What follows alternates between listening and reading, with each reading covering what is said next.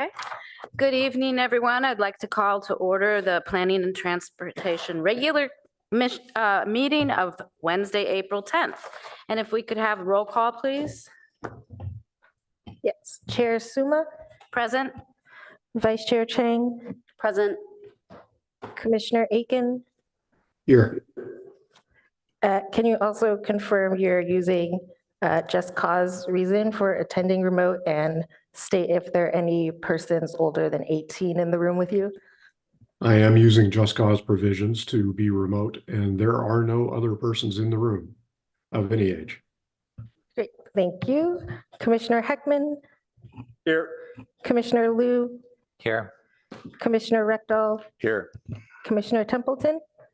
Here. We have a quorum.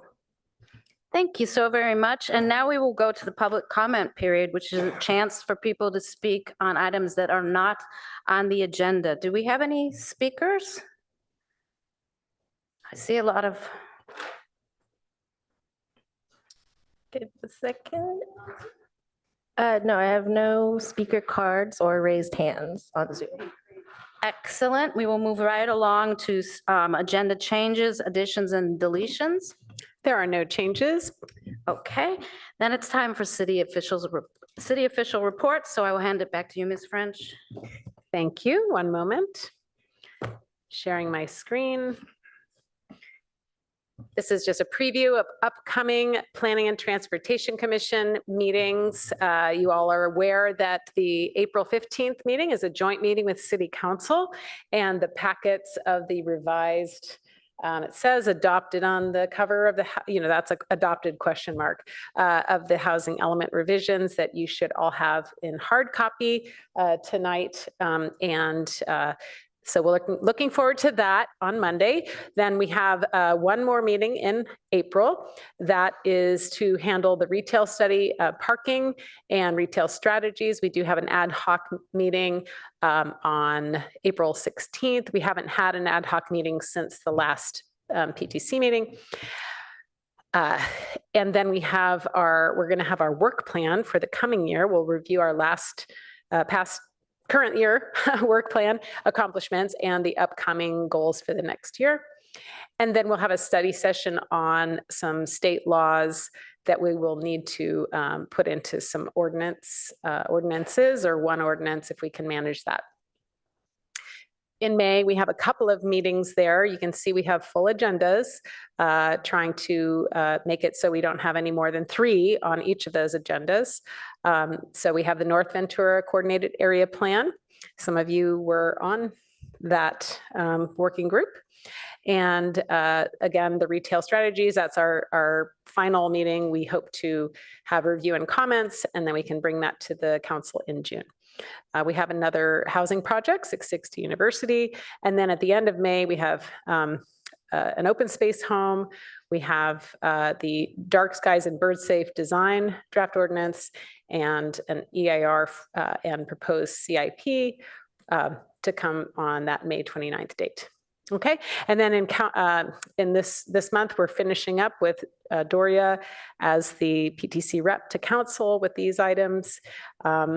And then in May, we have a couple of meetings already. We're looking towards, I can't recall who's the PTC rep for May. Is that? I haven't looked, but I'll be putting those up on the screen. That's you. Commissioner Okay. Rectal. So we'll track those for you, Keith. Okay, and that's it for my report. I don't know if Raphael is here with something to share. Yes, I am. Hi, Raphael. Thank you, Mr. Rios. Thank you, Raphael Rios, a senior engineer with the Office of Transportation. Just a couple of updates. There's been asked in past meetings about the El Camino Real, Charleston, Arastadero intersection. Just to update the commission, it was paved earlier this week. New striping hasn't gone down yet, but it's anticipated in the next couple of days. So by the end of this week, we should have all the striping except for the textured crosswalks, which will come in a few more weeks, but the lane lines and everything should be complete by this week. Also, by request from the committee, just some updates about the rail committee. The next committee meeting is April 16th at 2:30 p.m. It's a hybrid, either online or in person at the community room at City Hall, where they'll be discussing the alternatives for both the alignment as well as bike and ped crossings options for at Kellogg and Seal. After that, the rail's also going to go to City Council on April 29th for a study session workshop. So that's all the updates I have, unless there's any questions. Okay, does anyone have a question for staff? I'm seeing one light. Commissioner Heckman? Thank you. I just wanted to acknowledge one of the slides, the last slide we saw from Ms. French was the upcoming council with PTC review, and I think that's a new, I don't remember seeing that in writing before. And so maybe it's a new addition to your staff report, but I really appreciate it. And so, because you always tell us, but it's easier for me to see it and note it that way. So I hope that you continue to do that in coming meetings. Thanks. Thank you. I do plan to continue that.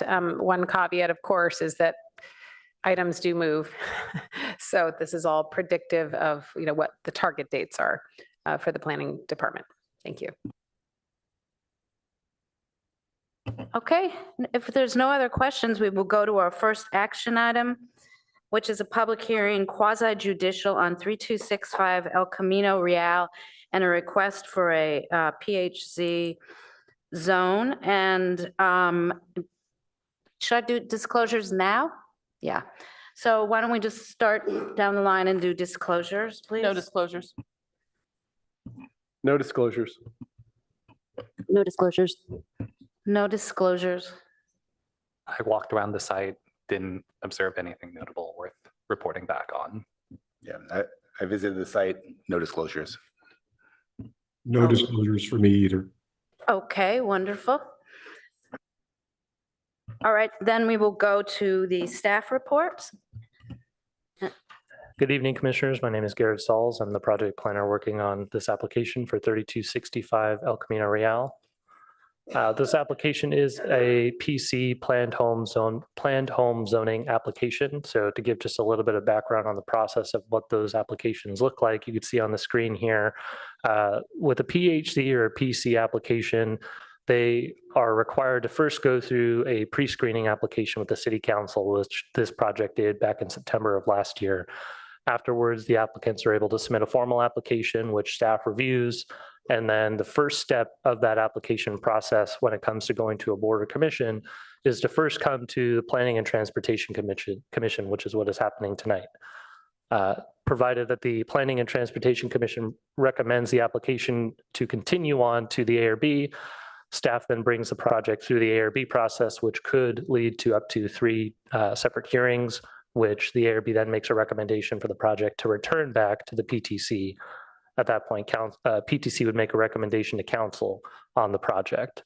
During this whole process, any sort of public comment received via email, through any of the meetings at through the public comment period, any comments that are received are available or provided that during this whole process. So at any point, any members of the public can reach out to myself as the point of contact to ask questions or familiarize themselves with the project or voice any of their comments or concerns on it. To give some additional project overview specifically, the application in front of us today is about a 5-story, 44 unit residential rental project that is currently proposed on a vacant lot. In their application, they're proposing 25 parking spaces. 23 of them would be in a puzzle lift vehicle stacker system with 2 accessible parking stalls. They also include 44 bike lockers, 4 short-term bike spots, which are provided on El Camino Real, and 5 shared electric bikes. One of the key components of this application is that 100% of the units that are proposed will be deed restricted to be affordable. The target ratios are 20% low income and 80% moderate income AMI. With that, in addition, after the council pre-screening meeting that occurred back in September of last year, the applicant has further identified that they're looking to restrict those moderate income units to no greater than 110% of AMI, where typically the city will provide for a range between 80 to 120%. So the applicant has provided that as an additional incentive for the project that they're self-limiting themselves to. In addition to that, this project does include a private agreement between the applicant and the Palo Alto Unified School District and local teachers or unions and organizations to prioritize teachers as tenants in this project. There's not a requirement that there be a specific number of teachers be occupying any of the units, but there is this priority agreement that will provide for an opportunity for local teachers and other individuals that are part of those organizations to have an option or have it again, an opportunity to occupy these units first. The applicant will be able to speak a little bit more on some of that process as well. These units would be restricted for up to 99 years. So it would be for the life of the building, the life of the project, and for a long period of time. Some of the specifics that are noted in the attachment C of the staff report, which is the zoning comparison table, identifies where this project currently does not conform to the CS zoning district requirements. You can see on the screen here, those relate to the rear yard setback, site coverage, floor area ratio, the allowable height, the minimum landscape open space, as well as the minimum open space per unit, and the number of parking spaces that would generally be required based on the CS zoning district standards. As you can see on this map right here on the screen, this identifies the project and indicates its location and proximity to a number of other larger developments that are occurring within this corridor of El Camino Real between Page Mill Road and Oregon Expressway and Monadero Avenue. With this project that you can see here, there's a project site. It fronts on El Camino Real. It is adjacent across the street to the entry point to the Stanford Research Park. And you can see that there are a couple of other projects where there are surrounding densities that are fairly significant in context with much larger parcels. While you see on the right-hand side of the screen that this, in context, if this property was built or the property size were an acre large, the potential proposal would be for 252 units per dwelling units per acre. You can obviously also see that this is a fairly small site in comparison to what you see a lot of other larger projects like 3150 El Camino Real is providing, 3001 El Camino Real, so 3150 is located right here. 3001 El Camino Real is located here. And just off the screen on the side over here is 3400 El Camino Real, otherwise known as Creekside Inn. The following screens are going to show a couple of the snip images of the floor plans for the proposal. You can see here, as I mentioned before, here are the vehicle stackers that are provided inside the parking garage. This is a puzzle lift system again, which is a system that has a parking space below ground, at ground, and above ground. You'll see a section of that in a couple of slides that shows that in a little bit more detail. You can see here the floor plan on level 2, which carries forward a similar type of floor plan for levels 3 through 5. And then along the roof here, you see this is where they're proposing their roof deck, rooftop terrace. Here are some elevations from the plan submittal. This is the elevation along El Camino Real. Here would be the elevation along the back side of the property, which faces towards a parking lot for the adjacent Indo restaurant. And then as you're facing the property, this is the elevation on the left-hand side and the right-hand side of the proposed building. Here are the parking lift sections I was just mentioning, where you can see, again, this is a blown up image of where the parking stacker system is. And you can see here the kind of a front view section of what that looks like, where you have, again, a parking space below ground, parking spaces at grade, and parking spaces above grade. With a puzzle lift system, they do have one space that is not used, as that helps to circulate and provide for vehicles to be pulled out and put into the actual stacker system itself. Then you also see this kind of side view of what that would look like on the interior of the building. One important topic that I'm sure we'll be talking about a little bit today is trash collection for the site. The applicant has had some variations of trash staging and trash collection that staff and the applicant have talked about for the last month and a half or so, in context, especially with what the city council discussed with what Caltrans is looking to do on El Camino Real in terms of proposing bike lanes that will eliminate parking along the street. The city staff and the applicant have agreed that this appears to be kind of the most appropriate method to try to address trash collection, where the bins are stored in the garage at the back side of where the parking lift system is. Their on-site staff would pull that out onto the sidewalk and bring that over to the side street of Lambert Avenue, which you can see this is a Google Earth image, basically kind of trying to represent roughly where that would be located. And the purpose of this would be to try to address the conflicts with additional bike lanes, trash collection occurring at them, as well as conflicts at El Camino Real for conflicts along El Camino Real for, again, vehicle and bicycle interaction. What you see on the screen here are just a brief summary of what council's comments were provided at the pre-screening hearing. They focused a lot on trying to understand a little bit more about the parking lift system, the timing for vehicles coming in and out, what type of parking will be provided and whether it will be unbundled from the units themselves, what the average rent might be for these types of units, as well as how the driveway will be able to function for individuals coming in and out of the building themselves. Some additional considerations for the project are that this application will be satisfying what is considered option 2 of what council approved in 2020, which talked about 4 different varieties or 4 different options for the planned home zoning application process to incentivize developers to come forward and try to propose unique types of developments that will be able to both satisfy our inclusionary housing requirements and also provide for development flexibility for developers. That option 2 focuses on what is called this weighted value of BMR units. The minimum requirement being a weighted value of the varying units of 20%, which in comparison with that, those requirements, the applicant is providing 72%. So it's fairly significant in comparison to kind of the minimum standards of what is otherwise required. This project is on the outskirts of the draft North Ventura Coordinated Area Plan. And so part of that coordinated area plan as it comes forward, this project would be anticipated with this, with that development plan.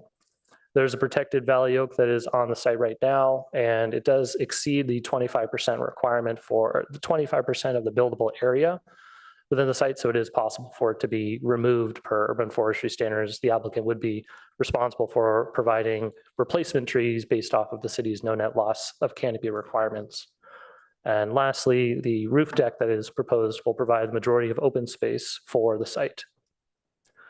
One of the last things I wanted to touch base on is the city's affordable housing incentive program. The city has its own program to try to incentivize these 100% affordable housing projects to come forward. And what you see on the screen here are a list of comparison of what the CS zone district allows for, the base zoning district allows for, what the affordable housing incentive program allows for. And in bolded, you can see where I've identified where that project would be complying additionally with those more lenient affordable housing incentive program standards, in addition to, in comparison to what the application is proposing. And lastly, staff's recommendation would be for the PTC to take the following actions, which is to provide initial comments and feedback about the project and recommend that it continue forward to the Architectural Review Board. That concludes my presentation. Okay, thank you very much. Does the applicant have a presentation? Okay.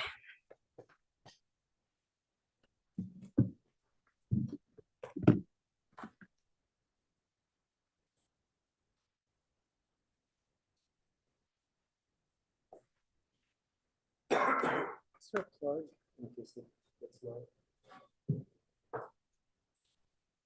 don't know his name.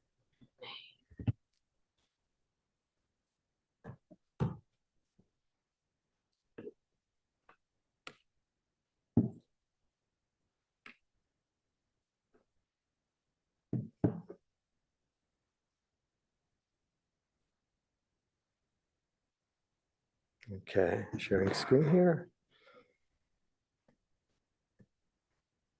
Okay.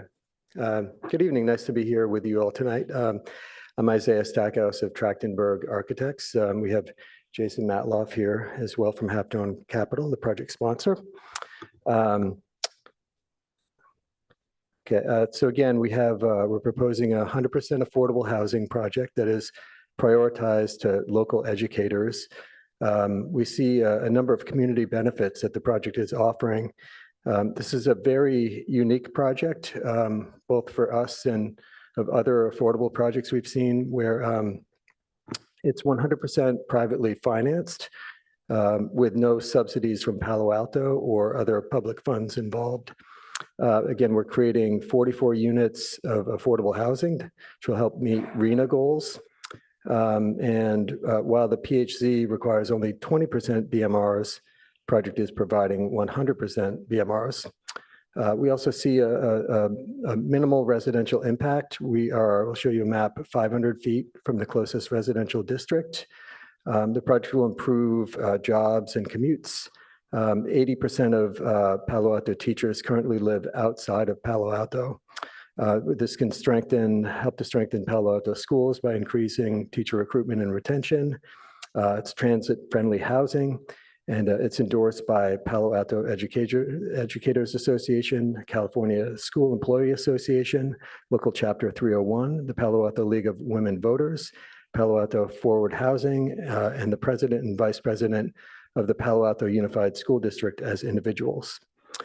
So here is a context map. Again, we're 500 to 600 feet from the closest residential zones. We would also note that the area across the street has recently been upzoned to 85 feet and an FAR of 4.0, both well above what the project is proposing. It's in a transit-rich area. There are 2 bus routes and a bus stop on the block and 7 schools, all within the area. The project also proposes on-site bicycle storage, shared e-bikes, and shared cars nearby. So again, we had a study session with City Council in September. The council was very supportive of the project. In response to comments from council, we've widened the driveway from 14 feet to 20. We've increased the parking to 24 spaces or 25 as counted by planning. We've added EV charging to all spaces in the garage, and we've added 5 shared electric bike spaces.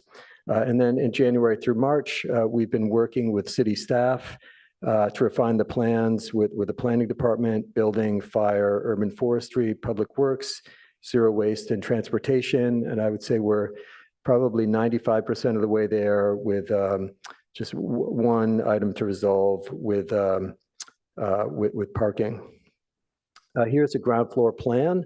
El Camino in the front here. We're proposing a 4-foot setback to create a 12-foot sidewalk in front.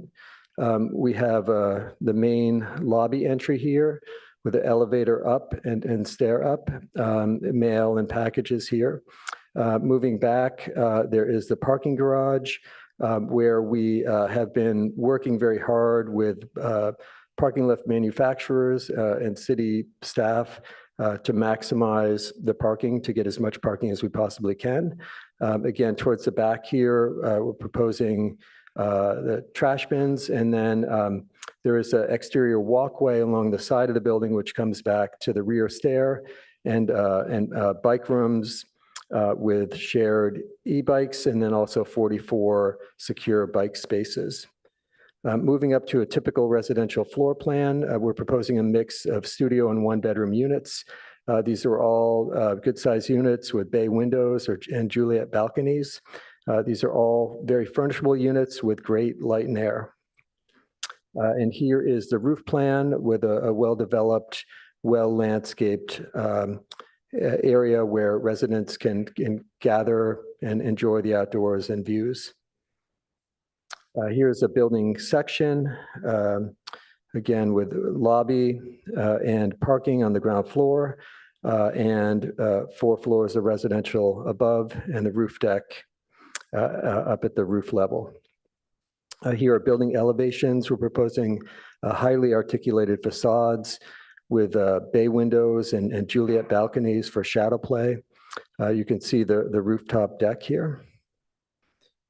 Here are the rear elevation and the other side elevation. Again, here you can see the Juliet balconies on the sides here and roof deck up top. So we're proposing a rich palette of earth tone materials. And what we're trying to do is create a high quality building that's very carefully crafted and designed to stand the test of time. Here's a view looking northwest along El Camino Real. The lobby entrance in the front here and parking entry. Again, bay windows on the front here. These create views for the units and articulation and shadow play for the facades. You can see the roof deck up at the top. And then along the side of the project here, we've got Juliet balconies, which also provide amenity for the units, articulation for the facades, shadow play, and really a range of amenity for the units and for the facades. Here's a view looking southeast back towards the building. And finally, a view of the ground level, close up of a well-landscaped sidewalk, very inviting entryway here. And you could see the preliminary concepts for the richly detailed bay windows up above. So that concludes our presentation, but we are here for your questions. Thank you. Thank you, Mr. Stackhouse. Before we go to the public, I think I'll ask my colleagues if they have any clarifying questions, and I see Commissioner Heckman's light. Thank you. Thank you to staff and the applicant for the presentation. I did have a couple questions that might inform the discussion as we move along. The rooftop, it looks like you have a couple things going on there. One is this rooftop garden, which will count as majority of the project's open space. And then behind the elevator shaft, there's a large solar area. That's correct, yes. So I was curious about that mix, whether because relative to our code, there's sort of a somewhat smaller amount of open space per unit, whether you looked at using some of the solar area for additional rooftop open space, and sort of how you arrived at this particular balance and what you're trying to, like, are you trying to make the building run entirely on the solar, and so you need the biggest field you can? Can you just explain that? Yeah, it's a fantastic question. And some of it, I think that the major decision really comes down to building life safety. And the roof deck itself cannot exceed a maximum occupiable area of 750 square feet. Otherwise, it turns into an A occupancy, and it can't be placed on the roof. So we can, we've got it up to 1,155 square feet through implementing lush planting around areas where large groups, where it can't end up with, say, 100 people up on the rooftop. So it really comes down to largely the fire code and building code and limiting the occupiable area to 750. And then we've worked with a landscape architect to try to create a variety of areas where several groups or an individual could go up there and have friends over, meet up with other people from the building. And then just based on our past experience, we're left with a solar area that we're quite comfortable with. In terms of the actual solar design, that comes much, much later and gets tied into, Title 24 calcs, the MEP engineers, working on those loads. So that the actual solar will come much, much later in the process, but we feel very comfortable with the amount up there. All right. One additional thing to note just with that is that the city's code does limit how much of a rooftop deck can be used or contributed towards open space. So like I mentioned before, attachment C shows the zoning comparison table, and it also identifies that the maximum square footage that a rooftop deck could contribute towards that kind of total requirement is only about 60%. Even if it exceeded say it was 1,500 square feet, there might be a portion of that, there would be a portion of that that would not be able to be contributable to that coverage, that requirement. Okay, that's useful. So thank you. Thank you Yeah. for explaining that. Did you have more? I mean, because I had a question, another Yeah, question yeah. for staff, but unrelated to that. So I just wanted to make Okay. sure. Your explanation was really helpful to me. Now I understand why it looks the way it looks. Okay. So, Mr. Sauls, the question I have for staff is on the refuse loading area. And you had a slide earlier that showed that around the corner on Lambert. And I just wanted to ask, it looked from that slide like there was a fire hydrant. It looked like it was a fire hydrant near the corner. And so, yeah, this is the slide. And so I was concerned about two things. Number one, because I'm not seeing, for example, a red curb painted here. So how would we keep the public from parking where the garbage can, the wheeled cans are going? And do we have any issues with them being in close proximity to a hydrant? Yeah, so to your second question first, there is a minimum setback of 6 feet the fire department requires from anything around a fire hydrant. But in addition to get to your first question, there's a new state law actually that's coming into effect this beginning of this next year, which is going to require at places like this intersection, that area to be painted a red curb for about 20 feet. So kind of regardless of whether there's a fire hydrant there is some additional limits that would otherwise come into play at this specific location. And the point is so that there isn't sort of stacking of parking vehicles as bicyclists, for example, are coming out onto El Camino or other areas, they aren't sort of interacting in a way that increases conflict. So, but that new state law is AB 413, but it is coming into effect January 1st of 2025. And so, like I said, regardless of whether the fire hydrant were there would still be a new painted curb that would be going in there as a part of this project, because this is going to be coming tied to this project, excuse me. We would be going out there and ensuring that there is that red painted curb so that there would not be any vehicles parking in that space at all. All right, thank you.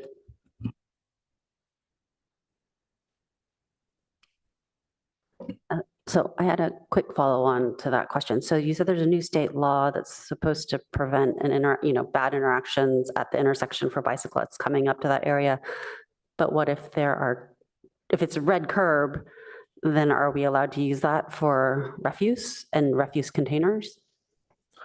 I did speak with the transportation department about this because I can understand where you're coming from. If it seems like nothing should be there, I can understand the concern that would that impact our trash collection, our staging area. And they noted that they didn't think that it would be an issue. I think the purpose of this new state law is specific for vehicles. And so long as we maintain that 6-foot setback from the fire hydrant, the fire department also communicated to me that they wouldn't have an issue with having the bins staged there. And so as a part of this application, one of the things we would do is have a condition of approval and communicate, of course, directly with the applicant, as we already have, to ensure that they communicate that to their on-site staff who are going to be moving that back and forth, that they can't be putting them kind of right at that curb edge, because if the fire department needs to go out and access that fire hydrant, they need adequate space around it. And these are large bins though, is that correct? Are they, or I guess what size bins are these? The bins, yeah, give me 1 second. It is in the plan set. I just need to look at the cubic yardage of them. They're not, to my knowledge, they're not large bins in the sense of the, I think like 5-foot tall ones that are like the large heavy metal ones. But let me just confirm that. I'm asking primarily because if state law has decided there's a safety concern with visual obstruction, that then us doing that would, even if not technically prohibited by state law, might cause a safety problem. So that's like the angle of my question. Understood.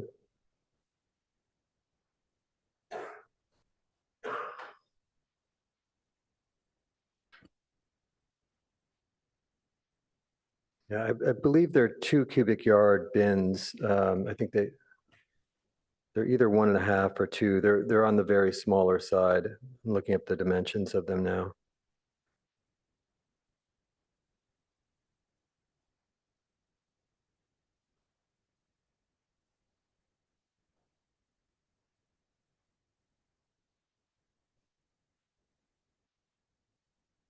Maybe while we're waiting, can I ask a question about the rooftop area of the applicant? And then we can loop back to this. So I had a question. So I reviewed the city council pre-screen, and there's a question for the applicant. I noticed that the rooftop open space shrank from 1,750 down to 1,150 square feet, in between. Yeah. And then I assume it has, can you just explain? I assume it has something to do with what you already explained to Commissioner Heckman, but it's a pretty substantial decrease. So I just wanted to get. Yeah. As we got, further into the design and started running our building code checks on the plans, we realized that really to make that work with life safety, we're going to have to reduce the size some. So that is the one and only reason for that reduction. Okay. Yep. Mr. Sauls, are you ready, or should I keep asking my questions?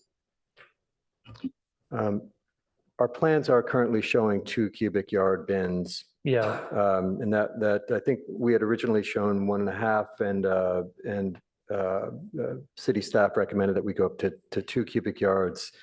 I think there are various manufacturers and heights, but they're. yeah. So on page A2.0 Yeah. of the plan set, identifies that they are the 2 cubic yard bin. So those are about 4.5 feet tall, based on the dimensions that Zero Waste has. Yeah, and how many of those bins would be out there? It would be 3. It'd be for trash, normal trash, recycling, and then compost. And then is it every day for? It wouldn't be for every day, no. It would only be on trash pickup days. So the other component of it would be that they would really only be staged out there the night before trash pickup occurs, and then they would be promptly collected in the morning after that is collected. So the trash pickup along El Camino Real occurs between 4 o'clock in the morning and 6:30 in the morning. Given that they are 3 bins, there are 3 separate vehicles that are also coming to collect them individually. And in addition to coordinating with the applicant about ensuring that they aren't, the bins aren't placed too close to the fire hydrant, for example, we would also coordinate with the applicant and their on-site staff to ensure that they don't get left out there the entire Yeah. week for, I think also what you're kind of alluding to, the potential that it becomes kind of a constant or persistent issue. And so that's supposed to be sufficient for all 44 units once a week, right? I Or- don't know if it's once a week. I believe it might be potentially twice a week, but Okay. we'd have to confirm. I was thinking, how is that possibly enough space? Yeah, Okay. they can have smaller bins that usually just results in more frequent pickup if they have smaller bins. And do you know, so you said they're about 5, how high and how wide? It's less the height and more how far they come out, right? Because that's when you're a bicyclist coming up, you can't see around the corner. Yeah, and on sheet A20, they also have the dimensions for the bins themselves. So Sorry, I can't read it with. yeah, I can share it on my screen and show you.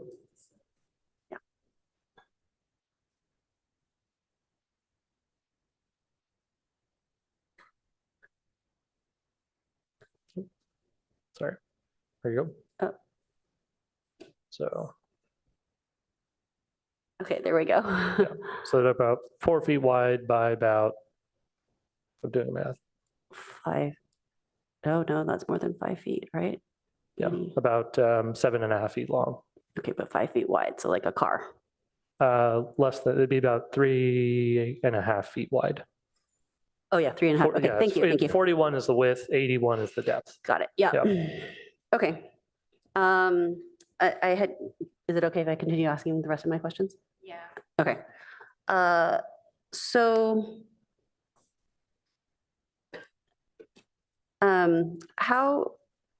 so I wanted to ask the applicant about the rear setback. So it says 0 to 5 feet rear setback.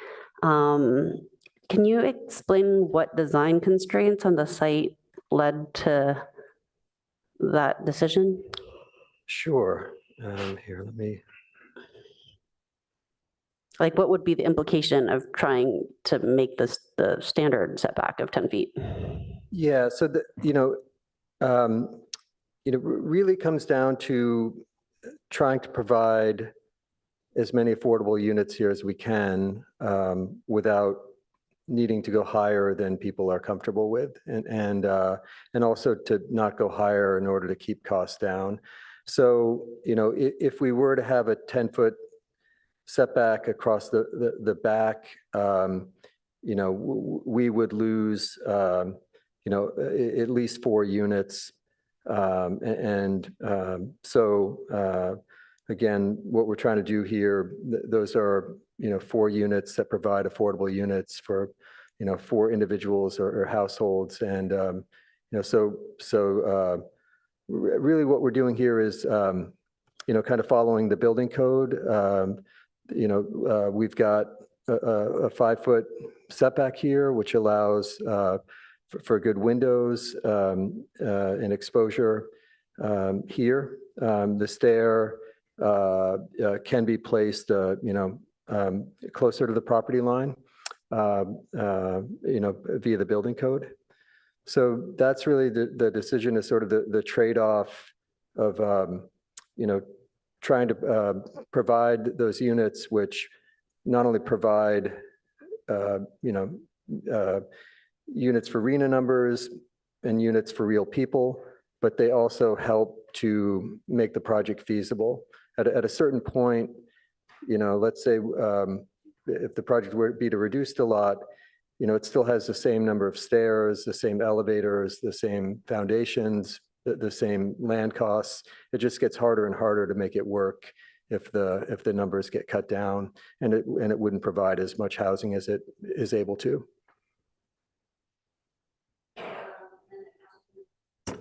Thank you. A question for staff about how rent is set, or what the rent would be limited at for these 2 levels of affordability for the 2 types of units. Because I did do some of my own research, but I wanted to I think it's better for me to ask staff for that information.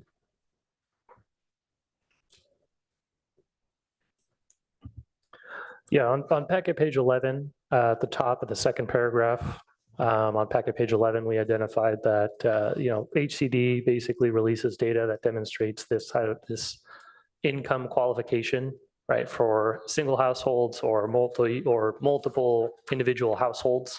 And so those rates, the low income and the moderate income, would be based on what Santa Clara County's area median income is. There's basically kind of a baseline, and then you take that, those lower ranges between the 50 to 80%, which is the low income, and then the 80 to 120%, or in this case, 80 to 110% for. So a question about the 110 versus 120, doesn't state law require at least 110? And then the 120, how does that work? Is it a Santa Clara County thing?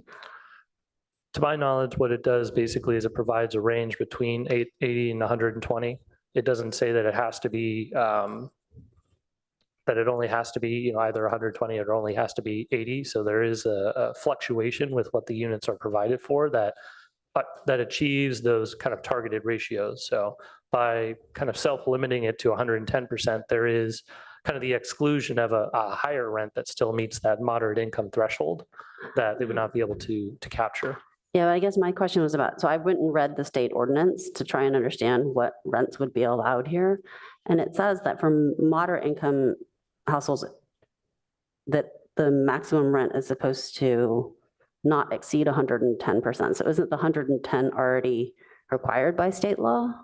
Yeah, so it depends on sort of which program is limiting the rent. And 110% is considered sort of a best practice. In general, just like 10% above the maximum for the income category is considered a best practice.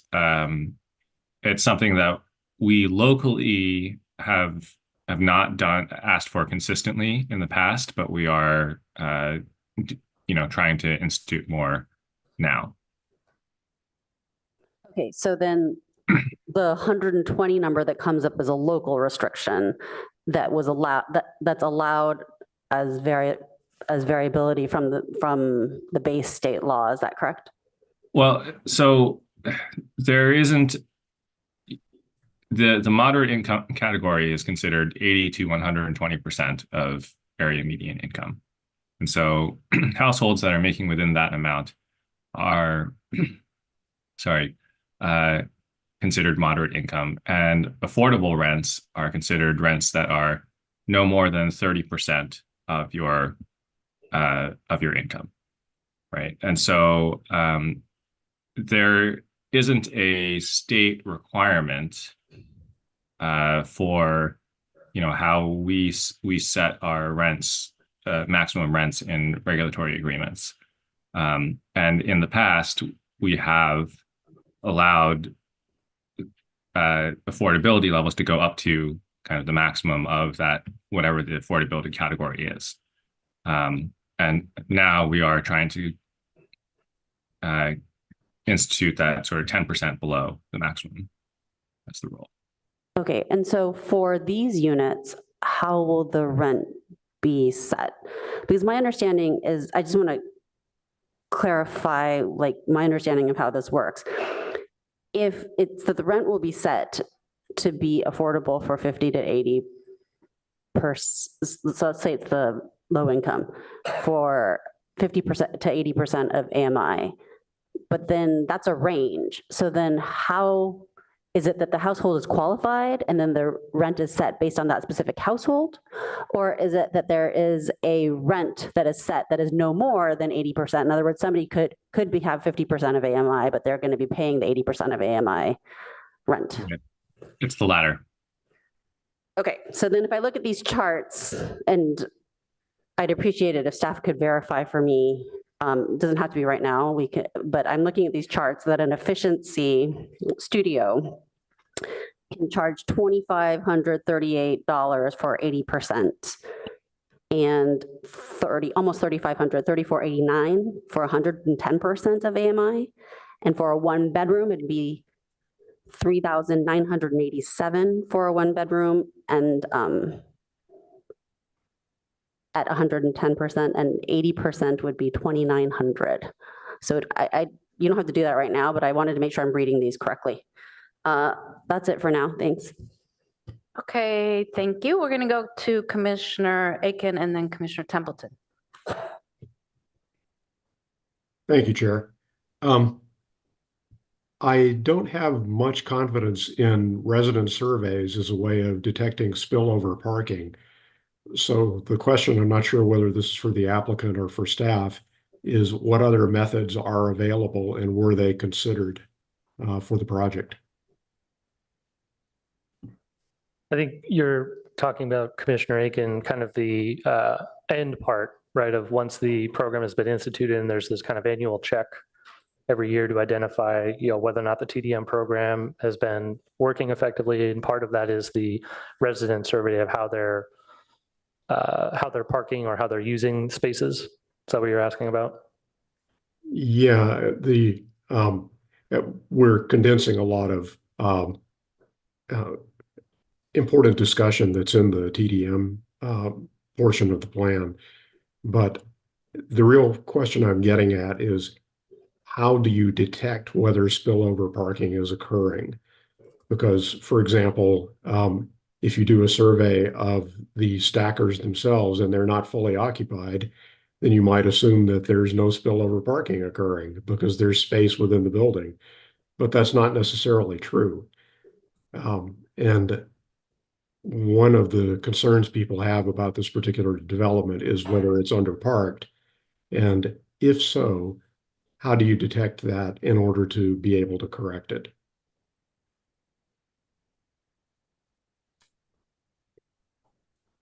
Okay. Yeah, let me look into that real quick. Give me 1 second. I have packet page 39 as the place that triggered this question. I also just ran a few quick calculations, and I come up in response to Commissioner Chang's questions with $2,400 a month for a studio affordable to low income households, and 33.24 a month for a one-bedroom affordable to moderate income household at 110% of AMI.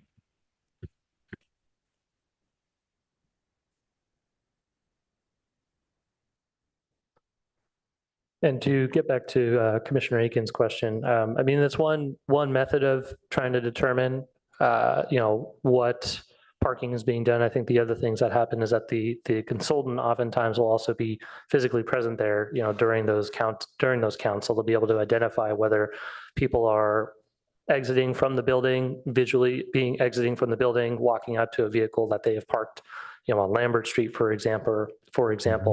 So there are kind of other methods that they can use to try to validate. I think at the end of the day is what you're trying to understand also, validate whether, the entirety of the parking that's provided on site is being used or possibly being underreported, I think is another concern you're talking about.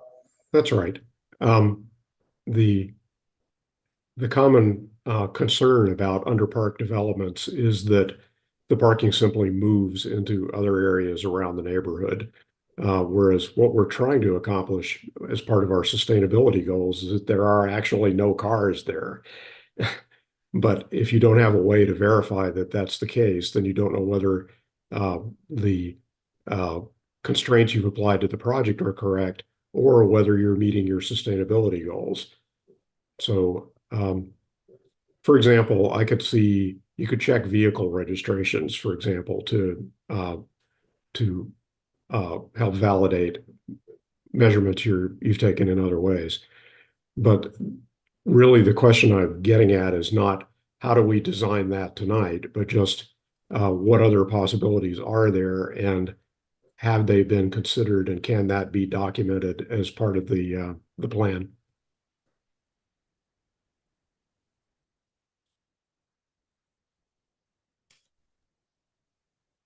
Thank you. I think that's it for me for the moment.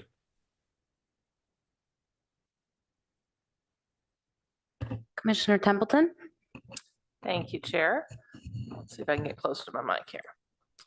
I've got 3 questions. One, going back to the trash bin question, I'm noticing that the bins the plan is to place them in front of a restaurant. Will we be putting the trash bins, which may have the possibility of being unpleasant, not during the hours that the restaurant's operating? Or have we talked to the neighbors about this plan as part of the plan? We haven't had a meeting with the adjacent property owner, no, to talk about this project with them. But with the strategy that we've discussed so far with zero waste, again, the idea is that these bins aren't going to be left out there for a prolonged period of time. They're only going to be placed out there the night before. Right, then I was thinking the night before during dinner service? No, it wouldn't be occurring at that point. It would be occurring later on at the night. So more likely than not. It's like 11 p.m.? It could be between 9 and 10, 9 and 11, which is pretty typical for most trash collection services in a multifamily setting. Yeah, so what I'm getting at is be good neighbors and talk to those guys because they may have opinions about having 3 very large trash bins right in front of their lovely restaurant, which somebody might be going to celebrate and not enjoy walking past a bunch of dumpsters. If that makes sense.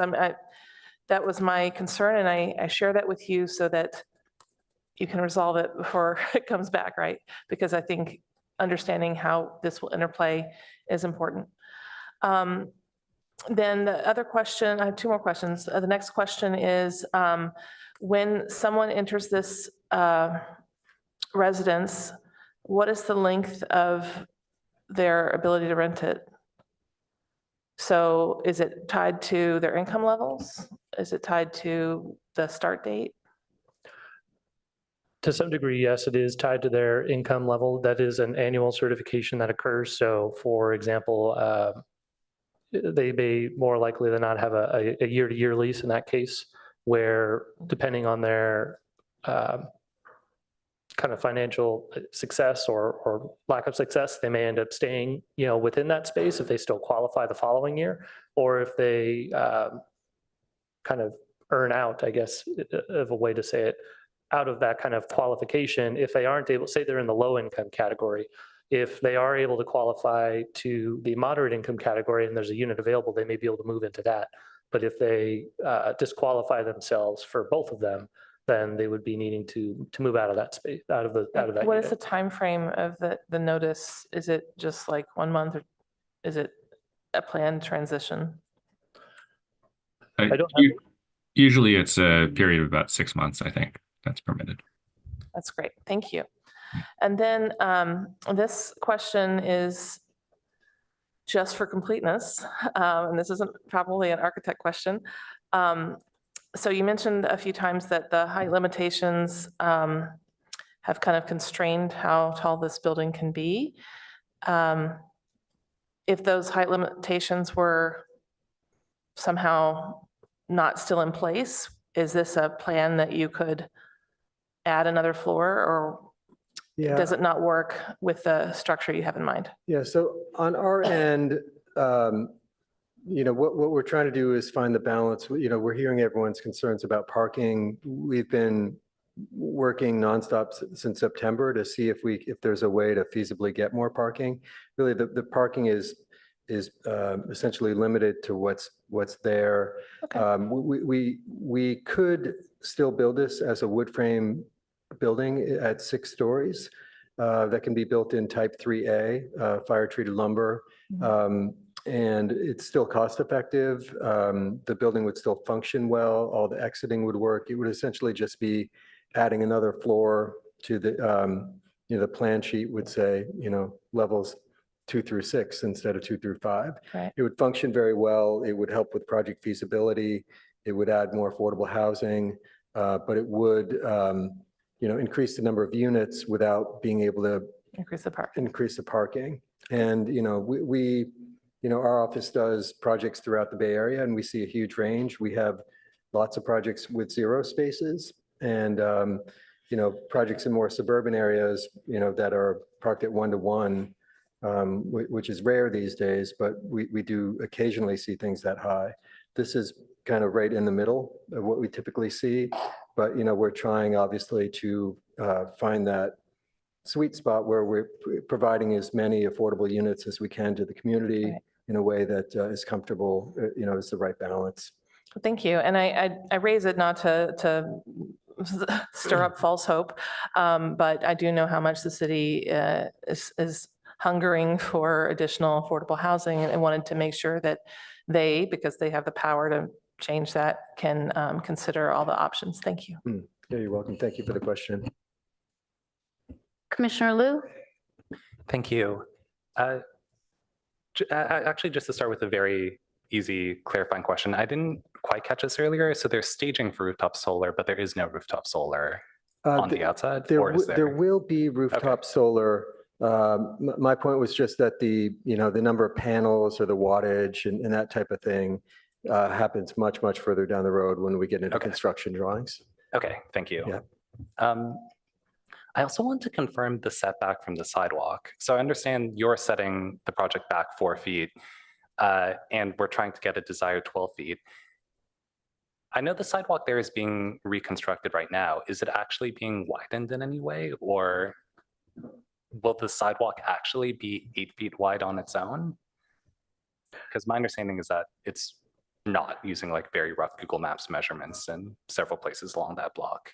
Yeah, so you can see on the screen, Isaiah is sharing his screen here. So the sidewalk would be widened just slightly to be able to provide a 6-foot clear sidewalk path. And then in addition to that, in order to achieve that 8 to 12-foot sidewalk, there would be a public right-of-way access easement basically recorded against the property where you see the red cursor, the red dot kind of running across to be able to achieve that 12-foot setback. So the code, the way it's set up is to say a 0 to 10-foot setback, which obviously then varies based on the site conditions to achieve that 12-foot setback, that effective 12-foot setback. Okay, got it. Yeah, my understanding is that the sidewalk right there, well, it's not right there, it's like under construction right now, is generally closer to around 6.5 feet. So it's good to confirm where that 12 feet is coming from. There's just going to be an extra foot plus tacked on to the existing sidewalk, I suppose. I also want to follow up on the discussion about costs from Vice Chair Chang. Just to start, actually, we said that the presentation said that the estimated rent would be $31.50 per month, averaged across all units. Is that calculation just based on what's permitted at the income levels, or is that calculation based on what the developer estimates they would actually rent this out for? That was just provided from the developer, just the estimates of what they're possibly envisioning it could be. It doesn't necessarily mean that that's what every unit is going to be, because of course it's an average. Okay, so if the maximum permitted average rent were $3,500, we could say that the estimate right now is $31.50, but then closer when the project is actually available, there's no way to actually hold ourselves to that $31.50 estimate now. And those do get updated, those get updated every year as well, the median incomes. Right, the charts. So the number is there just as a general reference point. It's not, again, Okay. to say that that's actually what the rent is going to be. It's Right. that, I think as we talked about earlier, there's a range, right? Yeah. For low income and moderate income, between 50 and 80 for low income and 80 to 120. In this case, again, as I mentioned, 80 to 110 because of what the applicant is not trying to do, which is not try to go to that 120%. So Yeah. it will range and vary a lot between those two categories. Okay. And then I would say on our end, we're sort of doing two things. One is, the PHC process requires only the 20%. So we're effectively volunteering the 80%. And then, I think the other distinction we would draw, because again, we do projects throughout the Bay Area. We do lots of affordable housing projects, and it's really for us an honor to be involved in this one, which is all privately funded. Most of those others, we would be here with millions coming from the city as well to help make this pencil. And we're doing a project here that is not making any requests from any, from Palo Alto or any other city agencies. It's 100% privately funded. I definitely appreciate and understand that. Maybe one kind of other way to get to the kind of same spirit of the question, could staff double check the affordability numbers that were just cited, like 2,400 for a studio or 3,300 for a one bedroom? I did look at a reference sheet from SV at Home and the numbers were actually higher. So I'm not sure if there are different assumptions for how many occupants are per bedroom in the SV at Home versus what we projected, but it'd be good to land on a double-checked, kind of confirmed number. Yeah, so we're not going to be able to give you really definitive figures tonight because it really depends on sort of like the specific set of regulations that end up being applied. So, there's sort of the affordability calculation that Commissioner Chang referenced in the Health and Safety Code, which applies to certain types of financing, or there is sort of the way that the city has done it in our kind of ad hoc approach over the years. It really is going to depend on what gets incorporated into the regulatory agreement at the end of the day, and it can be very specific on how those calculations are made. So I think we can give you ranges, but we won't be able to provide or figure out how other sources came up with their numbers. Okay, so for now, we could use a potential working assumption that's something between the numbers you cited and SV at Home's numbers, and just kind of accept that there's some wiggle room for this discussion. Yeah. Okay, something in that range. Just also a question about costs, but also related to parking. So parking is not bundled, right, with like allocated to specific units. And do we have a sense of how much parking would cost for these spots that are available? Oh, I don't know that at all. I don't know if, Yeah, obviously have a business plan at this point, but it's, like Albert said, nothing is written in stone yet, but the idea, the kind of market rate is $100 to $200, so call it $150. There needs to be a kind of a marketplace for these spots since not everybody's going to have one. So there has to be some incentive for those who do take them, but that's the expectation. Right. You use $150 as a. Right, totally. As expectation. Right. Yeah, and I do understand that there's an incentive on your side that once you've built the parking, you want to price it at a way that it basically all fills. But yeah, that's good to confirm the rough range. Thank you. Those were my clarifying questions. thank you. Commissioner Rekdal? In the presentation, you mentioned that there are nearby shared cars. Where are those at? Do you know, Jason? So there are shared cars in the California Avon corridor. I had these discussions with Zipcar back in September of last year. I apologize, I don't have it. Okay. In fact, I facilitated a meeting between Zipcar and some city officials. The hope at that time, and we can pursue this further if it's of interest, it would just be facilitated by me. But the hope was to be able to increase the population of shared cars in the area for obvious reasons. This is a high density zone. I mean, you look at all the projects that are being proposed, it makes perfect sense to try to reduce the cars. I think Commissioner Allen, I forgot what his last name is, was mentioning the hope is to try to get cars off the street. This is the right way to do it in high dense areas. So there are some there, and we're trying to facilitate meetings to get more where the city could potentially provide some of the available parking that's in those large lots that's in the California zone that are very underutilized, let's say. So anyway, hopefully that answers your question. Yeah. The city also has its Palo Alto link, which is not necessarily landlocked to a specific location that tenants could also utilize. Yeah, they could, but if they want to go to San Francisco for the weekend, they're going to want to rent a car. Yeah. And yes.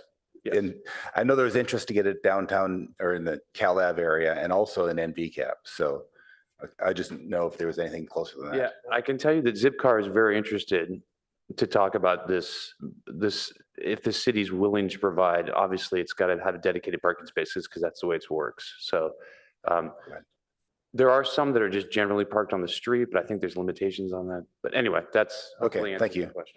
I will briefly shout out that there actually is Zipcar with seemingly cars right there right now across the street from El Camino in the Palo Alto Square development. Okay. So that's just an FYI.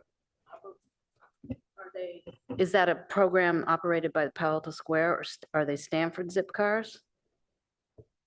I'm not sure. Yeah, so. It seems selectable kind of on the public Zipcar website for what it's worth. Okay, go ahead. Yeah. Okay. You also mentioned shared bikes. What's the logistics of that? Is that they said per use. And so if someone, let's say, rents a bike in the morning and bicycles over to Gun, do they pay per hour? Is it a fixed? Again, there's options on that with the software that's available. Fortunately, it's very flexible. There's an app and there's various vendors, but I haven't yet decided, but it'd be something like either hourly. We obviously want, again, supply demand. We don't want people to take them for days and not return them, so we need to come to some compromise. It's going to be hourly, daily, half day, bundles of hours. TBD. Yeah, TBD. Okay, thank you. And then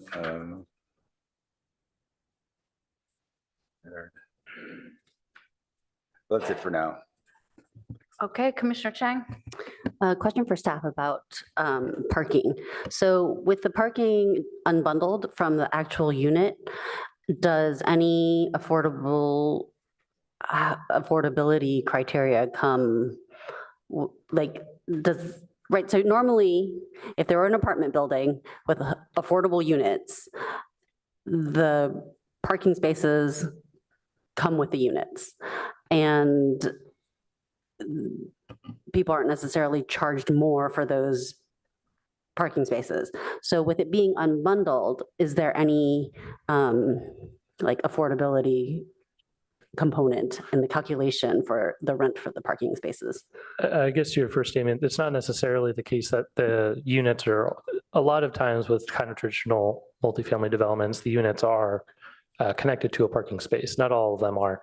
And even affordable units are not necessarily required, to my knowledge at least, are not required to have that connected to them. And what this project would propose basically is to unbundle all parking spaces from all the units. So there wouldn't be any sort of dedicated space for an individual who comes in and says, I want to rent unit number 5, and unit number 5 has parking space number 5 associated with it. They would be able to, if there's a space available, pay into, you know, that either monthly fee or whatever sort of fee structure they set up, if it's annual, to be able to rent that parking space. But to my knowledge as well, there's not an affordability component tied to how much the parking So space that is would going to be cost. over and above whatever the affordable rent was already there. The parking space would just be additional funds that the resident would have to spend, correct? Correct. How does that work with the other affordable housing proposals that have come before us? Like, is that, do they, I know, I understand that they're not required to have a parking space, but our code does require, you know, a certain number of parking spaces per unit based on unit size. And then beyond that, does our code require anything for? It does not require that like I mentioned in the example I gave before, it does not require that, you know, units have a specific or dedicated parking space for them. In the sense of, like I mentioned before, unit 5 has to have parking space 5. This is, to my knowledge, it's evolved in the last decade or more to be a alternative or be an incentive or disincentive in a way as well to drive individuals to not have a vehicle, right? And that's why it's a part of the TDM plan that they've provided to us today, is to use that as an incentive for individuals to use their bike or use transit that might be nearby, like the VTA line or even the Stanford Marguerite shuttles that run it kind of across the street. So. Okay, so affordable housing law doesn't say anything other than about the unit. It doesn't say anything about parking spaces.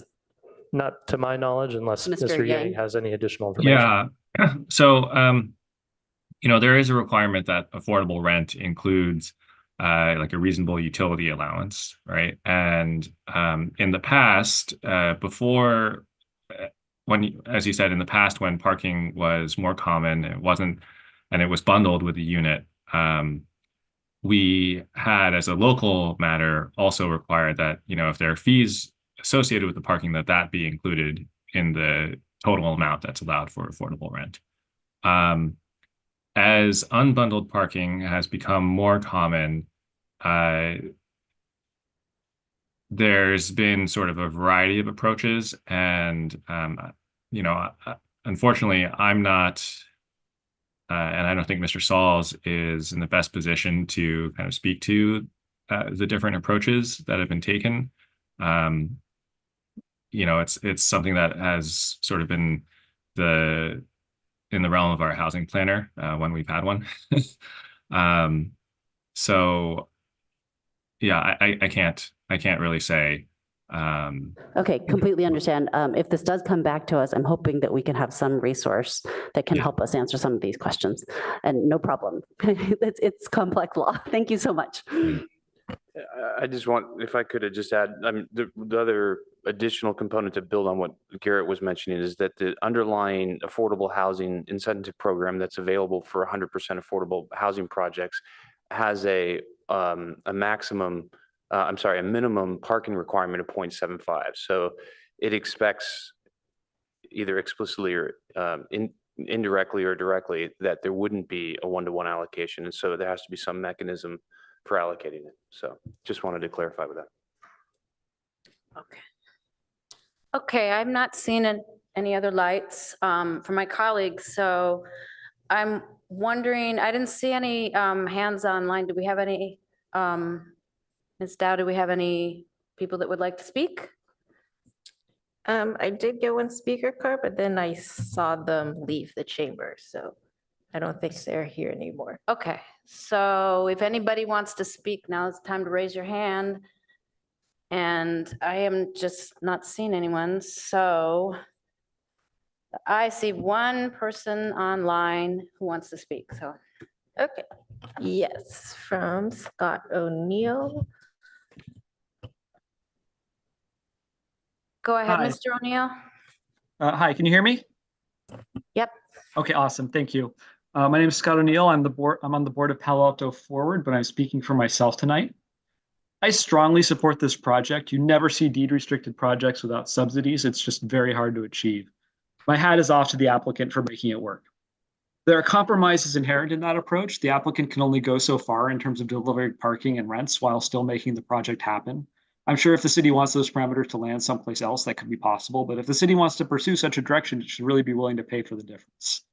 Such a decision would obviously come at the expense of some future project. Nothing is free. I understand that there is some anxiety about where these rents land in dollar terms. I would encourage commissioners experiencing sticker shock to listen not to their own instincts, but to the teachers who showed up to comment and supported the project at the pre-screen meeting. These are people dealing with the intense savagery of our housing market and facing very difficult choices, trading off commute length against living space and budget. And I really want to stress that teachers forced to super commute have less time to educate our children. This project can be an amazing boon to the community, including our children. These teachers need relief. This project provides some, so these teachers want it. Anyone who lets their perfect be the enemy of that good is not serving our teachers or their students and our children. Thank you. I really appreciate it. Thank you for being our one speaker tonight. And if there's no one else, we will bring it back to the commission for comments. So is there someone that would like to start us off? Commissioner Heckman and then Commissioner Chang.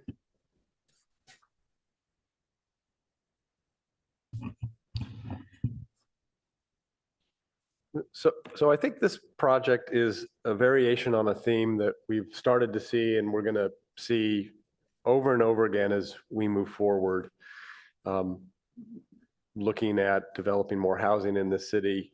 Between the costs of land in Palo Alto and the costs of construction, which are high in Palo Alto as they are throughout the South Bay, and the sort of box that our conventional zoning, like the CS here, creates, projects that pencil out can't work.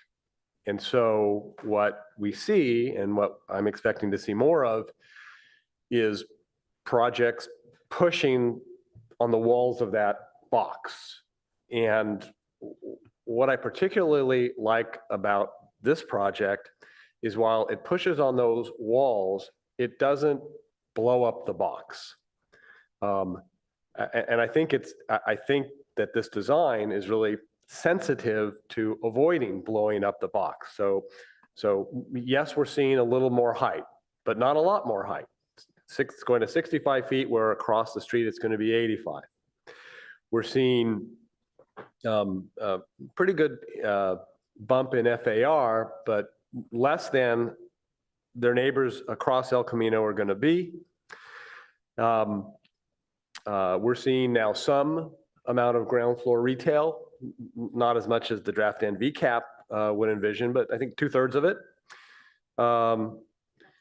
If I read that wrong, I'll hear about it shortly.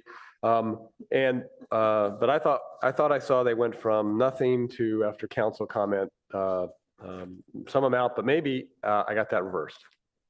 Or maybe I just wrote it for the wrong item tonight. Sorry, that note migrated up.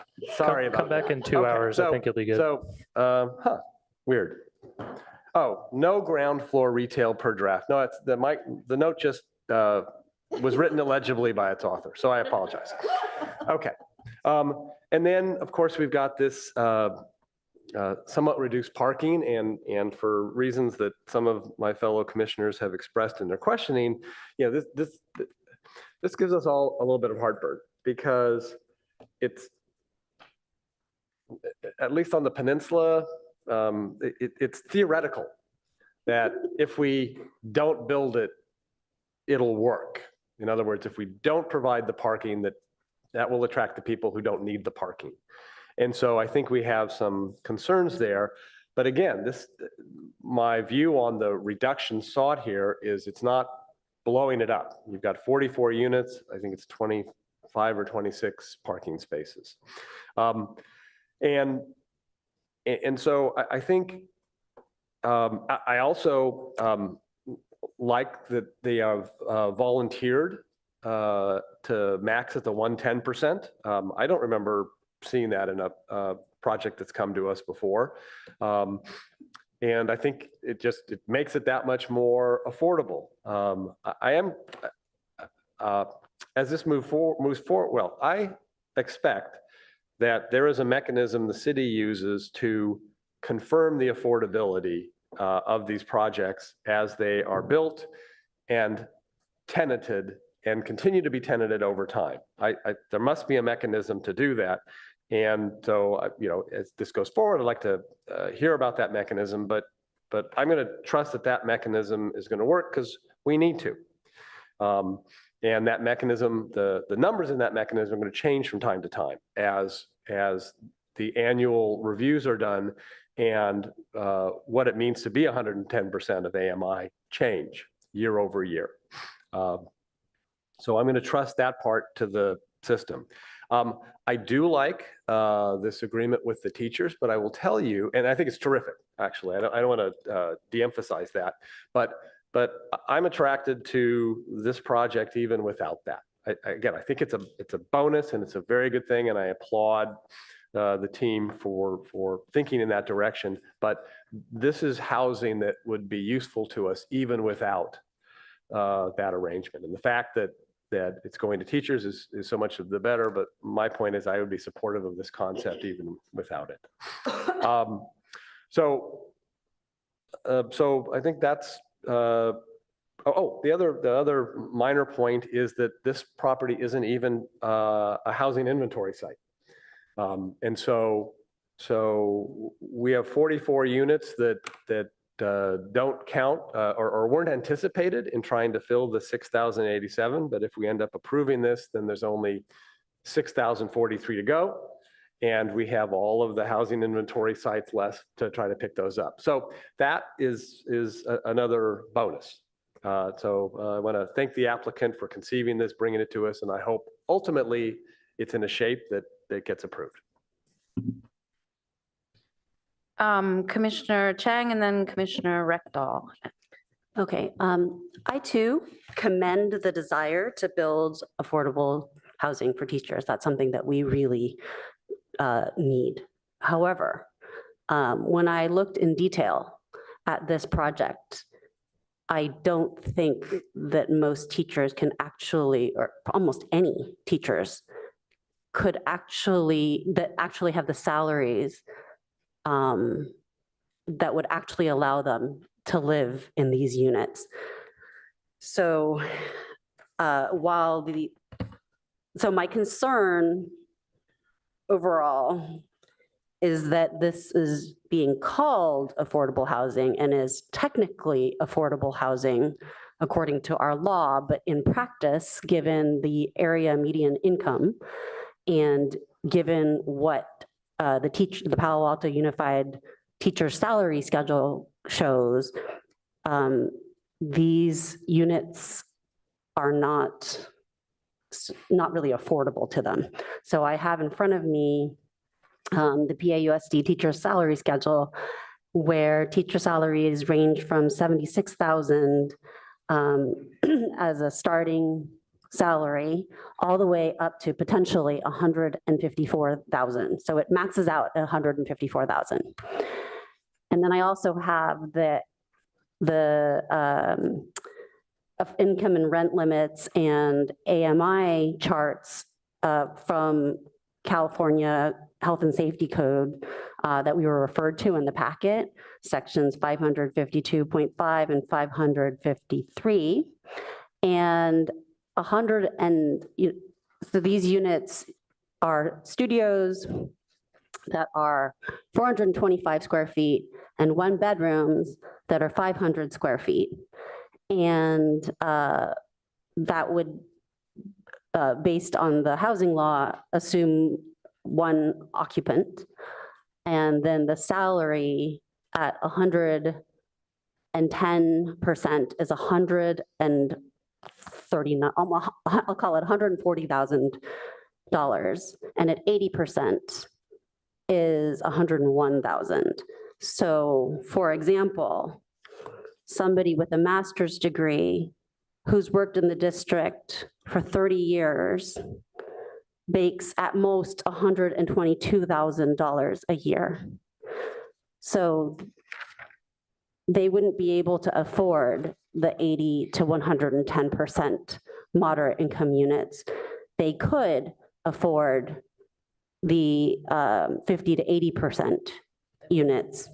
But the problem is that they would have worked, somebody with a master's degree, let's see, would have had to work 7 years before they could afford to live there. And not all the teachers have master's degrees. So that's my concern. The chart basically shows that there's a very small subset of people who could actually afford to live in these units. Furthermore, I then went to Trulia and looked up Brent's in Palo Alto, and blocks away are units that are available for rent right now that are larger at lower prices. And so my conclusion is that, like other developments that we have seen in Palo Alto that are supposedly affordable, because of the small unit size here, these are actually quite pricey units. They're market rate, if not higher.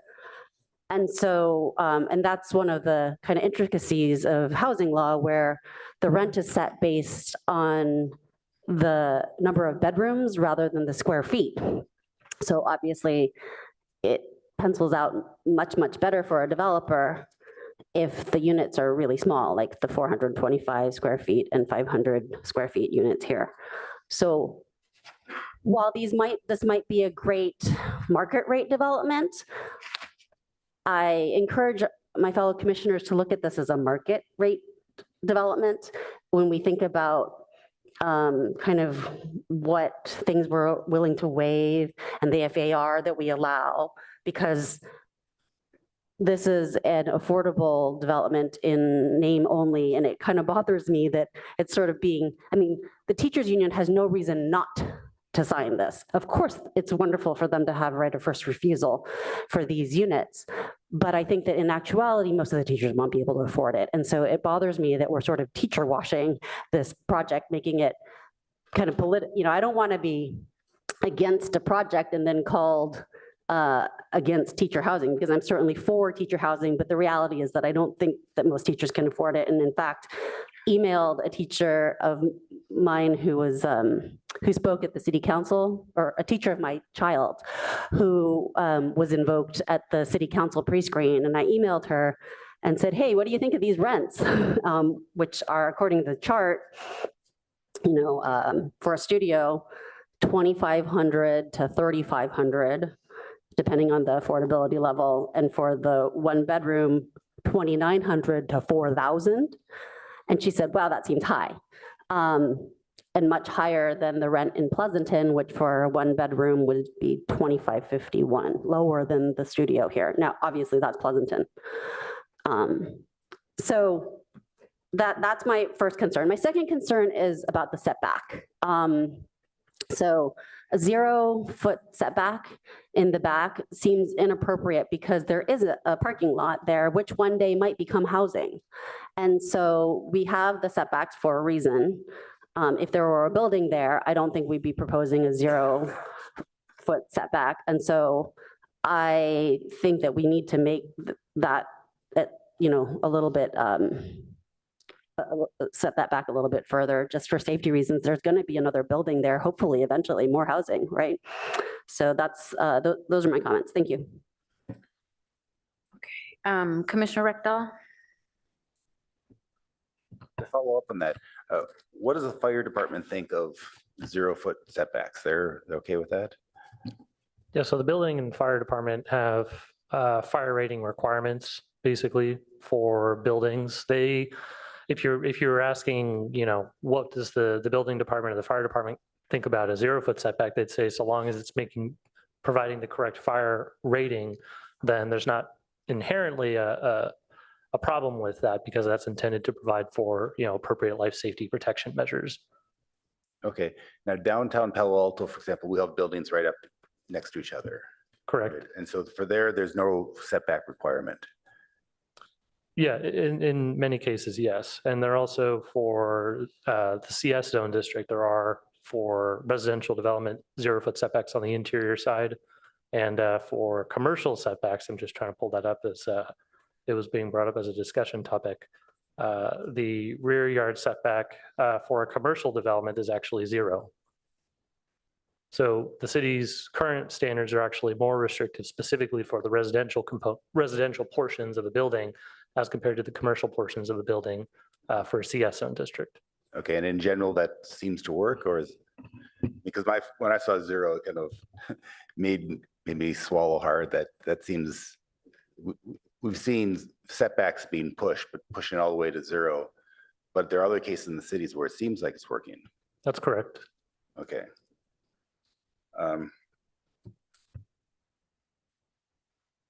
As Commissioner Chang mentioned, these are really small units. And one of the things that concerns me is the open area.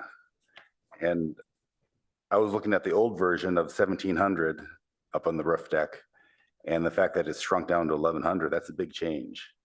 And that's driven by fire code. What Mr. Stackhouse was talking about is that there's a different sort of building code occupancy that's associated or tagged with those types of spaces. And so it does require, and he can come speak to it probably a little bit more than I can, but it does require additional sort of provisions to ensure that it's achieving whatever sort of life safety requirements are tied to that different occupancy classification. So, okay, can I ask the applicant? Yeah, can you add more detail about? Yeah, so the fire department and building department will want the area limited to 49 occupants up there. And so that equates to 750 square feet of occupiable area. So that is the maximum occupiable area we can put up on that rooftop. And then we can add additional planters, which we did to get it up to, I think it's 1155 now, with the planters there, which, provide green and but aren't occupiable, so that, so that there couldn't be a party up there with 75 or 100 people, which would not be allowable under the fire code. And what's the concern? The concern is that if fire occurs, people would not be able to evacuate quick enough, or? Yeah, I mean, it's, that's a nationwide code, right? So it's not even specific to Palo Alto. It comes from the international, the ICC, which then gets translated to the state of California building code and fire code. And so, yeah, so at certain occupancies, for instance, if we have a community room and it gets bigger than 750 square feet, all of a sudden it needs 2 exits. The door swings have to swing out, right? And so there are a lot of these fire codes are based on the occupant load. So up on the roof deck there, I mean, there are 2 exits up on the roof deck. Yeah, there are 2 exits from the floor, but again, those at 49 occupants, and this is very technical, but at 49 occupants, it's still an R occupancy. When it goes up to 50, it becomes an A occupancy, and it's not allowable in wood frame construction. It's not allowable up on that roof deck. And so, it's not anything that could be waived by the Palo Alto Fire Department or Building Department. It's something that is not only statewide, but it's national code. So we have other roof decks in the city, but those aren't wood framed. Is that the issue? Yeah, so we do also have high-rise buildings that are type 1 concrete. In those buildings, we don't have the same constraint. So we could do a 4,000 square foot roof deck. It would need 2 exits, but it's fine in that construction type. It doesn't matter that it goes to A occupancy. Okay, and would you be able to put a smaller roof deck, a second one over in the other corner, or would that be considered a single occupancy?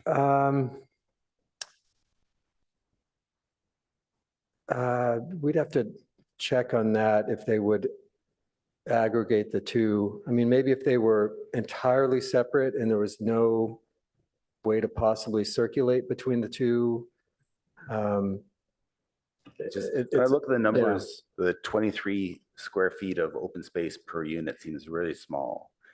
And that people are going to be in the apartment and the husband's going to be bothering the wife and one's going to want to go to the roof and make a phone call. And I think this roof deck adds a lot of functionality. And if we can do any way to expand it, I think that would be a benefit to the people who are going to live there. I appreciate the comment, and I think we could certainly look into some creative ways to try to expand it, maybe get it a little bit back, a little bit bigger, a little bit back towards where it was in our early concept plans. Okay. I have a couple ideas in mind. If that could be worked out, I'd really appreciate it. Yeah. The second is unbundled parking.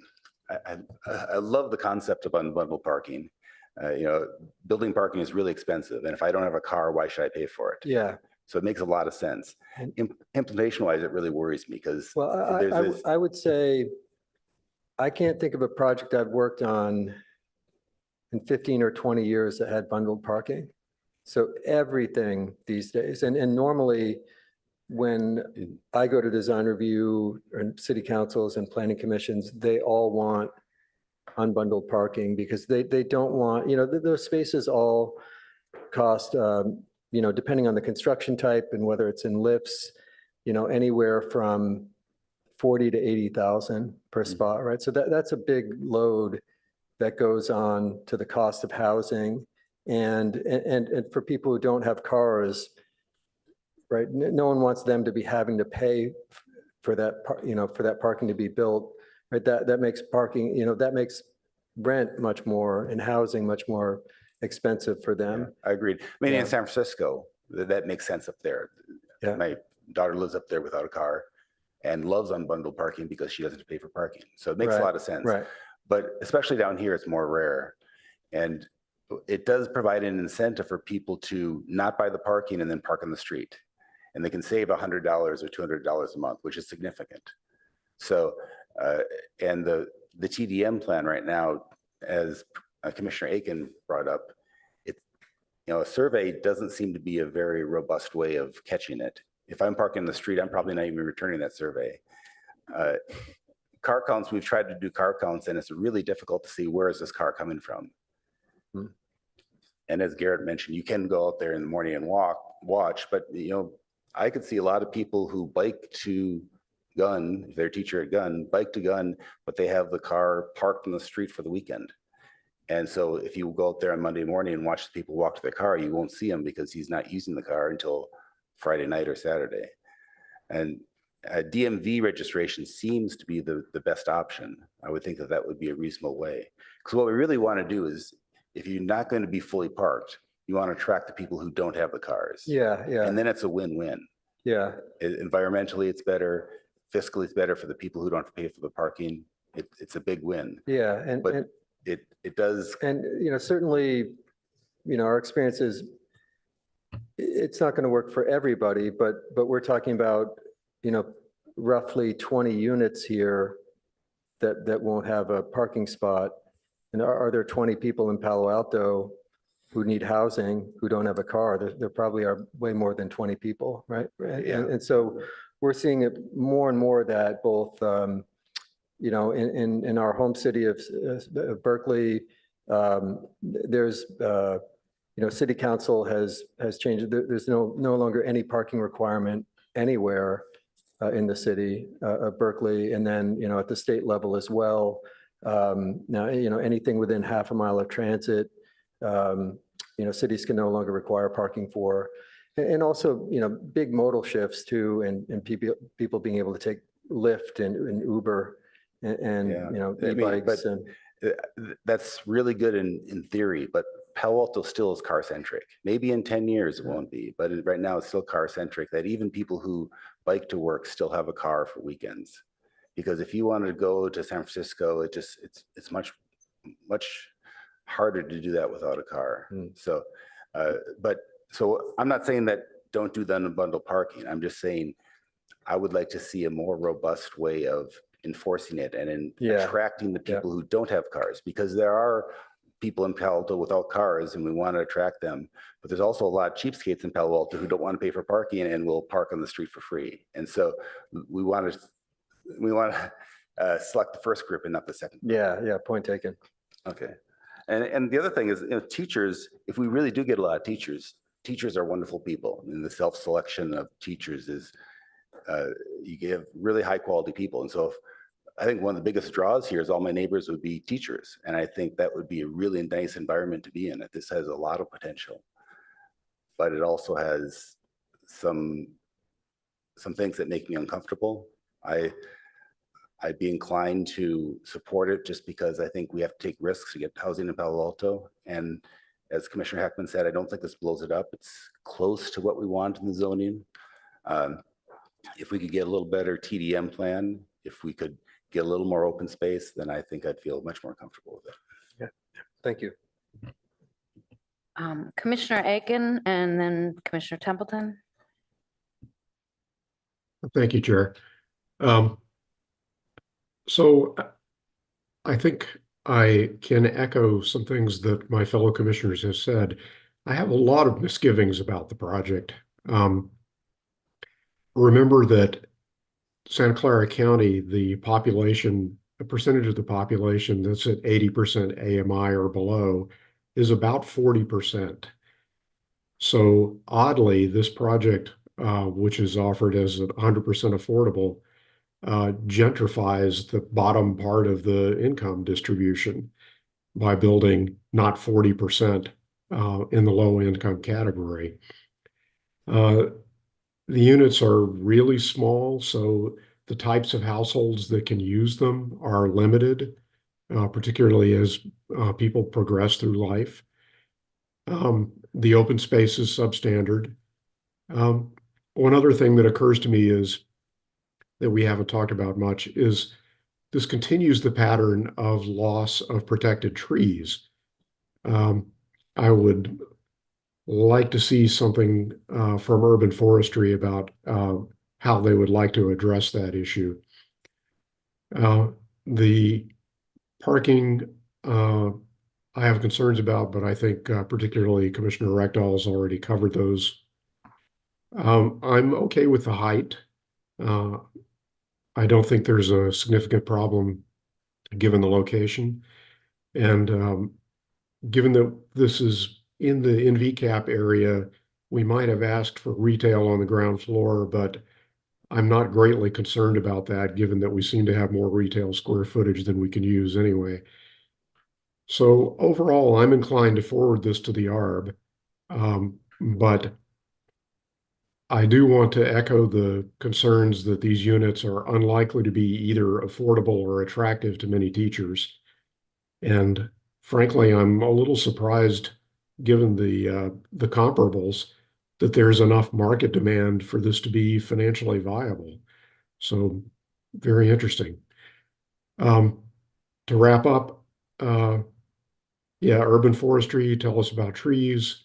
And I would like to see a more realistic TDM monitoring plan. Thank you. Commissioner Templeton. Thank you, Chair. I want to start by saying things I like about this project. I think it's great that we're talking about a 100% affordable building. I think it's fine to look at different sizes of places to live in, and sometimes people don't want a huge place. It's a lot of upkeep.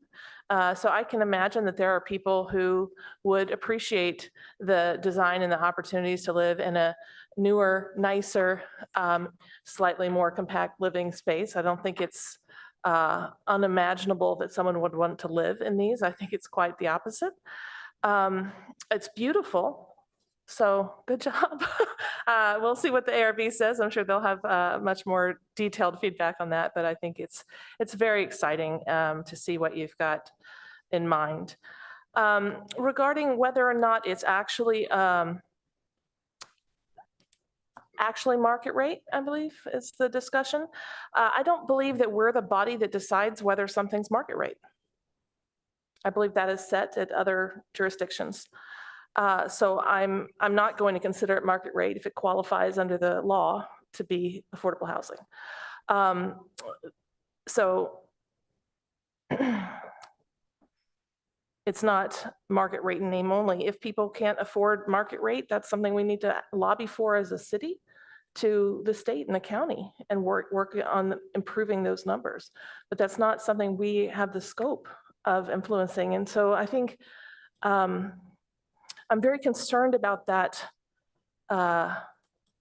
framing of something that is being planned, developed as an affordable housing solution for teachers.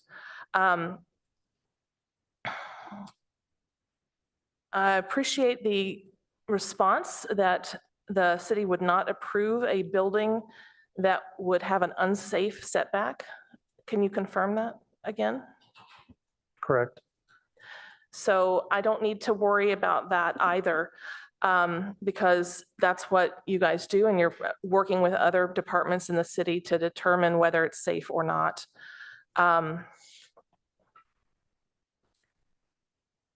I also appreciate the discussion that recently happened around people living near trains, and that there's radius of distance in which living near a train really reduces your dependency on a car. Personally, if I lived there, I'd be riding the train up to the city. And I did when I lived in Ventura, right? Have any of you guys ridden a train up to the city? Yeah, everybody has. So there are ways to get to the city without a vehicle. So I am also ready to forward this to the ARB. Regarding the trees, I believe the rationale for the tree removal was because the trees occupied more than 25% of the property. Is that correct? I see some nods in the audience. Yeah, it's the technical requirement now with Urban Forestry's updated code is 25% of the drip line. So it looks at even the tree protection, fencing, and tree zone associated with that. And if it's 25% or more of the developable space of the property, Urban Forestry has established that they can allow that removal to occur even with a protected species. So we have rules in place in the city that allow that? Correct. So we don't need to fret about that either. That's the rules we've agreed to as a city. Well, that's good to know. I think the commentary around, seeing how far we can push the outdoor space is really good. I think that's important. And we'll see how flexible we can be, and maybe you can get creative. But on the other hand, if the law says we can't do more, or else it wouldn't be allowed, then we have to also accept that, because those are the rules that you're playing by, right? We have established set of rules and in the city that we're asking people to comply with, and you are doing so in this proposal. But I do agree, if you did find a creative way around it, that would be very exciting. Personally, I can't imagine not wanting to see this go forward to the ARB, because it is affordable housing, which we desperately need. And we are trying to retain our teachers. We have more problems than people's commutes, because also that's making turnover higher. That's making it difficult to attract teachers here. And we can imagine that people who want to be a teacher here would be more comfortable if they could live close to their work. So I'm excited about that possibility, and I appreciate you bringing this project forward. Thank you. I'm going to go next to Commissioner Lubick. Could I ask a question first? It was related to the tree question Commissioner Templeton just asked, and I was unsure from the staff report, the wording, whether the two trees together used up too much of the lot, or just the protected tree, because go ahead. Because the black it was sort of unclear if it was both trees together or if it was just the oak tree, because black acacias are not protected trees. Correct. Black acacia is not a protected tree. The valley oak is the only one, and it is just the valley oak that's included in that calculation. And I believe on sheet, I'm looking in the plan set, sheet A.06 shows that canopy, that TPZ area that's used to validate that 25% Okay. impact to the buildable area. Okay, I just wanted to make sure because the staff report was a little confusing. And then I also wanted to ask, we have lots of rooftop usable space, whether it's in a garden format or just like a patio in the city. And it's like the whole roof with the exception of any HVAC equipment, which is typically fenced off. Is that because they're lower buildings, the very strict threshold that Mr. Stackhouse was referring to? Is that does that kick in at a height of building or what? I'm just curious. Mr. Stackhouse is referencing construction type as part of that trigger. And Okay. so based on what they're trying to do, in order for, it sounded as though as he was describing, and of course he can clarify this, but it sounded as though in order for them to have a larger rooftop deck, they would need to change entirely their type of construction in order to support that. But So it's the wood construction, but there's not a height component to that. And I have no problem with the height of this building. I'm just curious how, or maybe the other rooftop uses are grandfathered or something. Palo Alto separately has, like the zoning code, for example, separately has other sort of specific restrictions on where those can occur. Generally, Right. rooftop decks do not occur above the maximum height because this is meaning in this instance above 50 feet. Because this is a PHC application, to some degree, they can kind of set their own rules, set their own standards. Part of the process of a PC or a PHC is that the applicant can propose what they want to do. And generally when staff presents to boards and commissions, they try to just couch it as a comparison between what's normal and what they're asking for to demonstrate how kind of either far or close to kind of the normal standards they are, or that their project is proposing. Right. I appreciate that. I was just trying to understand why that the code for this building is based on the materials being used to build the building more than height, it sounds like to me. For the rooftop deck, yes. Yeah, okay. And then I just wanted to, while I was thinking of those as clarifying questions, ask them, and then we'll go to Commissioner Liu and come back to me. All right, thank you. I just want to say that I appreciate this project. I think it's in the ballpark of the Affordable Housing Incentive Program, which gives a lot of concessions to projects that are 100% affordable based on 120% AMI.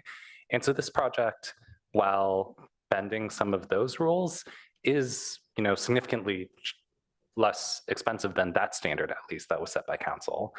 I also think it's in the ballpark of the El Camino focus area. So it doesn't quite fit into either one, but splitting the difference, it's generally in line with what we've wanted in this area or exceeds it in affordability requirements. So ultimately, I'm really encouraged by that, and that's one of the critical factors for me. A few notes briefly on some other points. I realized that the Affordable Housing Incentive Program would require 33 parking spots, but we're actually not so far off. And we're also in an area with good walkability. We're fully bike parked. We have shared e-bikes. It seems like they're reasonable mitigations, and I'm not actually so concerned about parking. I asked some questions because I really want to understand, but I think it's not to the detriment of the neighborhood immediately. And I think in the medium term, there's options to have residential parking permits, especially once the Fry site and offices there come online. Maybe that's something we'd want to do anyways. I am willing to look at this as a project where it will not be majority occupied by teachers. I think that's probably not feasible, but I think there are some portion of teachers, and especially for those 20% of units that are more affordable, where this is a pretty compelling proposition. I do know people paying almost $2,000 to rent a room in someone else's condo or someone else's house. And it's competitive with a lot of options that young professionals, even young professionals that don't make tech salaries, have to pay to live in this area. So while we're not ideally affordable, we're at least in the ballpark of more affordable options. The one concern that I do want to echo is just about the rooftop space. If we can work something out, like figuring out extra space at the end of the other stairway, or otherwise just plant more trees. Like we said, as long as there's 750 feet of usable space, we can add more green space otherwise. I think that would be really ideal for this project and would be really appreciated. One last note. This is just a quixotic dream, but I'll mention it. I'm always concerned, or I'm especially concerned about driveways on El Camino. As it is, El Camino's a horrible place to walk. A driveway makes that a little bit worse. With cycling lanes, it becomes significantly worse. I know that right now, this project shares, or this lot is kind of half a parking lot for the adjacent hotel. And so people have been able to figure out arrangements where you kind of share or enter or otherwise use parts of someone else's lot. If there were any pipe dream of avoiding the driveway and having access through the back or through the adjacent parking lot, that would be my dream. So I'll leave it with that. Thank you. It's funny, I agree with your pipe dream, but anyway, I want to thank the applicant for coming and for proposing something to help specifically our teacher population. I share many of the concerns that have already been mentioned by my colleagues, and I wanted to ask a question. I don't really consider this, I'll have to disagree with Commissioner Templeton. I don't really consider this an affordable project because the people it's intended for can't afford to live there based on the data that we have about AMI and teacher salary and the junction of those two things. And a lot of other people sitting up here and members of the public are better mathematicians than I am, but I'm very good if somebody does math for me, grasping the concepts, et cetera. And it was brought up, this was a big concern for the council. And I believe back last fall, I believe it was introduced by members of the public, and they have resubmitted, maybe with some tweaks, because there's just some tweaks to the project, the same information now about how this is really much more expensive than larger apartments a couple blocks away, some that have far greater amenities. And it's hard for me. We have one project that was kind of an experiment with a workforce housing zoning overlay that I don't believe we feel we should use again because it did not result in affordability. And I've heard that mentioned publicly by senior staff that we're not going to do that. And I just feel like I cannot reconcile the intent, the good intent of this building with the fact that it's not doing what it said it was going to do, that it really is truly market rate, out of reach of almost anybody, a tiny narrow portion of somebody who was a teacher based on their years and their the hours of education after their bachelor's degree was achieved that they have, and years and years and years, like up to 30, could live here. And I also am troubled by the fact that, and this is not, I'm not picking on this project for this, it's really true when we're dealing with these ranges of AMI, that and I believe, unless I misunderstood our assistant city attorney, that he confirmed this, that the person at the lower end of the range cannot possibly pay with the person at the upper end of the range. And that's what where the rent is going to end up being.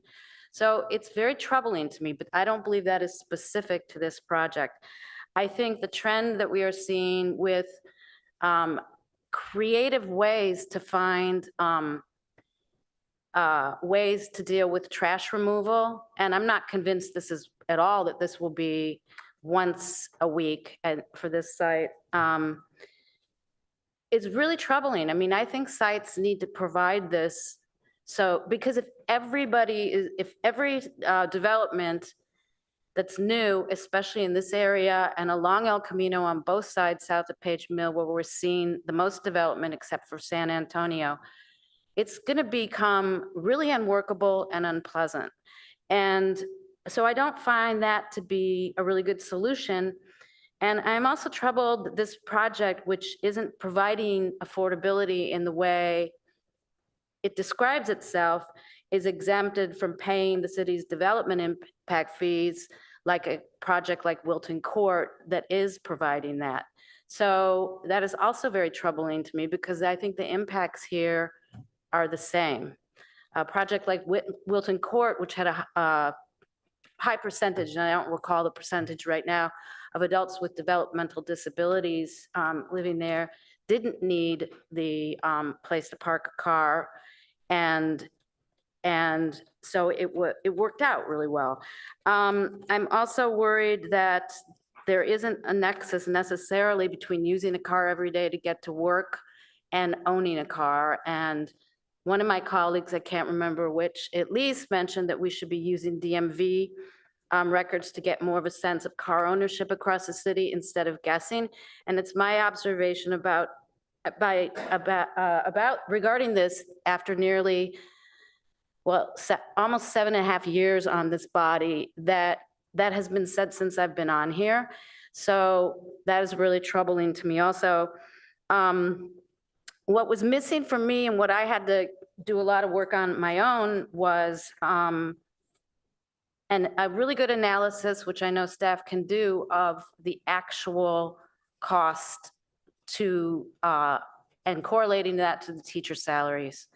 So and because that was a known problem in September, I felt it was a huge important piece of information missing. So I don't want to hold this project up, but I don't think it's ready to go further in the public process without having some of that missing information supplied. And it's hard to go on what the public says if it differs with what staff presents. But when staff doesn't even present it, then we have to rely on the information other than the work that Commissioner Chang did. And in real time. So I would recommend that, and I'm very interested in pursuing more open space. I mean, I cannot imagine, people who live here, how can they even own a dog? There's not even, at least the workforce housing project on the corner of Page Mill and El Camino had a little tiny plot of land. It'd be hard to live here, and I agree that some people like to live in smaller places and would appreciate the newer finishes. But when there's things 2 blocks away that are a lot less money, a lot bigger, and have a lot more amenities, it's very hard for me to project who the tenants are going to be here. And I'm a little troubled by all of those things. And I would like to see some of those. I don't feel comfortable sending it along in the process until some of those details have been worked out a little better by staff. So that's kind of where I am on it. And the last thing I'll say, a lot of what the applicant said, he was hoping there would be ride share opportunities here in the area. He was hoping there would be bike share.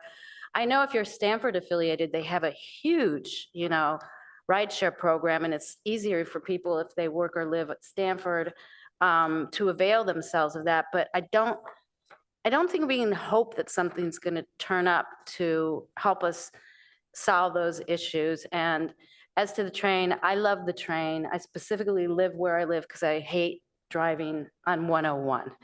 It's a very motivating factor for me. I'm not saying that's a good thing, but the train goes one place, and there's so many rich, beautiful places in the Bay Area where you might want to go. And for many people, renting an Uber is not cost effective. It's just too expensive.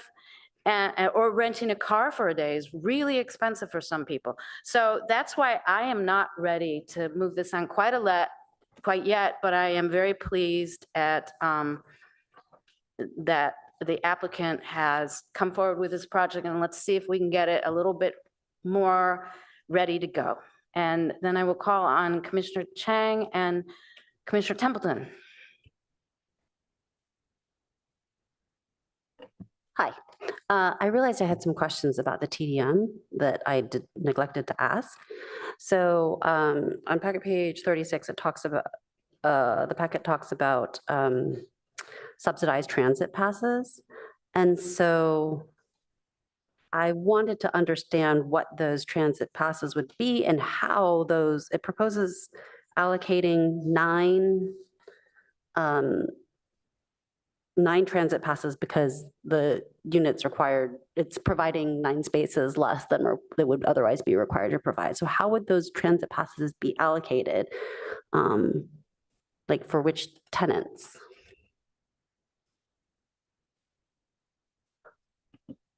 I think tonight we've heard some additional comments about wanting to strengthen the TDM plan. And so at the moment, we're still reviewing this TDM plan and still making corrections and comments to it. So this is not kind of the final TDM plan that's going to ultimately be adopted. And so kind of with the comments we've already received, we'll continue to work with the applicant on strengthening some of these issues and fleshing them out more, as I think Commissioner Aiken and Commissioner Rectal has asked some pointed questions, I think, about kind of the validation component when you get further down and once it's been implemented. Okay, thank you. Because I think I would suggest that kind of given that it is being underparked, that all tenants living there should have some sort of subsidized transit program. Furthermore, you know, as presented, it says either a transit pass or reimbursement of Palo Alto Link fees. And first of all, Palo Alto Link is heavily subsidized actually by Palo Alto, right? So a low-income person is only charged $1, but the actual cost. 30. No, also low income. I went back and read the packet from last week. So at least according to our packet last week, low income residents are only or low income users are only required $1 per ride, but it actually costs us $30 per ride. And it's a service that's very good for our city to provide. And but part of the TDM might be contributing to Link. And also we can't rely on Palo Alto Link's existence because much as we would like to see it continue, that's not written in stone yet. And so for a TDM plan to be reliant on something that's just in a pilot phase is something that's concerning to me. So I'd rather see, I would say, you know, so subsidized transit pass and Palo Alto Link, I think they kind of meet different needs for somebody who might not have a car. Palo Alto Link will only go within Palo Alto. So that was a comment about the TDM. I had a few more. Okay. Do you want to go ahead and ask your question? I forgot to ask a specific question, and that I don't think I asked this. That was, what would the development fee be on if this was not, would the development fees amount to approximately if this was a regular project? You mean the development impact fees? Yeah. It took me a minute to find out, but give me a little bit of time. Pardon me? It's going to take me a minute to do that calculation, so give me a minute. I was just curious. And then we had a letter that came later today from a neighboring property owner that owned 2 properties. And they said to build this project, because of its 0 setbacks, they would have to have access to their property, and they weren't interested in doing that. And I was wondering if our staff knew. We just got that email today too. So you haven't had No. a chance? Okay, thanks for that. Okay, so I think that was the last, so my last comment is that I don't object to the height. I think this is the right place for the height. It's a great place for the height. I don't object to the density. I just want to make sure that we understand that while it's being called teacher housing, it in reality is not going to be mostly teacher housing. Like it just literally can't be based on the pay scales. And that's fine. But I also just, I'm making this comment because I want to be clear what this is. In other words, as Commissioner Templeton mentioned, if we want teacher housing, it's going to have to be deeper affordability. This is a PHZ, and certainly we can only build what comes to us, right? We as a city don't build housing. So either we would need to fund more or ask for more. And I've seen, so we're going to hear later tonight another project that has inclusionary affordable housing. And it's great. It has large units that are definitely below market rate. And since we are being asked to look at this as a PHZ, which is something that's discretionary, I think that we should think about what we ask for. So my ask is, I really would like to see, like if this is supposed to be teacher housing, I'd like to see something that could be affordable for more than people who have worked at least 7 years with 30 hours, in other words, a master's degree.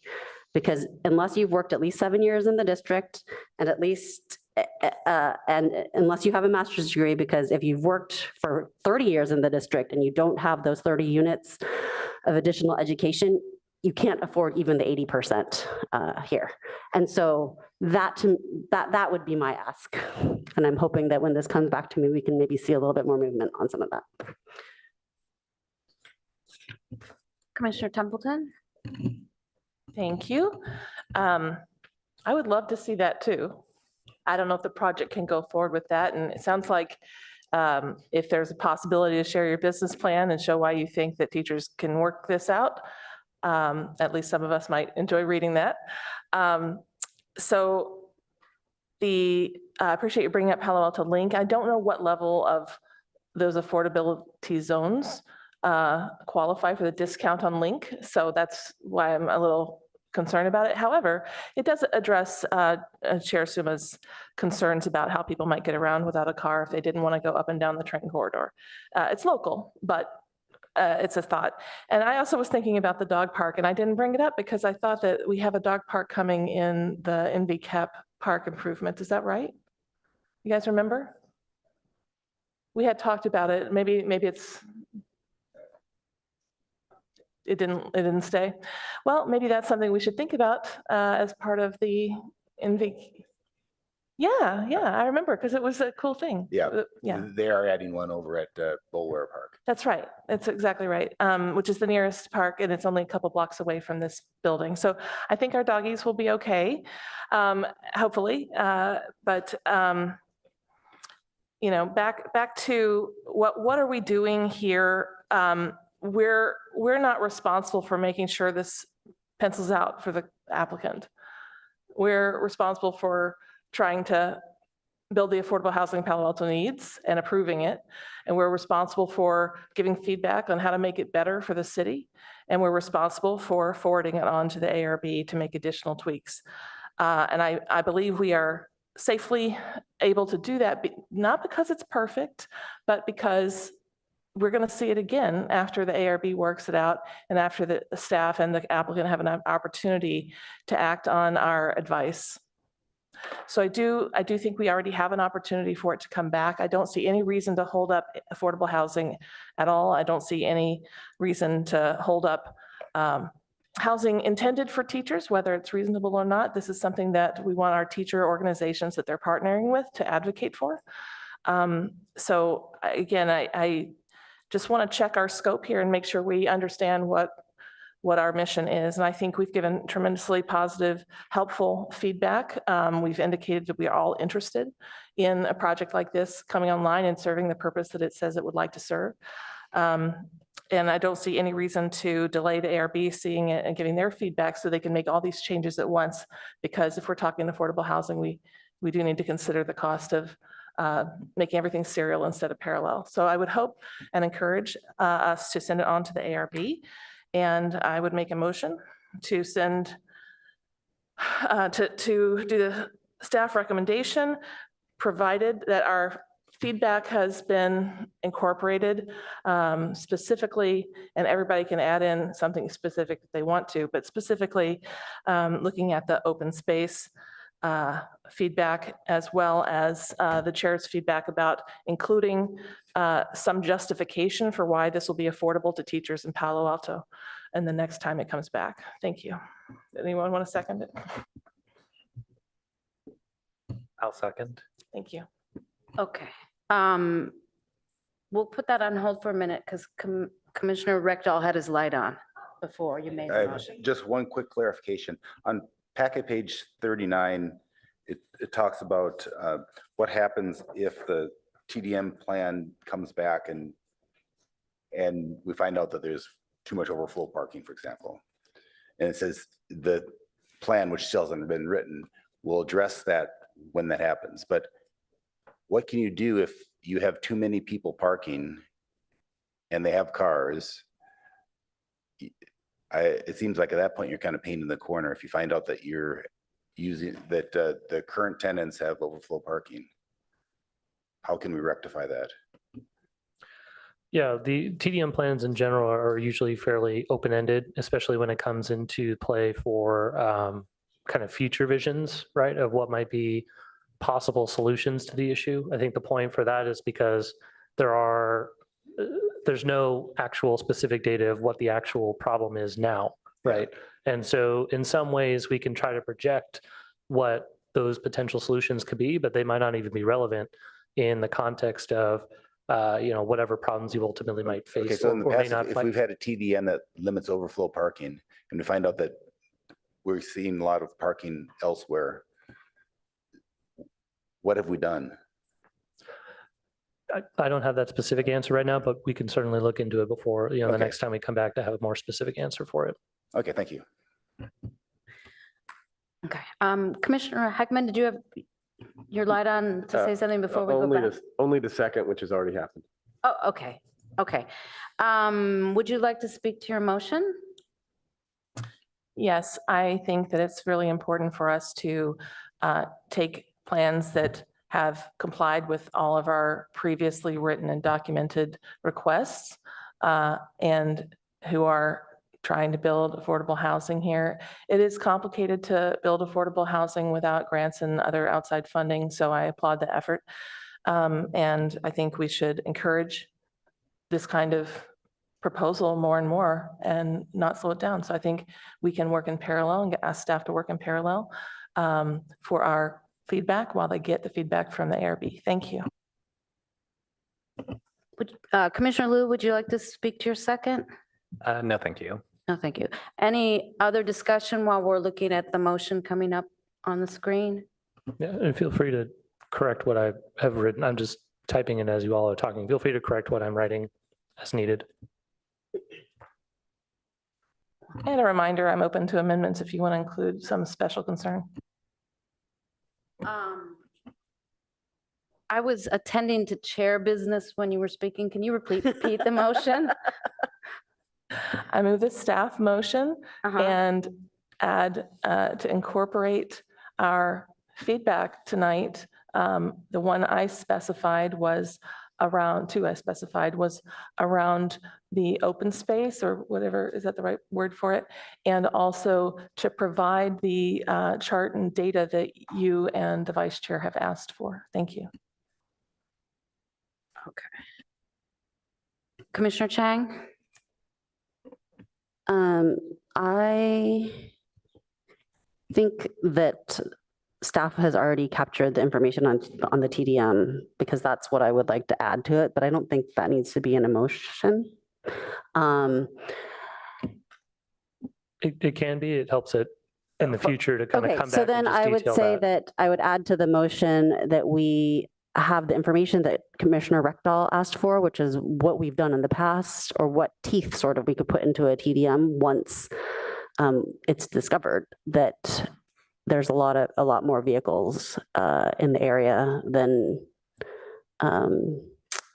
intended. And I think that's good for, there's going to be a lot more development. So I think this is just good information for us to have, as well as some consideration of, either funding, providing some funds towards Palo Alto Link, as well as subsidies to all the tenants in the building for public transportation and Palo Alto Link. So some consideration of some of that mishmash. Accepted. Commissioner Heckman, is your light on? No. Okay. I can't. Okay. And just to clarify, sorry, the subsidies you're talking about are the parking passes or other sort of like alternative transit option? Right. So it's, the two that were mentioned in the TDM thus far were transit passes as well as Palo Alto Link fee reimbursement. And I think that like both of them, not or. Yes, we need responses on those things. Yeah. Commissioner Ludi, you're the seconder. Do you agree with these changes? Yes.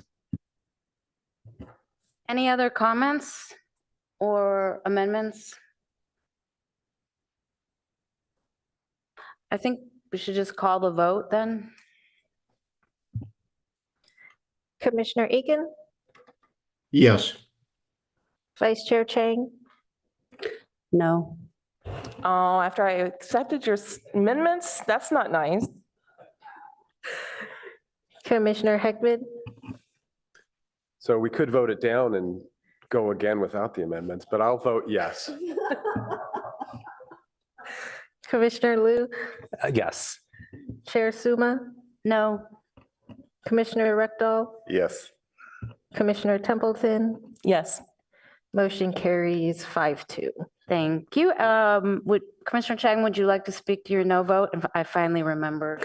So it's not that I think this is overall a bad project, but I think that there's some really serious problems with the fact that it's a PHZ and discretionary is what makes me vote no, because I don't want to see more of these projects because it's essentially market rate housing. I think the reason why it's affordable is, or being labeled affordable is by virtue of the small, sorry, I'm not being clear here. So it could be built as market rate housing. We've seen other developments in the area that are built as market rate housing. I am fine with the height exception. But as affordable housing, we as a city don't collect any development fees, and I think that we need that. It's expensive.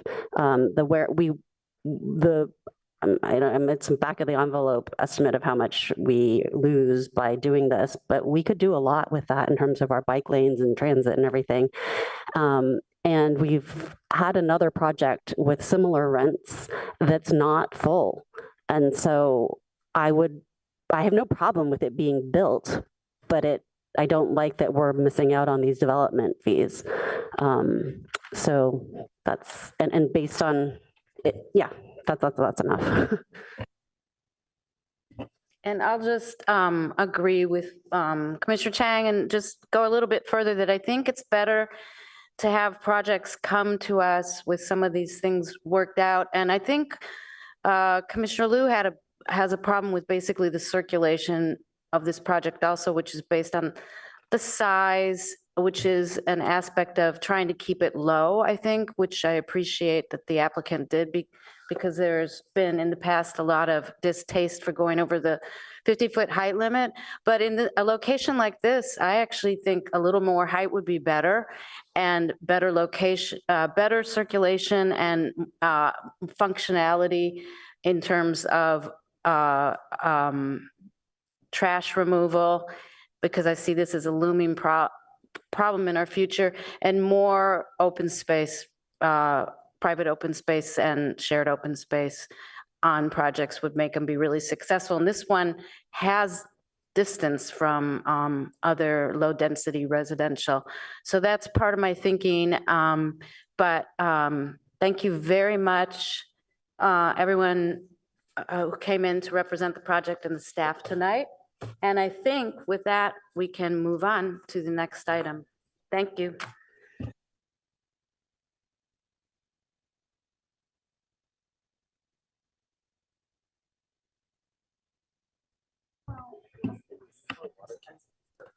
I'm sorry about that.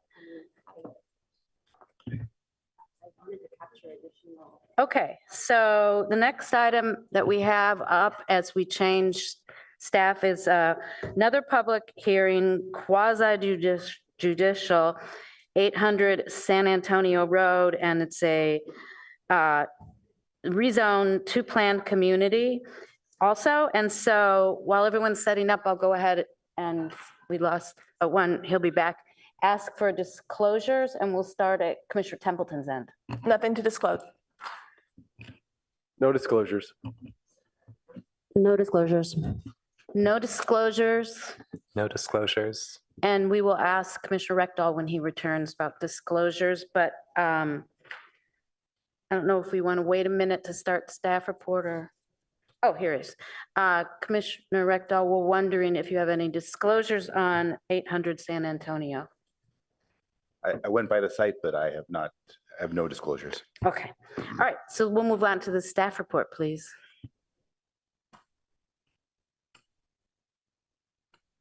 I need a minute to pull up my screen share as I was not in the Zoom version of the meeting. Okay.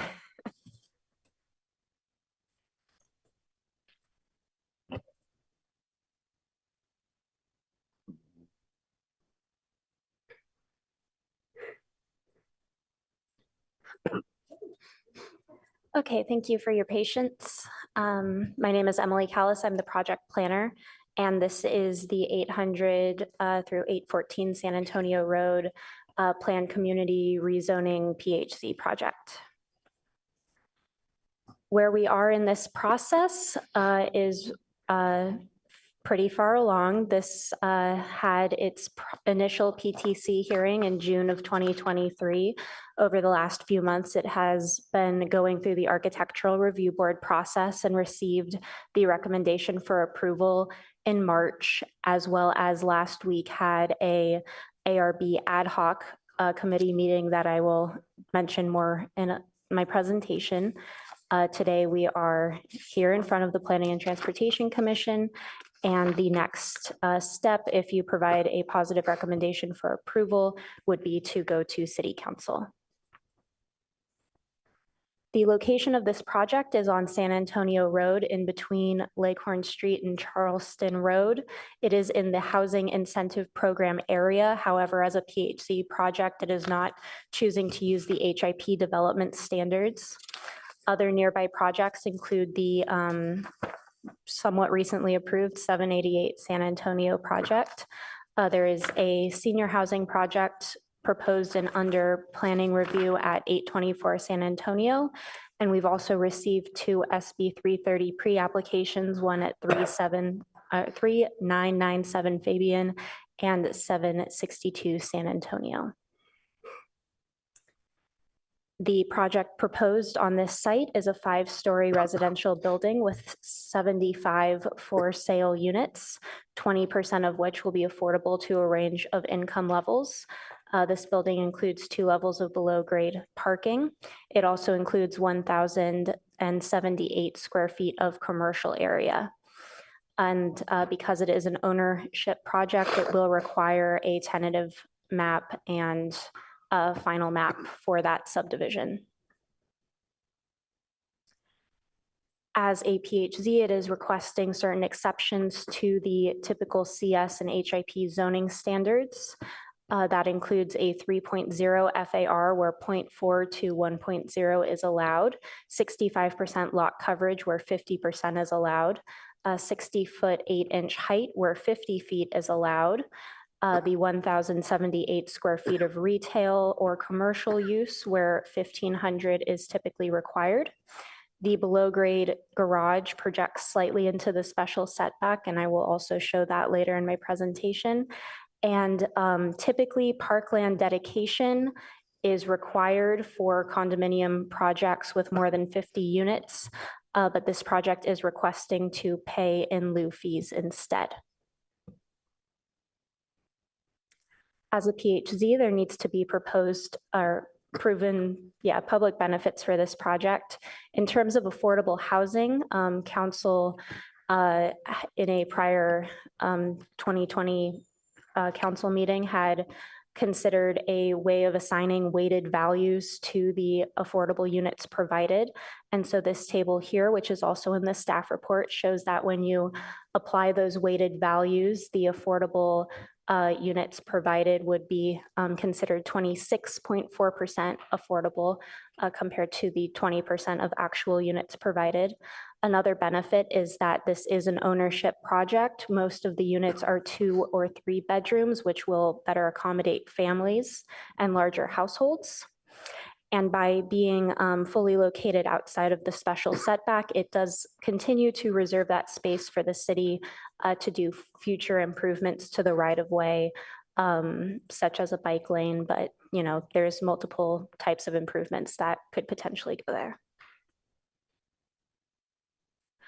As I mentioned last week, this project went to the ARB for an ad hoc committee. What this means is, as a part of their recommendation, there were 7 items that they included in conditions of approval.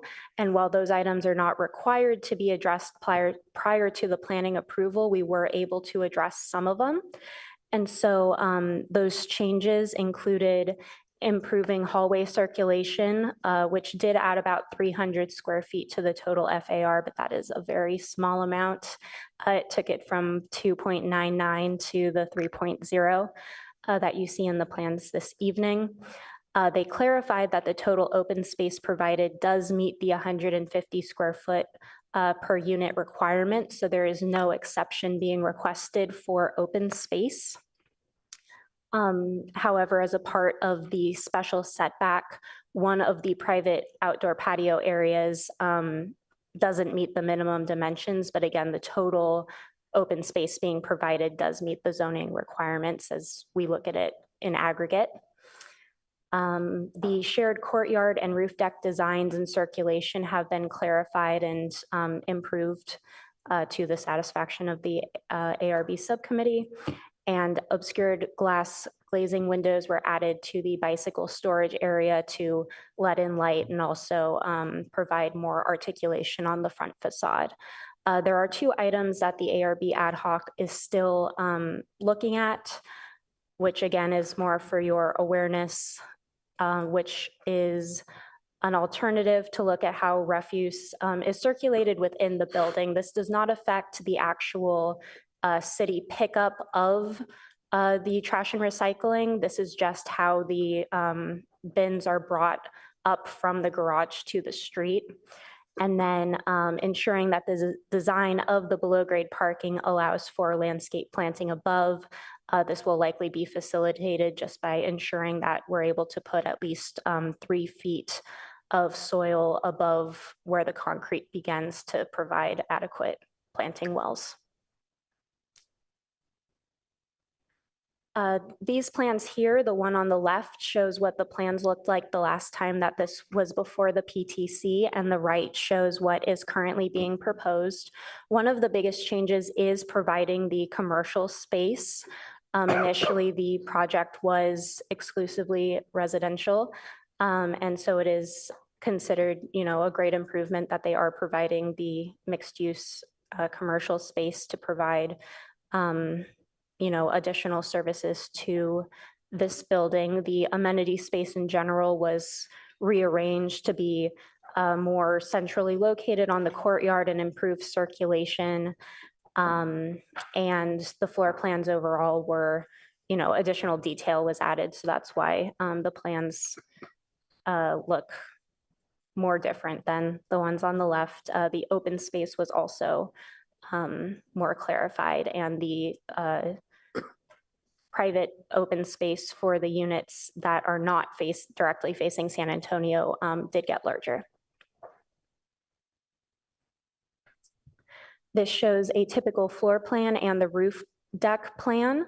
There was no roof deck proposed when this initially went to PTC. That has been added again to help this project meet the 150 square feet per unit open space requirement. This project proposes to be fully parked. It meets the standard parking requirements. It doesn't include a parking reduction, and for that reason, it also does not include any sort of TDM because it's not required. The parking does include a combination of typical parking spaces and stackers, and our conditions of approval contain the requirement to maintain the stackers that we have applied to other projects. And as you can see, there is the red dashed line that represents the setback in the front. So this project does project approximately 7 feet at the top corner. I can see if I can, yeah, I don't think you can see my cursor, or maybe you can. Right here, it's a slight protrusion for this kind of slim triangle of area. And so we do feel that providing the required parking is definitely a benefit, and that this encroachment, you know, shouldn't limit what we said earlier about the ability to use the special setback in the future. So these parking spots are under the setback effectively? Yes, correct. Okay. This is all below grade. Okay, thank you. This slide just lists what the proposed materials are. And again, through the ARB process, the design was improved to refine the front entry, add warmer colors and textures to the building, and add some additional roof overhangs and the roof deck. This slide shows the front facade with the designated residential entry separate from the entry into the commercial space. The rear facade, and then we have the right and left facades. The left facade is the one that is facing 788 San Antonio. This slide shows what the interior courtyard looks like, including the proposed green wall in the amenity space. This streetscape shows the comparative heights along the block with 788 San Antonio and an older rendering from the project that is proposed at 824 San Antonio, though that one looks a little different in the more recent plans. Overall, the height is 60 feet 8 inches, and then 64 feet to the top of the mechanical closure and the roof deck amenity. The allowable height in the CS zone is 50 feet. That is the height that 788 San Antonio was approved at, and what 824 San Antonio is expected to be proposing. It's also similar to the heights in the adjacent area. San Antonio has the 2 taller Marriott hotels that are about 50 feet. It's also near the Center for Jewish Life, which is about 60 feet tall as well. Because this is in the HIP district, projects that do use the HIP development standards would be able to use an additional 12 feet for a roof deck, as well as all projects within the city have an additional 15-foot height allowance for mechanical equipment and enclosures, and there is no daylight plan that applies to this site. In terms of tree replacement, there are 10 trees proposed for removal and 7 trees proposed to be planted. Those trees being removed do have a additional requirement equivalent to 24 trees for which in lieu fees will be paid, and that would be approximately $15,600. As I mentioned prior, this project is proposing to pay parkland dedication in lieu fees as opposed to providing parkland dedication on site. For the 75 units, parkland dedication would be approximately 0.6 acres, and providing that on site is not feasible since the project site is 0.88 acres. We had conversations and meetings with the Community Services Department and were not able to identify a suitable location to dedicate additional land and feel that paying in lieu fees is appropriate. It's also potentially worth noting that for rental projects, they would be paying these in lieu fees as opposed to the dedication requirement. And the in lieu fees are estimated at over $4 million. Another item for the PTC to consider is the below market rate allocation of the units. As I had shown previously, there is the weighted look at how they are allocated amongst the income levels. However, we also should look at how they are distributed by the bedroom count. And so what this table is showing, and unfortunately this is not in the staff report as it came to staff's attention more recently, is the, so what the table is showing is the number of units in the building at each of the bedroom sizes. The second column is how many of each size is provided as BMR. The third column is what that percentage is. So just for that first line, 2 divided by 7 is 29%. And then the last column is how many units would be provided if each one was just 20% of that size of bedroom. And so it would be 1.4 one-bedroom units, 10.4 two-bedroom units, and 3.2 three-bedroom units. And so while the allocation presented here is not inconsistent with the zoning code, the city does typically have a preference for it to be closer. And so we would like PTC to consider if an additional 3-bedroom should be allocated, and as a result, 1 fewer 2-bedroom, but that's something to discuss. As the units have also been evenly allocated between the floors. So for the 5-story building, there's 3 BMR units on each floor. There's a lot of considerations that we look at for making sure that the units are allocated throughout the building and not, clumped together and that sort of thing. In terms of the California Environmental Quality Act, the entire HIP expansion area was considered in an EIR that was certified. And so for this project, an addendum was prepared ensuring that this project is consistent with that EIR. There are no new or more significant impacts that would occur as a result of this project, and all adopted mitigation measures from that EIR will apply to this project as well. And so the recommendation is that staff recommends the Planning and Transportation Commission recommend approval of the project to council subject to the conditions of approval.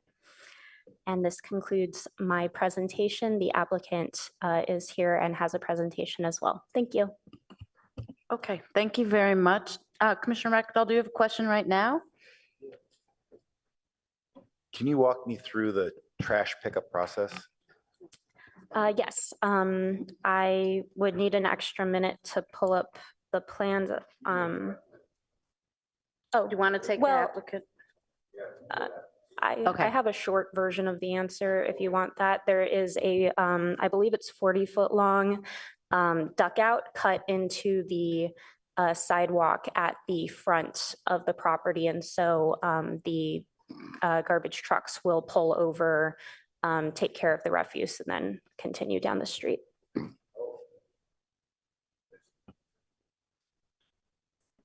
The trash is not being hauled out to the curb at all.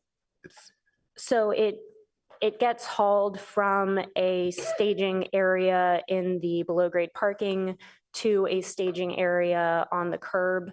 And then there is a space designated for them to pull over and then take care of the bins. Okay, but it's not blocking the sidewalk at all. It's not blocking any bike lanes.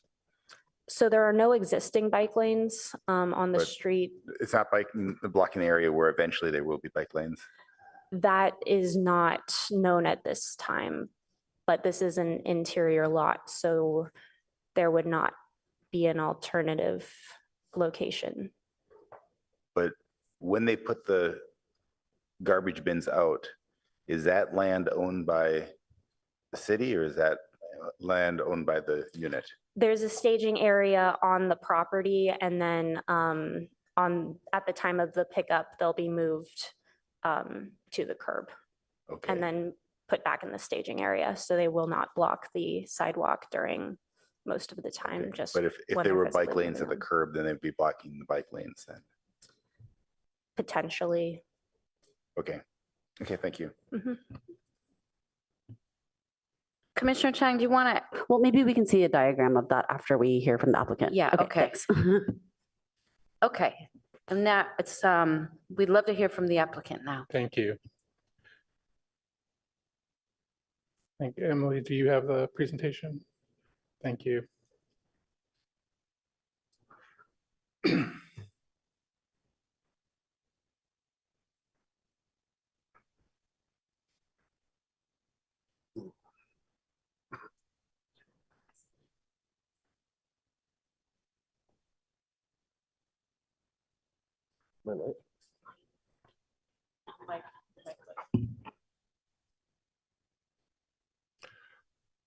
Okay, so Emily's really done an excellent job of explaining the project, so I'm not going to dwell a lot on the things that she already talked about.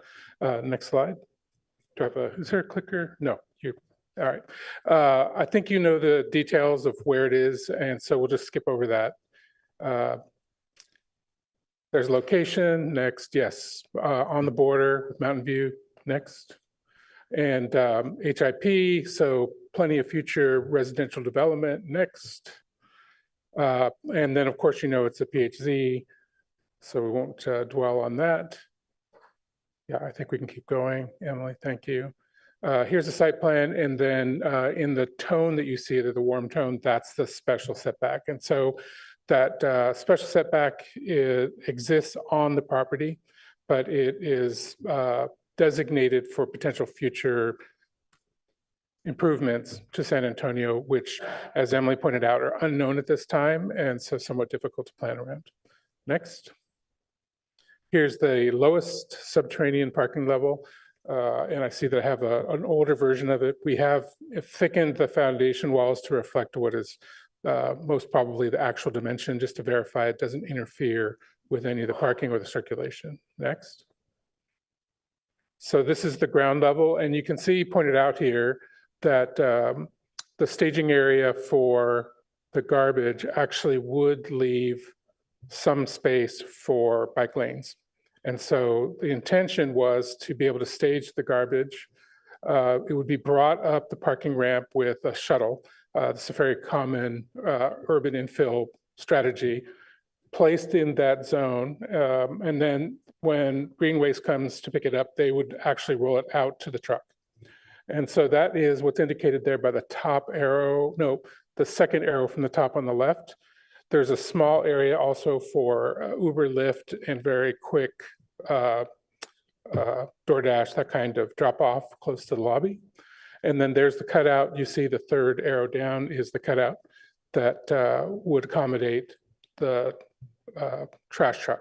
We did try to fit it on the site. We tried several variations, and it's simply not possible to make the turn on San Antonio to make its way to the trash pickup area. Some of the other items that are different from when you last saw it, Emily pointed out, we have now 1,078 square foot commercial. The community spaces, which formerly were on the front facade of the building, have been moved to the courtyard. The circulation within the courtyard has been expanded so that there's more direct access from the front lobby to the back quarter. And the back quarter has been simplified and widened so that what effectively is the service elevator is more useful. So there's space in the corridor where you can get your couch out and move it into your apartment. Let's see, yeah, next slide. Typical upper floor. This one is the second floor, so this also shows the two-story lobby. Next slide. And then this is a typical floor, third and fourth floor, and filling in that space. And also, I think the last time that you saw this, it was really just demising walls and not the floor plans. Next slide. So we've had quite a bit of detail for the internal planning. And just give you a second to look at those, take that in. They are spacious units, and they're, I think, very appropriate for the target audience, which is households. Next slide. And then here's a landscape plan. We produced this kind of hybrid planting layout plan on behalf of ARB. It just is meant to demonstrate where each of the plant types is. Failed to include a key, but I think at this speed it would be hard to read. It is in the drawing set, and it does show where the low plantings are, where the trees are, and we've been working through with ARB the depth of structure needed to and soil needed to support the trees. Next slide. There's an enlarged plan of both the frontage, planting areas in the frontage, which are low and are intended to be removable in the future if the bike lanes were to be built. Furthermore, you can see that the path from the front lobby to the back corridor has been widened, and then the community spaces moving into the courtyard and diminishing the number of units that are actually facing the courtyard. Next slide. This is the roof deck, and I listened with interest to the previous applicant talk about the code implications. There have been some changes to the code. There's like a temporary reprieve, from what I hear, to roof decks in the building code, but there's three dimensions. One is the occupancy load. If you exceed 750 square feet, you have to have 2 exits. The second thing is the amount of A3 assembly area that's allowed on a wood building. This is a type 3A building, but that is where our code compliance would definitely need to get down into the, where the angels are dancing on the head of a pin. According to the code as we've read it, this use is allowed because the roof deck is not considered a story. Under the current code, is defined as just an open space on the roof. And that's the key, is because it's not considered a story, it doesn't count against the occupancy. It's therefore not an A3, and we just have to deal with exiting. So yeah, go ahead. No, sorry, Emily. I don't want to take up too much time. This just shows that all of the balconies are within the special setback on the front, and that they're at least 5 feet in depth on all sides, so they do qualify as private open space. Okay. This, of course, is the view from San Antonio. So you've seen on the cover. Here's the revised entry. The comments you see there pointed out, the notations were part of our dialogue with the Architectural Review Board, more texture, warmer colors. We went from what previously had been sort of a 1-story frame embedded where it says 808 into a 2-story high inviting entry that allows you to see into the courtyard. There'd be an internal circulation bridge crossing behind, so at night you'll see people moving back and forth. And then you can also see in this view the retail, which has been added, or the commercial, I should say, that's been added just to the right of the entry. Next slide. This is just the elevation of the same, showing, first of all, if you'll notice to the left of the lobby, those vertical windows, those look into the bike room, but they're not transparent because many bike owners are very sensitive about their rigs. So we want to be sensitive to that. Next. This is really just intended to show the degree of articulation and the texture of the front facade, major concern of the ARB, and then also the sort of distance between the buildings and the misalignment of openings between us and the neighbors. Next slide. And then this is actually Emily, this is hot off the press. In response to another ARB comment, we added windows that would be approximately across from the elevator so that that portion of the corridor was daylit. And those are above the new double door entry into that rear corridor. So again, we took up their suggestion and have added it. Next slide. Here is the view looking out towards the street from the courtyard through the 2-story high portal. And you can see very comfortable, nice space. And then we're out back to the San Antonio Road rather, elevation. So that concludes the presentation. Thank you, first of all, for your attention tonight and for your attention to the project. And I'd be happy to answer any questions. Thank you so much for that. Do my colleagues have clarifying questions or questions for the applicant or? Yes, okay. Commissioner Chang, followed by Commissioner Rekdal. No, that's an old one? Okay. Commissioner Chang? So could we, I wanted to look at the trash circulation again. I know you showed it, but you don't have the ability to point with your arrow. So if maybe Ms. Callis could help us with that. I just wanted to understand it. So like, if there were a future bike lane, how the future Yes. bike lane might be impacted. Yeah, so I think that how we could describe it is that currently you see on the far left is the driveway and the sidewalk. And then there is a planting buffer with a little ramp in there. The ramp leads from the staging area out to the sidewalk and then to the cutout where the garbage truck would park. That planting area is sufficient width for a two-way bike lane. And so should a bike lane be proposed, we would still be able to use that staging area for trash. Perfect, great, thank you so much. Okay, that's wonderful. And then a second question I have, it's some combination of you and staff, is regarding the distribution of BMR units. I mean, you guys have run the numbers, right? So would it be possible to have another 3-bedroom, like to swap out one of the smaller units for a 3-bedroom? Just because we always like to see larger units. And when this was here before us I think Ms. Callis had mentioned that there needed to be one more 3-bedroom unit, but it sounds like that's not quite the way it works. The weighted average is what is required. And then we have a preference to see even distribution. Is that correct? Yes. So then, given that it's our preference, I wanted to understand from the applicant, is that something that's feasible? So and I know it's on the fly and you have that's all right. financial models, but we actually got word this afternoon or whenever it was yesterday about this concern. And so I was able to address this with the owner, the sponsor, and we agree that that switch is feasible and we will make it.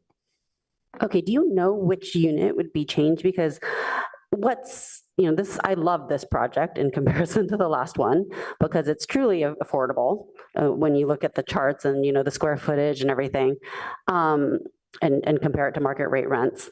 But at the same time, I would hate to see one of the very low income units disappear because those are so hard to come by here. And so I just wondered with the 3-bedroom, if you're shifting one of the smaller units, do you know which one you would be shifting? Like at what level of affordability? I think that our plan would be to just pull a switcheroo, like take a 2-bedroom and make it a like a 2-bedroom moderate and make it 3-bedroom moderate. Exactly. Perfect. So it'd be 1-to-1. Okay. Can we, if I make a motion later on, I'd wonder memorialize that. Absolutely. Okay. Thank you. We looked at it and we tend to agree. Thank you. Okay, I don't see any other lights, so thank you for your presentation. You're welcome. Thank you. And I don't see any lights, do I? No. What? Yes. And I'm not seeing any hands in Zoom. Do we have any public speakers, Ms. Dow? Yes, there's one hand on Zoom. Okay. Let's do that then.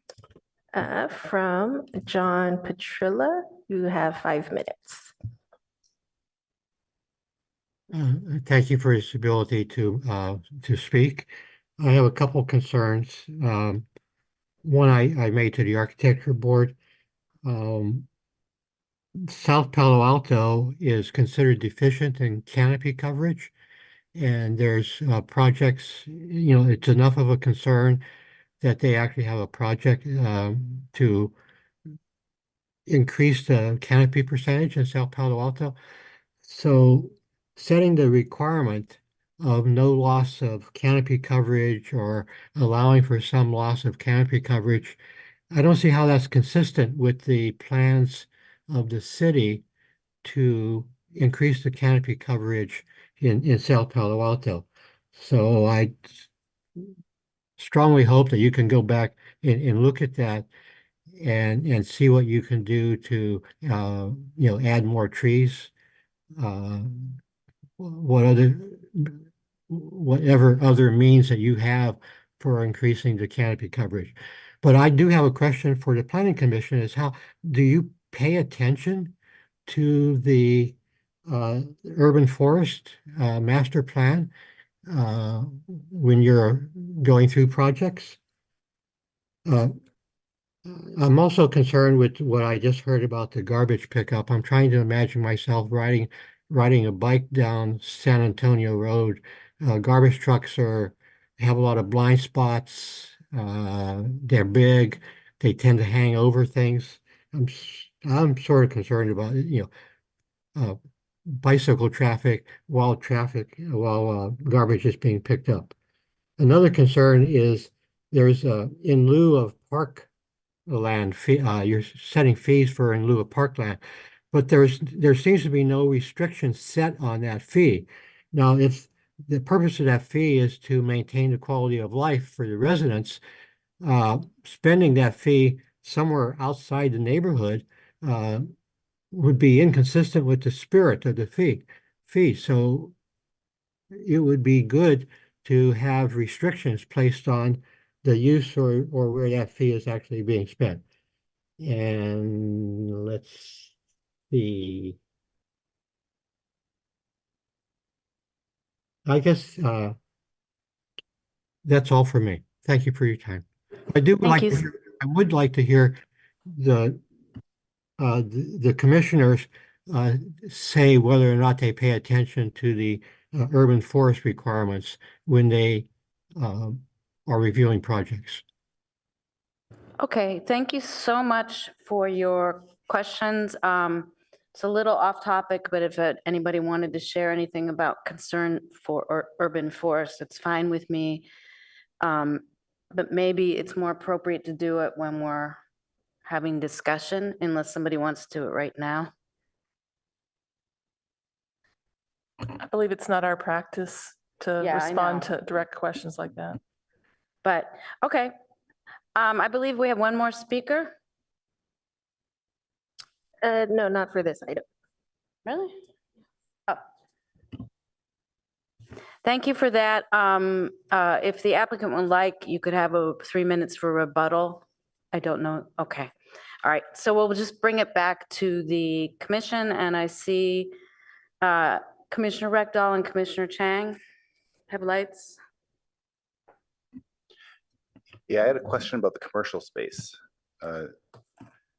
Was that added by you, or is the city requested that, or?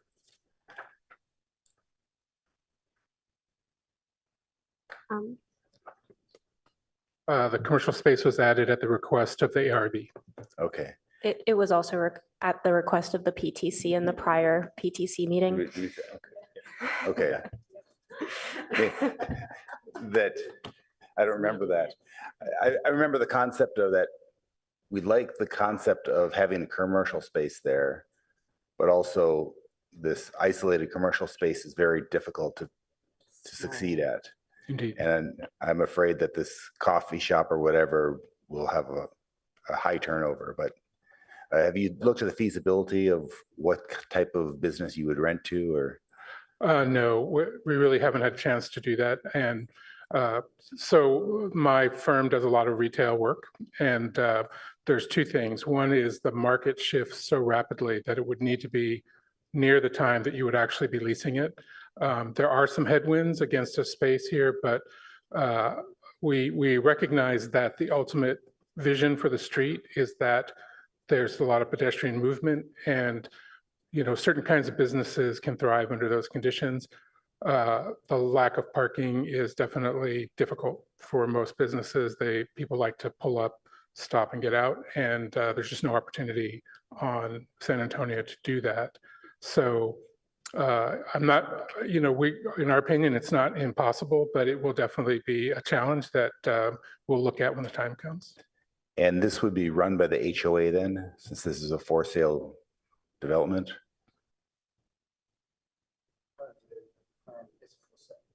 Yeah, so it would also be a condominium. So I'm not sure what the involvement of the HOA would be after it was sold to a private entity.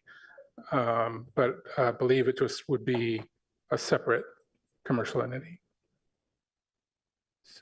Oh, so this commercial space would be a condo. You'd be selling this commercial space to someone. Oh, interesting. Okay, very good. Thank you. Commissioner Chang and then Commissioner Aiken. So again, I just want to commend you guys for coming forward with a really amazing project. I'm really pleased that, it's fully parked, that you've been cognizant of the bike lane, that you were so responsive to all the feedback from us and the PTC. I'm very grateful for that. I'm really thrilled to see the addition of the retail space, because the best that we can do, since we as a city have not made a plan requiring ground floor retail, the best that we can do is project by project at this point to request that. And I'm very grateful to you for making that change. So I am really excited about this project. As I said before, I appreciate the deep affordability. I appreciate the deep affordability for very livable units, and the project is just beautiful. So this project has my full support. Commissioner Aiken. I will echo Vice Chair Chang's comments about how much I like the project. I also want to express my appreciation for the architectural changes that you made to the courtyard area, which was a concern of mine the first time we saw this project. Coincidentally, I do have a comment about tree canopy. This is, again, a project in which local tree canopy is being lost, and there's no obvious way to replace it in a way that's easily accessible to the residents. I don't view that as a showstopper in any way for this project. It has far too many other positive features, but just as a pattern that we're going to be seeing more and more of, that distributed tree canopy is going to be lost. And we have to spend some time paying attention to making sure that tree canopy is restored in some way. And I hope that we can get some feedback from urban forestry on how they would like to see that done. Thank you.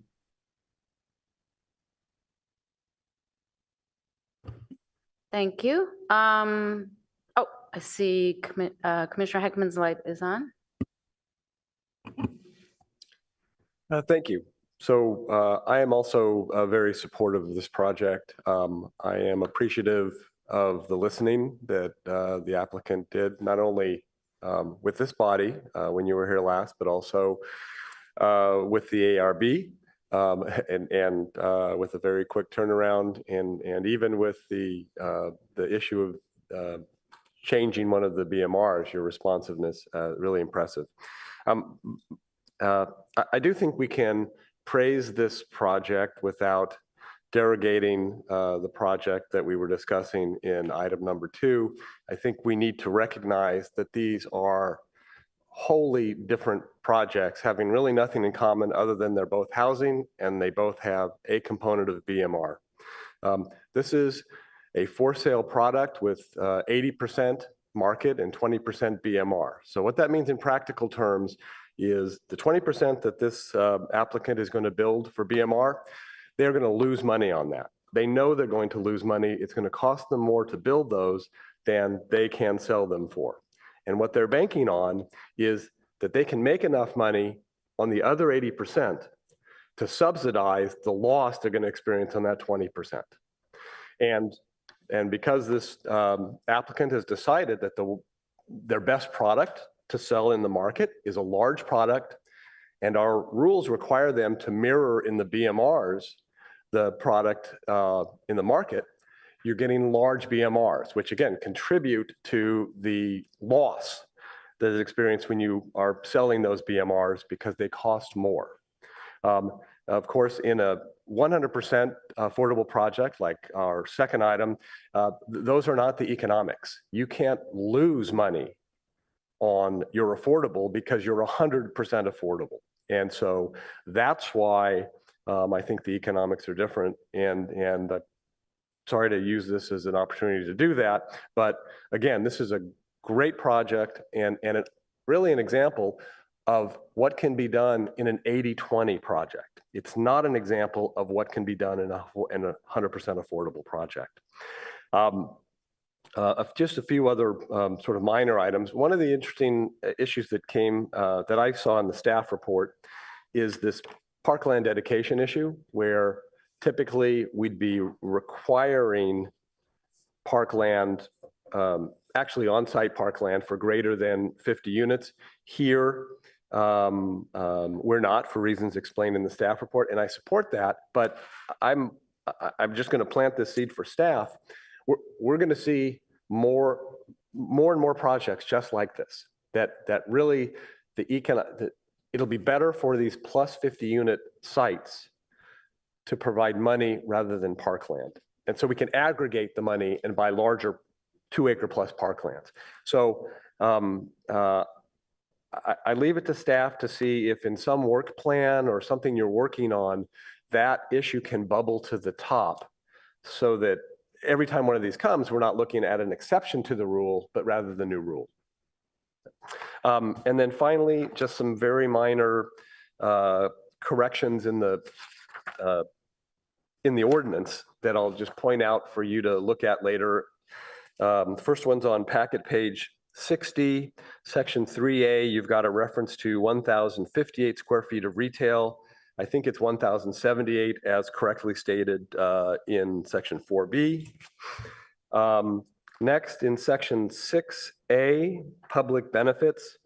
Number one, I'm wondering if you want to refer to that in the last sentence, public benefits provided by the project include BMR units. I'm wondering if you want to include the deed restricted nature of those BMR units in there.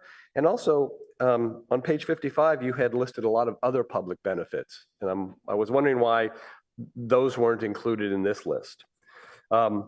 In section 6B, monitoring of conditions and public benefits, I guess my question was, what is there to monitor here? So I asked staff to look at that and whether, again, I'm not sure what its purpose is in this particular application with its particular conditions. So if it's not necessary, if it's surplus here, we could get rid of it.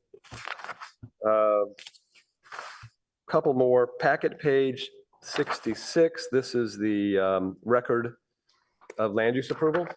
On 66 and again on 70, I think you have a reference to 16 BMRs when it's 15. So in those two places. So those are the suggested changes. Again, I thank you for the work you've done on this project, and I hope you have clear sailing from here. Commissioner Templeton. Thank you, Chair. I'd like to thank my colleague for his comments. I think they were really spot on with how I'm feeling about this conversation as well. And I'm also feeling concerned about the inconsistency with our pushback about moderate income units versus above moderate and market rate units in comparing projects, because this one only has 15 that are moderate income or lower, whereas the previous one had 40 something. And this one has 60 units that are above moderate and market rate. And so it's confusing to me when we compare and we push back on 100% affordable project that is none of it is above moderate and market rate according to those defined terms in state and the county. So it's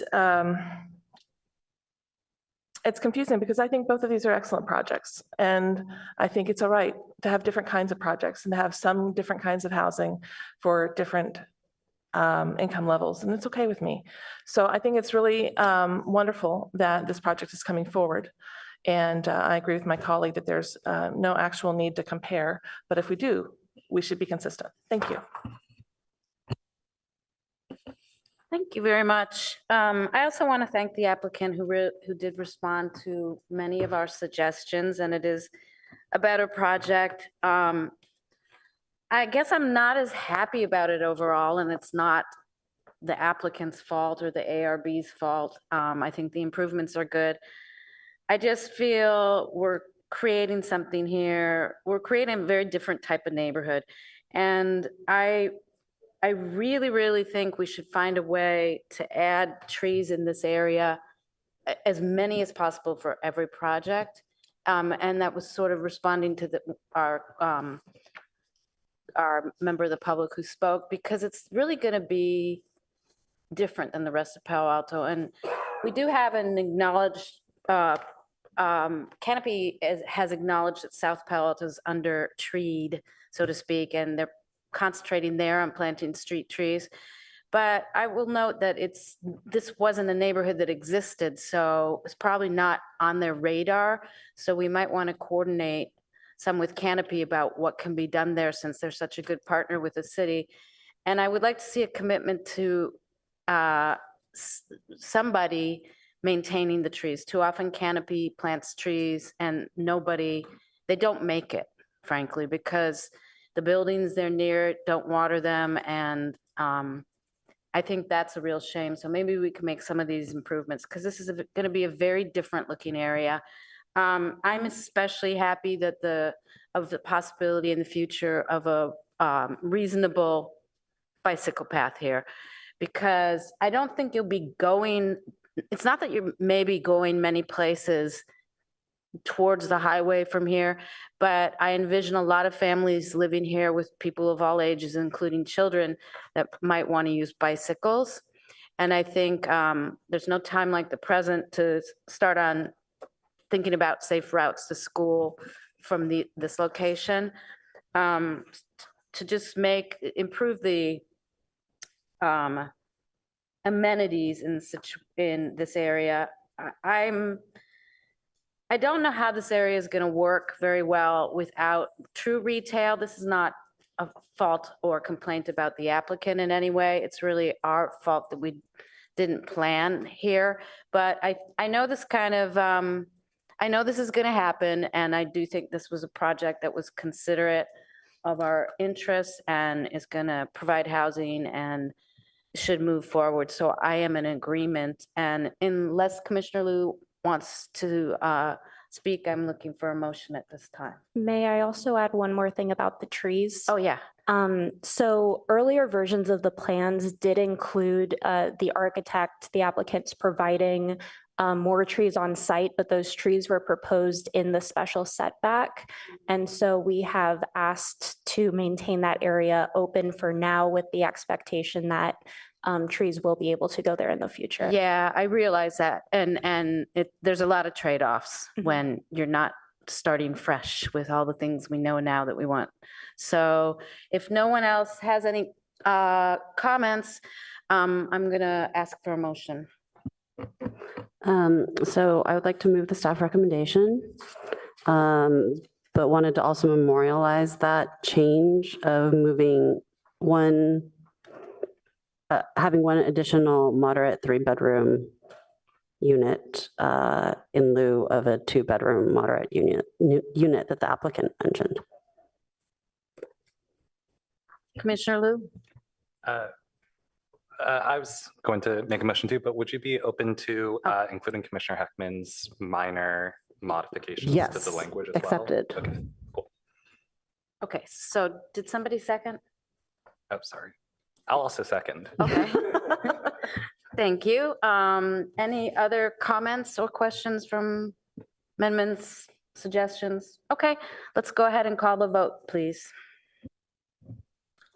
Commissioner Templeton, Yes, of course, I will support a project that has affordable housing. Commissioner Rectal, Yes. Chair Suma, Yes, Commissioner Liu, Yes, it's a great project. Commissioner Heckman, Yes. Vice Chair Chang, Yes. Commissioner Aiken, Yes. motion carries 7-0.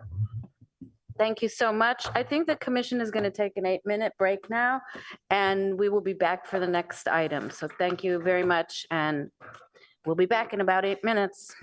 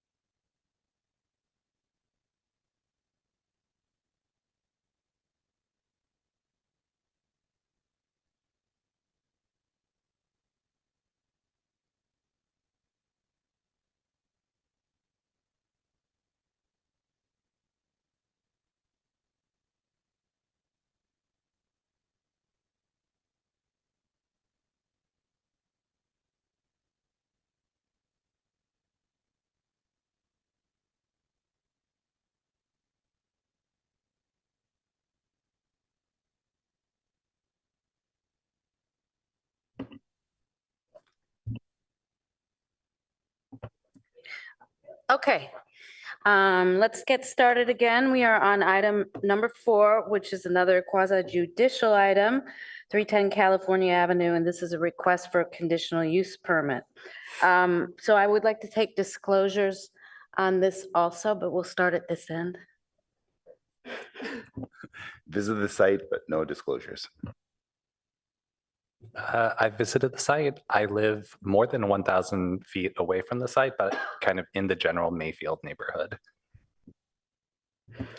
I also visited the site multiple times, and I did want to disclose that I also had calls from several members of the public, including one who spoke to me specifically about murals in the building.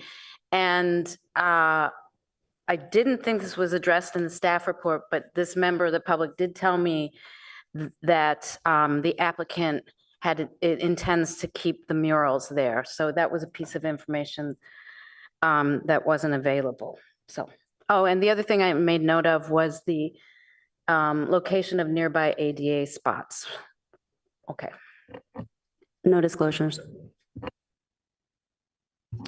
I have visited the site dozens and dozens and dozens of times. And I had one conversation with a concerned citizen 3 or 4 weeks ago. I don't know if this has any qualifying things or not, but I work down the street at 230 California Avenue. So please let me know if that is any way needs me to step aside. Thank you. No other disclosure. No disclosures for me either. Okay, thank you for that. We will then move on to the staff report. I'd like to introduce Nishita Kandakupa. Welcome, Nishita Kandikupa. Can you hear me? Okay.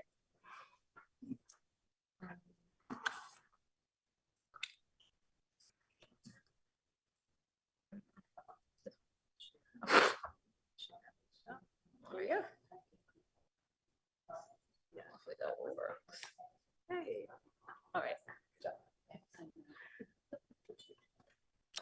Good evening, everyone. My name is Nishita. I'm the project planner for this project. The application requests a conditional use permit for the expansion of an existing commercial recreation use at 310 California and renovation of eating and drinking place at 320 California. A conditional use permit for this project is required as the project scope increases the size of the building or site containing a conditional use, which is the commercial recreation space fronting California Avenue. CUPs can only be granted if a project meets all the findings written in code, and I will be going over this later in the presentation. Typically, CUPs are processed at the staff level. However, the director decided that the level of public interest necessitated referral of this project to PTC and City Council. The project site is located at the intersection of California Avenue and Birch Street in the Evergreen Park neighborhood, within half a mile of the California Avenue Caltrain station. Within the building, there are 2 tenants, 310 California and 320 California.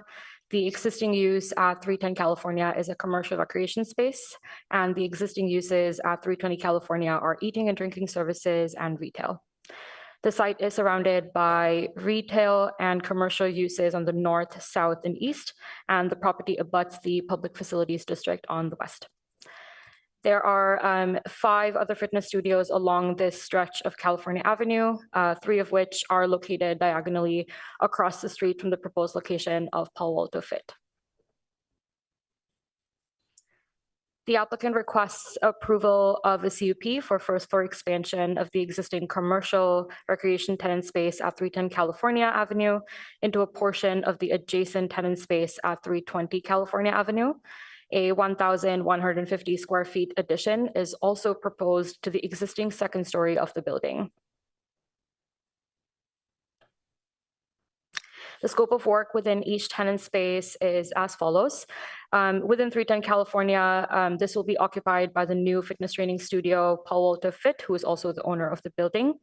The existing 774 square foot mezzanine will be demolished to provide more training area with a vaulted ceiling. The 320 California Avenue tenant space square footage will be reduced as a portion of the first floor tenant space at 310 California will expand to provide more locker rooms for the patrons of the new fitness studio. The existing second story above 320 California will be expanded to provide new restrooms and staff offices for the employees. There is a semi-enclosed outdoor seating area that will be maintained, but the existing Printers Cafe space will be renovated to accommodate a new cafe. This is actually where the murals are as well. And although they're not included in the staff report, there's an email by Winter who had talked about the murals and has sent me images for it. I believe the applicant's presentation includes some pictures as well of the murals. Per the site plan, there is no exterior work proposed. The scope only includes interior remodeling of the two tenant spaces. The existing square footage at 310 California is about 6,700 square feet, which will be expanded to just under 11,000 square feet. The proposed square footage of 320 California will be reduced from 5,800 to 2,800 square feet. While the lot coverage stays the same, the FAR increases by 1,150 square feet as a result of the second story expansion. There are existing sidewalks, street trees, and bike racks that currently accommodate 4 bicycles. Refuse is provided in the rear along Mayfield Lane as highlighted in green. There is no parking provided on site. However, the subject site did pay into the former California Avenue parking district, equivalent to 47 parking spaces. And per Assembly Bill 2097, no parking is required for properties located within a half-mile radius of a major transit stop. In Palo Alto, this will be our Caltrain stops, and there is one located to the north, which is the California Avenue Caltrain station. And there's also convenient public parking available to patrons within walking distance of the site. The first floor plan and the second full plan will be shown next. The first floor plan on the left is what is existing, and on the right is what is proposed.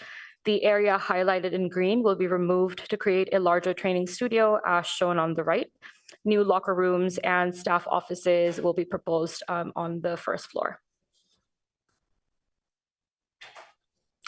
The second floor plan set on the left is what is existing, and the plan on the right is what is being proposed. The mezzanine highlighted in green will be removed to create a vaulted ceiling all the way to the back of 310 California Avenue tenant space. New staff offices and bathrooms are proposed on the second story. There are no exterior changes proposed as a part of the proposed scope. The mural that is currently painted on the right facade of the building will be maintained. New signage will be proposed under a separate planning entitlement for the front facade. The sections provide better context of the proposed interior remodel. Existing 1 shows the vaulted ceilings for both tenant spaces. Existing 2 shows the training room in the front and the staff offices and bathrooms in the rear. Proposed 1 shows the new and expanded second story above 320 California, and proposed 2 shows the entire width of the training studio with vaulted ceilings. Given this information and context, staff requests PTC to consider the high volume of neighbor comments received during this project, along with the CUP findings prior to the recommendation to City Council. As of this meeting, 70 emails were received regarding this project. The city has received significant input from the public with respect to the project scope. To summarize, Palo Alto residents have utilized the cafe space for social and professional gatherings, community meetings, and leisure for over 40 years. There have been many such gathering spaces leaving California in the last few years due to increased rents, which diminishes the community feel of California Avenue and other downtown strips in Palo Alto. The cafe and gallery have for many years attracted foot traffic along the closed portion of California Avenue. Moreover, personal service type businesses are taking over tenant spaces where restaurants, cafes, and other gathering spaces should be. Lastly, some members of the public feel that while the city administration has contributed to the overall walkability of California Avenue by closing off vehicular traffic along the main strip, They're also allowing businesses like gyms to move into the vacant tenant spaces, which do not serve all community members and are restricted access only. The public also questions the new cafe that is proposed and whether it will be open to everyone or if it will be restricted to the personal training studio clients. I will note that of the 3 existing businesses, Printers Cafe closed last week on April 6th, while Moods Wine Bar is potentially relocating to Sunnyvale and Gallery House is looking for relocation to Menlo Park. The exact locations are undetermined. As mentioned previously, CUP applications are evaluated to specific findings. All findings must be made within affirmative to approve the project. There are 2 CUP findings listed in the city's municipal code. The first one states that the project shall not be detrimental to or injurious to public health or well-being. As the project does not include exterior work, there will be no detrimental effects on the adjacent properties or neighbors. The project will displace existing retail businesses, but the proposed gym will improve community health and well-being. The second CUP finding states that the project shall be located and conducted in a manner that is in accord with Palo Alto Comprehensive Plan and the zoning code of Palo Alto. The proposed use of commercial recreation and eating and drinking service is permitted as per both the comp plan and the municipal code. Therefore, the proposed use will also operate in a manner that is in accordance with code. The project has been reviewed by all relevant city departments to ensure conformance with applicable zoning regulations and the city CUP findings. The Director of Planning and Development Services has deferred the decision on the project to City Council due to the high volume of public comments received by the Planning Division. Therefore, feedback from the PTC is requested. This ends my staff presentation. The applicant also has prepared slides and will go next. Thank you. Okay, thank you very, very much. Does the applicant have a presentation? Yes, okay. I wonder if I can just intercede. We have an ability to begin a timer of 5 minutes to begin receiving notice cards and raised hands to speak tonight on this item, if that's the pleasure of the chair. Thank you so much. Yes, we were going to try something tonight at the request of my colleagues, and that is to have 3 minutes for each speaker, and we want people to sign up in the first 5 minutes of the staff presentation starting now, which is actually the applicant's presentation, so that we may properly plan for how many speakers that we have. So if we could all try to do that, and if you don't get in on time, since this is kind of new, we'll try to accommodate 1 or 2 more people. I will raise my hand when 5 minutes is up so the audience will know. Thank you very much. All right. Sorry to interrupt, and now we can hear from the applicant. Good evening, commissioners. My name is Nino Nguyen, the owner of Palo Alto Fit, and I will present our conditional use permit request tonight. Our first slide presents the building located in 310 and 220 California Ave with an existing cafe and existing use use. Today, we are seeking approval to reconfigure and optimizing the existing floor plans to enhance the cafe and the gym's use. We want to preserve the existing exterior. We are only planning for an interior remodel. Next slide. Slide 2 showcases the Pacific area that we wish to integrate into the cafe in dark blue and into the gym's use in dark green. Highlighted in dark green and dark blue is the existing art gallery space. This area is nested at the rear of the building without any storefront. The rooms that service the cafe and the gyms, like restrooms, laundry, and utility rooms, will be located in this space. By reallocating this space, we can ensure the gym's training floor remains safe and can comply with health safety requirements for training and health-focused activity.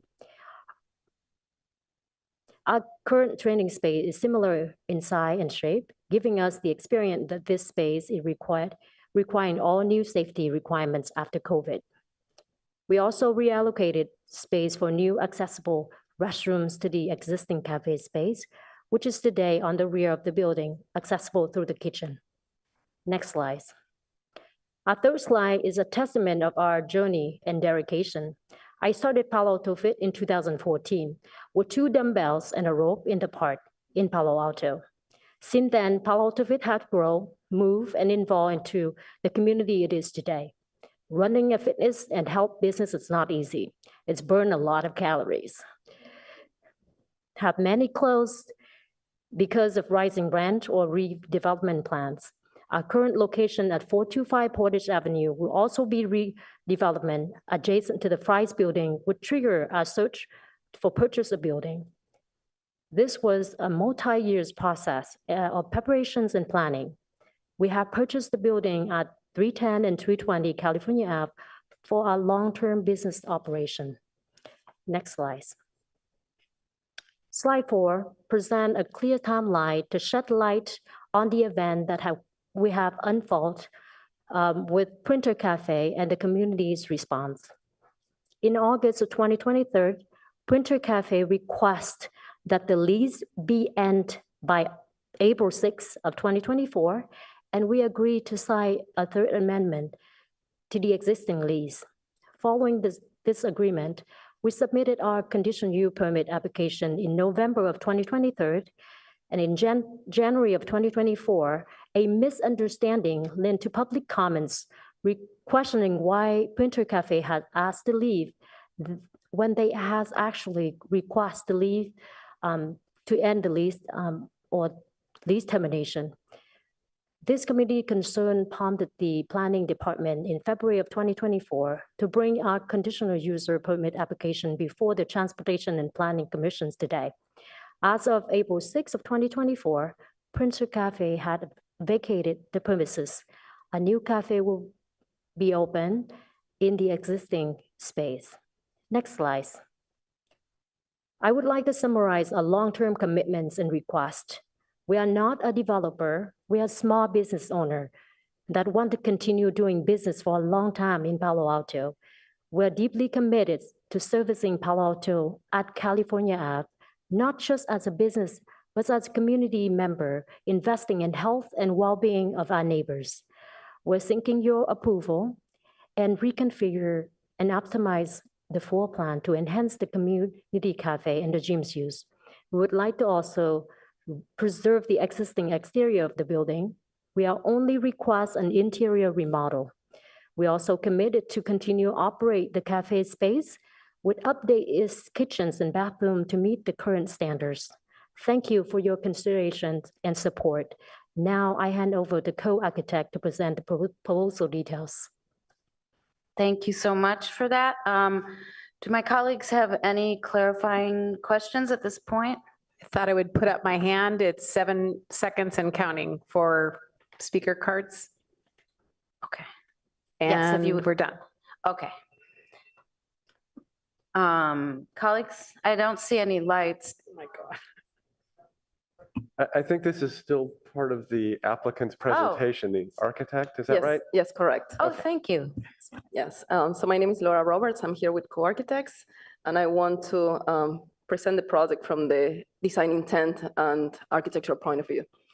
Nishida, if you can go into the next slide there, thank you. As you know, we have a 2-story building at the corner of California Avenue and Birch Street. The building existing footprint of existing square footage is 12,544. Next slide, please. And we are proposing no changes to the exterior of the building. In this second slide, you can see the mural that is on Birch Street.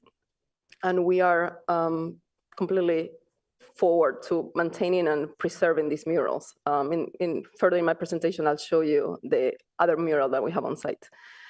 Next slide, please. So here we are showing the 4 elevations that will remain as they are today. We might consider changing the color of the awnings on California Avenue, but that's something that we have not completely defined yet. Next slide, please. When we started this project, there were 2 main tenants on this property. One was at 310 California Avenue, which was a gym using with a commercial recreation use. Next slide, please. And the second main tenant was a cafe located at 310 California Avenue. Within the cafe space, next slide, please, there was an art gallery tucked in the back of the building with no storefront. The cafe operated wine bar, as was said before, in the evening hours. Next slide, please. I want to show you here, this is an existing floor plan where the areas in green are showing the 310 space and the areas in blue are showing the 320 space. Darker green is showing all the supporting uses that this space has, like restrooms, utility rooms, mechanical rooms, offices, etc., that support the gym use. On the blue areas, the dark blue is showing the art gallery and the supporting offices and uses that are supporting the art gallery. Next slide, please. And on the second floor, we have dark blue offices for the gym, dark blue offices for the art gallery. Next slide, please. And here I'm showing you our proposal. Yeah, our proposal in the light green, where we're expanding the cafe use, the gym use, and we are locating the servicing rooms for the gym use where the art gallery used to be. This includes, as we said before, it's the same things like restrooms, laundry room, some office space. And you can see that the footprint of the light blue for the cafe use has pretty much remained the same. And we are adding accessible bathrooms right directly connected to the public so that they don't need to cruise through the kitchen to go to the restrooms. From the design point of view, this allows us to create a comfortable space for training like exists today at Porter Drive. The cafe space has also been reconfigured to comply with current accessibility building code requirements and to meet the necessary health and safety standards. Next slide, please. And on the second floor, where we are proposing is to add offices that support the gym use. We will provide energy efficient lighting and equipment to comply with all the current regulations. This pretty much finish my presentation, and I welcome any feedback or comments that you guys might have. Okay, thank you for that. Colleagues, do you have questions at this point? Commissioner Aiken? Thank you, Chair. So I have a rather potentially confusing question here about what we're intended to find here. Let me try and approach it this way. We can think about this as we have two fitness centers today. We have Palo Alto Fit at 425 Portage, and we have Performance Gains here on Cal Ave. And we intend to replace those two with one updated. The finding asks us to accept that the proposed gym will improve community health and well-being. Can we make that finding if the total amount of fitness center space is actually declining, even though one of the buildings involved is not part of this particular project? So I'm not sure whether this is a question for Councilor Yang or for someone else on staff. So I think the safest approach is to focus on the property that's the subject of this application and what is being proposed for that property. Yeah, I can clarify to that question. So Performance Gain and Palo Alto Fit are two independent businesses, and they're not getting merged. the owner as well of that building, so it's my wife and I. Could So- you say that again into the microphone? You're a little Sure. far from So the, thank you. Performance Gains and Palo Alto Fit are two independent businesses. So Palo Alto Fit is right now at 425 Portage, and that building is being redeveloped in the future. So we purchased the building to move Palo Alto Fit in the building, and Performance Gain is in the process of finding a new building for their continuous business. So there's no merger between the two companies. They will continue running independent.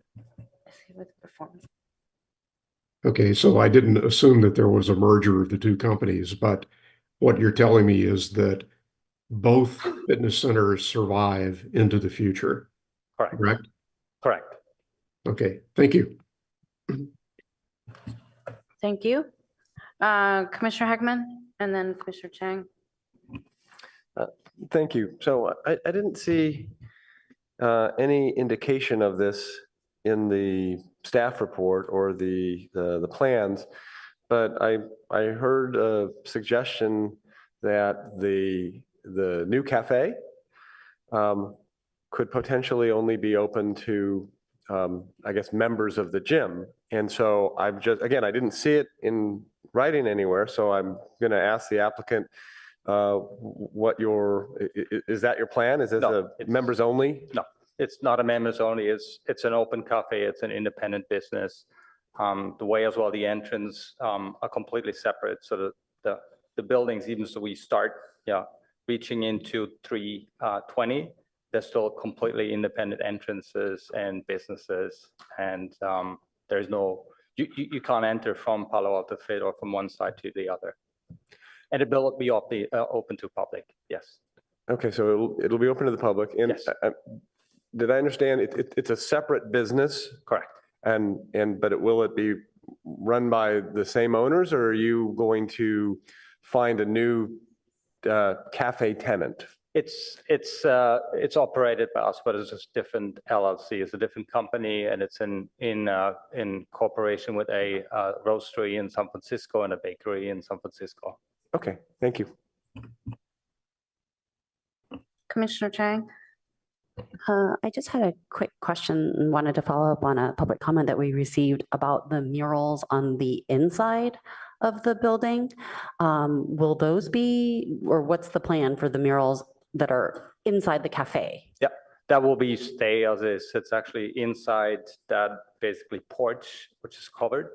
So it's only visible really if you're inside the cafe, and that will of course continue. It actually fits exactly the theme of the cafe. So there's no intent to, Thank you. It will stay as is. Yeah, we could see them on one of the architect's photos. Thank you. Commissioner Liu. Thank you. I have two clarifying questions. Firstly, can you talk more about the plans for the actual gym? Will it still be CrossFit style training? Will there be programs for kids? Will there be other kinds of classes? Just like what will the gym look like at the end? So yeah, it's not CrossFit to clarify. It's primarily. I'm sorry. It's primarily one-on-one. Palo Alto Fit is more specialized in, I think, helping people to really, be fit, healthy, and move better. That's really the focus. It's not a gym, so that's why it's primarily one-on-one training. We also have a model that actually many clients of us train with more than one trainer, so they have a multi-trainer model at the same time, and it's primarily one-on-one. And that is all range. So we have a more and more teenager, which actually come to us primarily before they go into high school, so to get practice in training. So it has a whole range from young people to all range of age. Okay. Is there an option for a monthly membership or something that is generally, maybe more affordable than one-on-one training? It is a desire, but it will depend a little bit on occupancy class and all this. So that will be, I think, further discussions when we go into the building permit. So we would like to offer that, but it will depend on several factors like occupancy, building class, and other things, which might restrict us. So today we are restricted with the current building because of parking limitations. So that's something we would like to offer. And but we're not at that point that we can, make any decisions. Okay, thank you. I'd actually assumed that there'd potentially be some kind of monthly option or something that is a little bit more accessible. And so, I just want to clarify that, and it's useful. Our intent, yes, it's Yeah, I actually would- our intent, yes. Yeah, I would like to support that intent to the extent that we actually move forward with. Yeah. I was actually surprised to say that, so you already found a tenant for the cafe space that operates a bakery and supermarket in San Francisco. Do they have specific plans on the hours, what kind of cuisine cafe they would actually operate? Yeah, so the operating hours will pretty much from 8 o'clock, and it has a little bit shifted at California Avenue. It's actually more now an evening traffic than actually morning traffic that has shifted during, after COVID. So we will adjust and basically test the market and then adjust to the time what potential clients will use the space. So, but the intent is to have basically from the morning until the evening, similar to like Coffee Venetia. So that's a little bit the envision of that concept, similar to Coffee Venetia in University Avenue. So that's the vision of that new cafe. Okay, thank you. Those were my questions for now. I'm sorry, I can't quite hear you. So if you could speak into the Sure. mic more. What were the hours you were intending and what kind of cafe will it be? So it's primarily cafe in a way. There is no kitchen, so it's basically sandwiches, pastry, healthy snacks, but there will be no cooking. So the kitchen is basically just a prep kitchen. It's not a kitchen for full meals. And then primarily will be coffee, juices, and drinks, and then depending on how we evolve, getting probably as well a wine and beer license, what was before, so that we can cater as well to some wine and beer beverages in the evening time. Like I mentioned, similar concept to Venetia, if that's familiar with people here in the room. I'm sorry, similar concept to Printers Cafe? No, it's Printers Cafe was not only, that was two. So Printers Cafe had two subtenants. So Printer Cafe was only operating basically from morning to until 3 o'clock. And then they had a subtenant, which was Moods Wine Bar, which took over on certain days, the wine bar in the evening. So it was a subtenant of Printers Cafe. And now it will be combined in one, offering both. So this is, you said 8 a.m. to what time? Probably about like 8 or 9 p.m. So 8 or 9? Yeah, California Avenue starts really slowing down after like 9 o'clock. So 9 o'clock is, the traffic is getting extremely low, and it doesn't make sense to have Lengo operating out and probably 9 p.m. But that's what we still need to try and find out what is the sweet spots in terms of traffic. And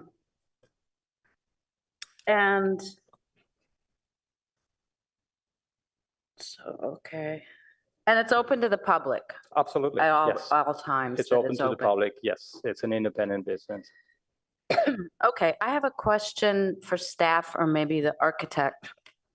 But it's an existing one-story building with a mezzanine or existing two-story building with a mezzanine in between? I thought the plans were kind of hard to understand. So if you could elaborate on that a little bit. And that's fine. I can answer that question. So there's an existing mezzanine in the back of the building at 310 and as well as 320. We are calling it a second floor when we build the offices for egress reasons. There's certain limitations in the building code when you call something a mezzanine versus a second floor. And due to the square footage that we have, we are allowed to call this a second floor. I hope that clarifies. So the existing second floor is existing between the mezzanine. first floor and the roof, but it doesn't go from wall to wall. And that's why it's a mezzanine? It's a mezzanine because the occupied area is only half of it right now. The other half is just left open with no use. Okay, and the extra square footage that you're adding, is that filling in? I was confused because it seems like it's filling in the mezzanine. I mean, We are- filling in the second floor, but then you're opening some up and Yeah, it so just, we're reconfiguring the second floor, expanding over what the art gallery is currently. So that's a double height space, that's a double height space. So we are covering that double height of the art gallery to develop our second floor over that area and opening up the space at 310 to be fully open. okay, all right, thank you. That was just a little confusing to me.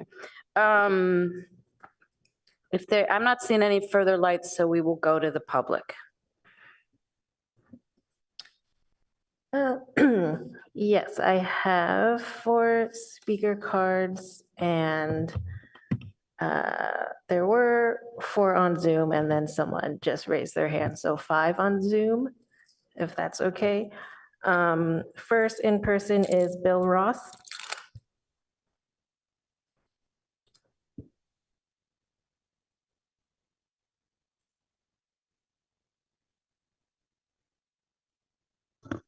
Good evening. Palo Alto Fit was recommended to me after a neurosurgeon put enough metal in my body so I can stand. Subsequently, an orthopedic surgeon put more metal in my body so I could stand. Both the neurosurgeon and the orthopedic surgeon are also clients of Palo Alto Fit.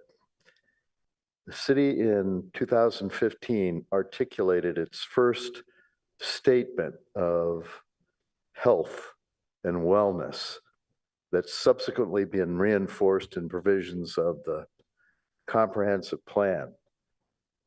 If there is a facility that provides that, it's Palo Alto Fit. I haven't been in a gym in 5 decades. This is not a gym.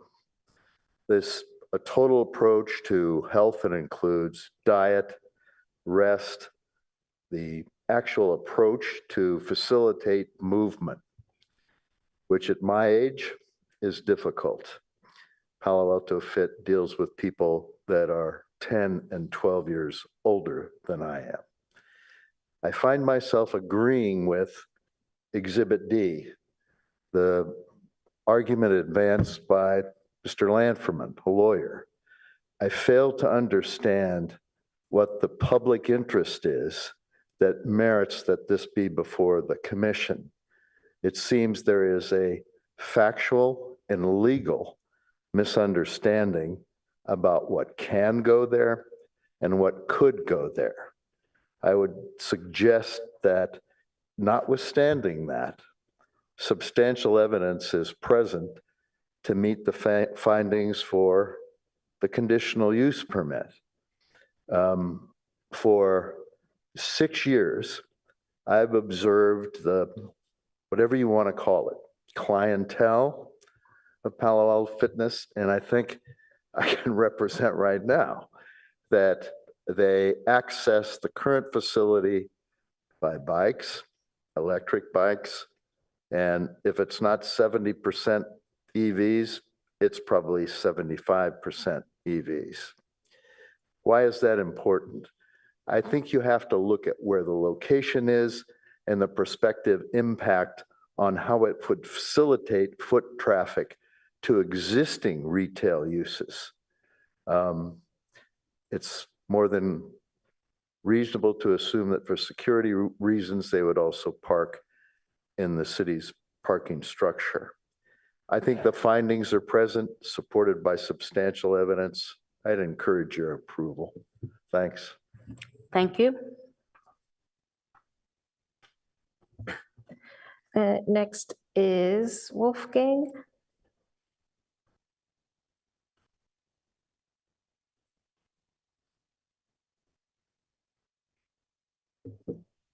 Good evening. My name is Wolfgang Duriger. Better? Sorry. My name is Wolfgang Duriger. I live in the Evergreen Park neighborhood. And friends of mine, neighbors, we have been frequenting Printers Cafe, Moods Bar, the gallery for many years. These three businesses were there for, I think, since the 90s. Not the Moods Bar, but the Printers Cafe. And it was just a very nice gathering point, you know, on Sundays during the farmers market, in the evening at the wine bar, during the week, during weekends. You made new friends, you hooked up with existing friends, and California Avenue, as we all know, struggles a little bit, no? And the three businesses, they were the quintessential melting pot, what held actually California Avenue so far together. And we kindly ask you, you know, okay, things happened, a new owner, they have new plans, all good. But when you approve this conditional use permit, please keep in mind, we agree with the finding of the staff report, and in particular with policy L41, which is to encourage the upgrading and revitalization of selected centers in a manner that is compatible with the character of surrounding neighborhoods, without loss of retail and existing small local businesses. And we should also not forget, one of them was Monica. Yeah, she was there for many years. She has no job anymore. Yeah, and it's not just the business; it's also the employees. And we would also kindly ask you, maybe there's a way that the new cafe will need new employees, that the former employees at least get the chance to apply for a job there. That would be really nice. No? And the second point is regarding policy B2.4, which is to recognize that employers, businesses, and neighborhoods share many values and concerns, including preserving Palo Alto's livability and need to work together with a priority on neighborhood quality of life. So we would kindly ask you for the following. The cafe must be open to the public, which supposedly it will be. The cafe, the new cafe, should be a full-service restaurant, not just a juice and coffee bar with snacks. To this end, the new facilities should not expand so far into the cafe space that it would limit the functionality and seating capacity of the existing or the previous Printers Cafe. The cafe should be open during reasonable hours, including evening hours when the gym may be closed. And the cafe should continue to preserve an outdoor dining space, which hopefully is the case as well. And we also strongly encourage the Commission to be more proactive about implementing and enforcing the two policies that I just mentioned before more existing businesses are forced out of the California Avenue area. Thank you so much. Thank you.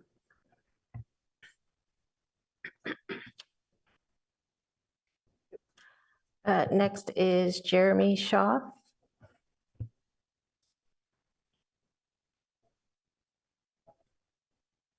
And then followed by Odile. Yeah. Good evening. My name is Jeremy. I've lived in the area about 35 years. I've been going to Printers Inc., Printers Cafe for that long. In my view, it's always been a hub of the community. I think it's the kind of business that is needed on California Avenue. I'm happy to hear that that the applicant plans to operate a full-service cafe. I worry a little bit about the focus of the business in terms of if the main focus of the business is a gym, of which there are a number around, whether they're dedicated to the cafe. And I also like to point out that that losing the art gallery is also not taken care of in the application. So I'm concerned about that as well. Personally, I don't think a gym adds to the vibrancy of California Avenue. I don't think it adds a significant community benefit. Sure, it adds, personal and health benefits, but it doesn't help to engender a sense of community on the street, which is something which I think is lacking. So I just wanted to raise those concerns. Disappointed to see printers go. And I hope that whatever comes is, a community-focused cafe and wine bar. Thank you. Thank you. Next is Odile, and then followed by Winter on Zoom.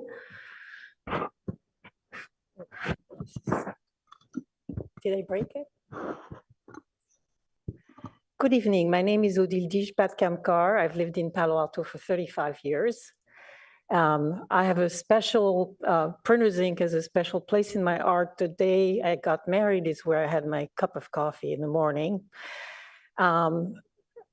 But I think the legendary Printer's Ink that used to be, to me, ended when the bookstore closed.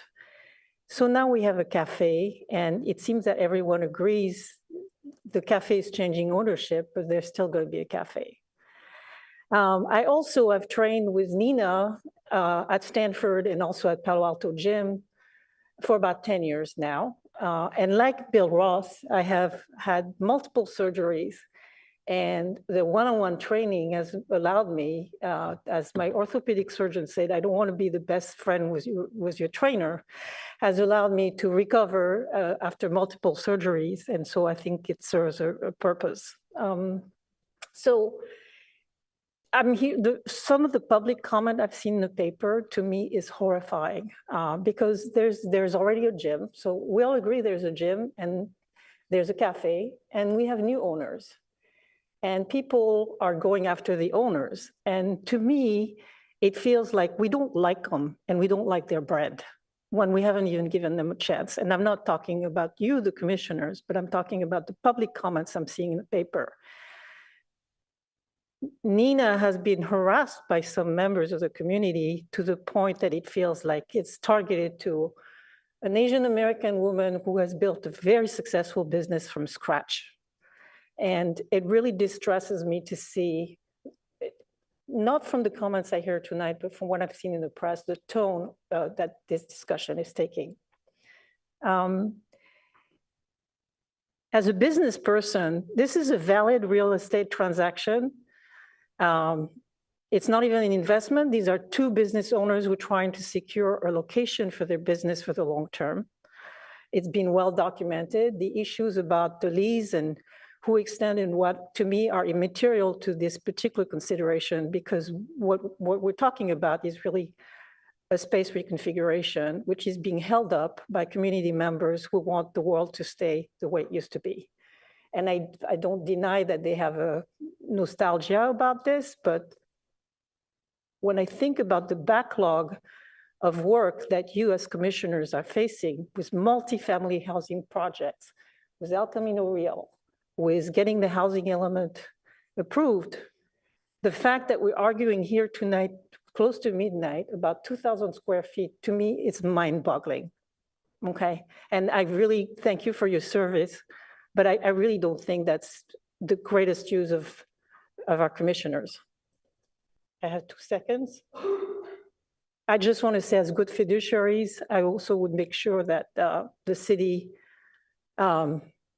doesn't risk any liability by making a decision with a very valid business transaction that is clean and thank you so much. Incur some liabilities. Thank you.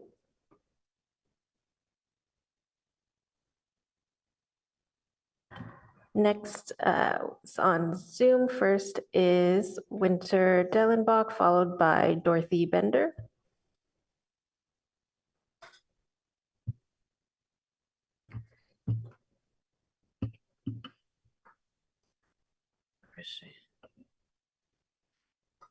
Go ahead, Ms. Dellenbach.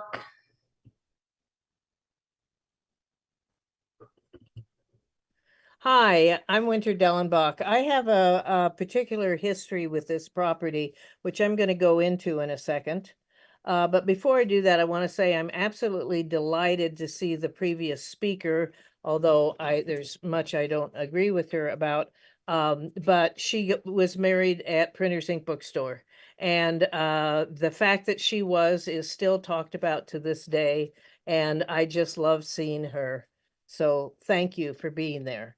The history that I have is my husband co-founded and co-owned Printers Ink Bookstore for 20 years at this site before selling it. The bookstore owners established Printers Ink Cafe, now known as Printers Cafe. It was renowned for its delicious espresso. That espresso inspired the creation of a large painted mural, which we've heard referred to tonight, the width of the cafe on its outdoor overhang. The mural is a sort of ode to espresso, from bean to roasting, brewing, and drinking, showing its enjoyment by the store's book-loving customers.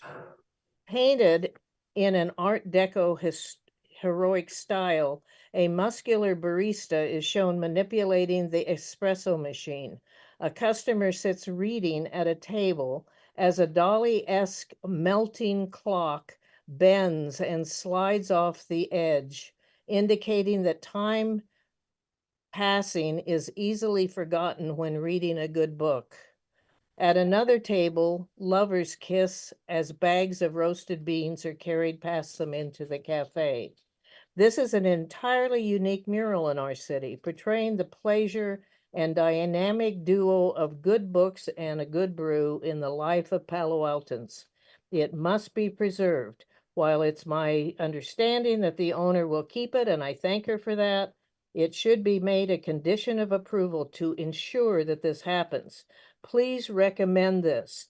This will prevent any misunderstanding such as already has happened with the former cafe operator. And indeed, it is a mezzanine and not a second floor currently. And that mezzanine had 3 little offices that Printers Ink employees use and owners used. I'm very saddened that there's any gym at this site. I'm sad that the city council didn't restrict gyms to the side streets off of California Avenue. I think we're diminished by having this particular gym there because we've lost 3 other businesses, although I'm delighted that there, of course, will be a public cafe that is still is sheltered. Please be very thoughtful about your recommendation on this CUP. Thank you so much. Thank you. Next is Dorothy Bender, followed by Jill Bicknell.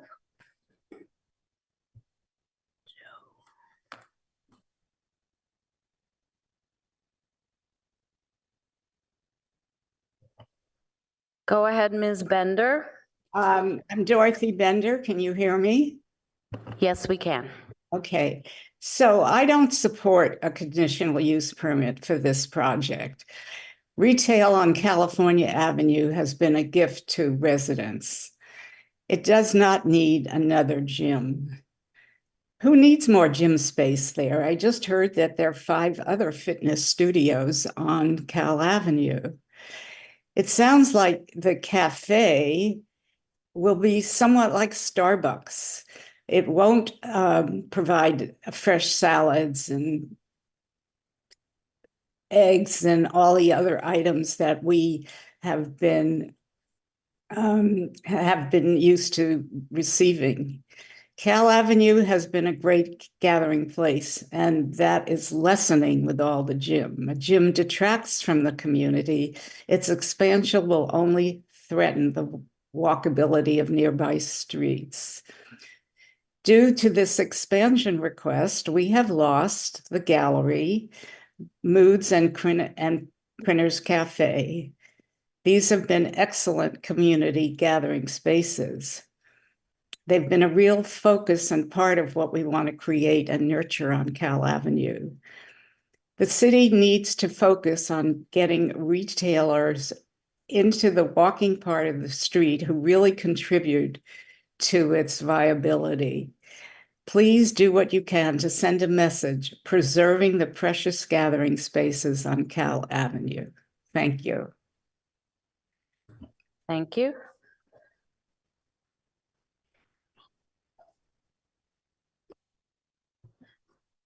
Next is Jill Bicknell, followed by Roxanne.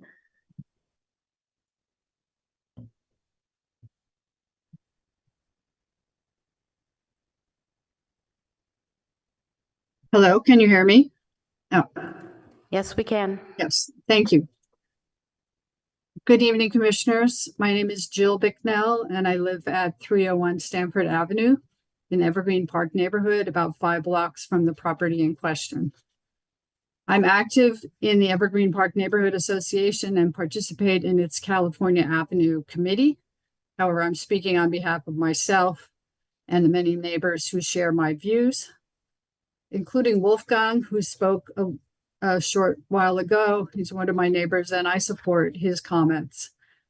We're very concerned about keeping this area vibrant and supportive of local businesses, as well as providing services and entertainment to the community. We particularly want to preserve and enhance California Avenue as a pedestrian street with businesses which are oriented toward walk-in services. We believe that the commission should include requirements in conditional use permits that businesses make a contribution to the community and the atmosphere of the walking street. The 310, 320 California Avenue project is a perfect example. I was pleased to hear that the owners intend to keep the cafe. I was a little confused about exactly how big it's going to be. But at least it is going to be open to the public with extended hours. We would like to see it continue to be more of a full service restaurant that operated more like Printer's Cafe, which was a tremendous neighborhood gathering place for many years. Unfortunately, these 3 beloved businesses are gone, but what we can do is ask you to include in the conditional use permit conditions for operating the cafe in a way that will make it very welcoming and viable to a pedestrian and walking street. Thank you for your time.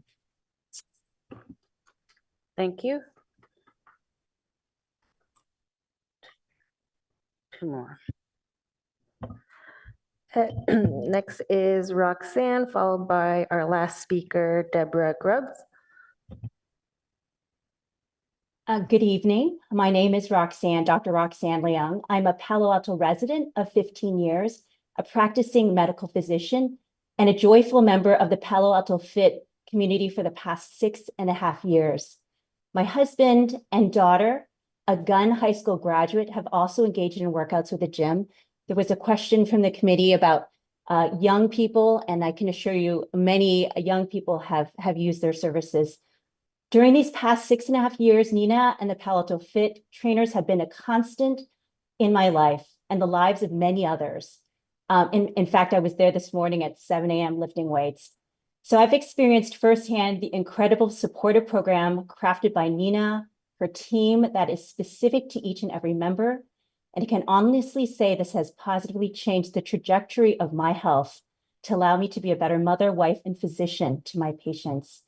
In medicine, the greatest goal is prevention of disease, and wellness programs like Palo Alto Fit are key components of keeping our community healthy. And finally, I'd like to share my observations of Nina as a person so that people know who she is. She is warm, always positive, full of energy, serves as a cheering section for all the members, as well as her staff of 10+ trainers. She's built an amazing community, and I'm overwhelmingly grateful to her and her team. Would love for her to have a permanent home in Palo Alto, and I look forward to enjoying the new cafe. I want to thank the Planning and Transportation Committee for their consideration. Thank you.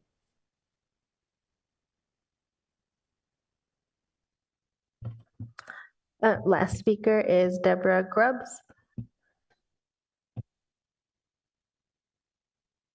Hello, can you hear me?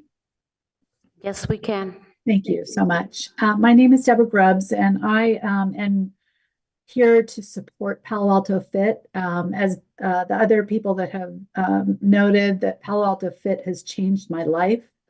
I came in 125 pounds heavier than I am right now. And Nina and her team saw something in me that I could not see in myself. And I know that Nina cares not only for the people that are a part of Palo Alto Fit, but she cares about her community. She cares about the people that support her members. And I just want to mention too, you know, during the COVID time, it was really hard. And I felt like Nina really helped those of us that were members there that couldn't be there. You just felt the support there, and she really thought outside the box, and she is a visionary. And I'm excited to see the new facility. And I see people, I work on California Avenue on the other side of El Camino. And I know how many people walk from the train to their offices and back. And, you know, we pass so many restaurants, which I'm grateful for. But I like to have other choices too. And I'm grateful that Palo Alto Fit may be there as a visionary to vision, just that there are other things we can be doing by than just, you know, feeding our body, but we can also be doing other things with our body. So thank you so much. And I support Palo Alto Fit. Thank you for that. And the applicant can take 3 minutes to for rebuttal if you would like to say anything. You don't have to, but okay. All right. So let's bring it back to the commission, and not seeing any lights. Would anyone? Commissioner Templeton. Thank you very much, Chair. I'm really intrigued by this application, and what I have learned here tonight is very helpful. So thank you for preparing a good presentation, especially, you know, how well you have heard and responded to the feedback from the community. It really tells a lot about what kind of business you want to run and what your vision is for this space. So thank you for that. And thank you for the public commenter who clarified the difference between this business and the gym, because you know, I also have felt a little bit of fatigue about all the gyms moving into the space. And you know, I think it's important to understand that your commitment is to your community, and it's important to understand that. And I think also that we're faced with a desire to hold on to something that needed to let go itself because it wasn't a profitable business, because they wanted to leave. And as we think about how to go forward and how to keep the things we loved about that and adapt to the reality of the situation, I think that's also very healthy in a way for us to think about that. And we don't have to make this cafe exactly the same as Printer's Cafe, but we can keep the parts we love. Like our speaker Winter mentioned the murals. I love that you're keeping the murals. I think that's so important because it has been an important space in our city for some time. I personally, I have differing opinions about whether we want to have a full service restaurant there when we do have so many other restaurants that serve that kind of food on the street very nearby. And I'm also wondering if those other restaurants might benefit from a scale down in this location, so that for those who want a full meal, maybe they could get it at one of these other wonderful restaurants. We've been to them all. There's a lot, but they're great too. So you know, I'm inclined to be supportive of this CUP, and more interestingly, I'm curious about how having such a customer-centric and community-centric business there might change the shape and the landscape of our interactions on California Avenue. Like, what if it's better? What if it draws people in? So that's what's going on in my mind right now. Thank you. Thank you, Commissioner Huckman. So I have some history with this property, and so I actually have a fair amount to say. So I'm going to break it into two pieces for 2 rounds. In this first round, I'm going to sort of look back, and then the next round I'll look forward. But I want the context of looking back first. So like I said, I've got a fair amount of history with this site. We moved here in the early 90s, and at that point, I think 310 was a Zohar dance studio, which was not open to all of the public. It was a kind of a member-only thing. You had to join and take dance classes.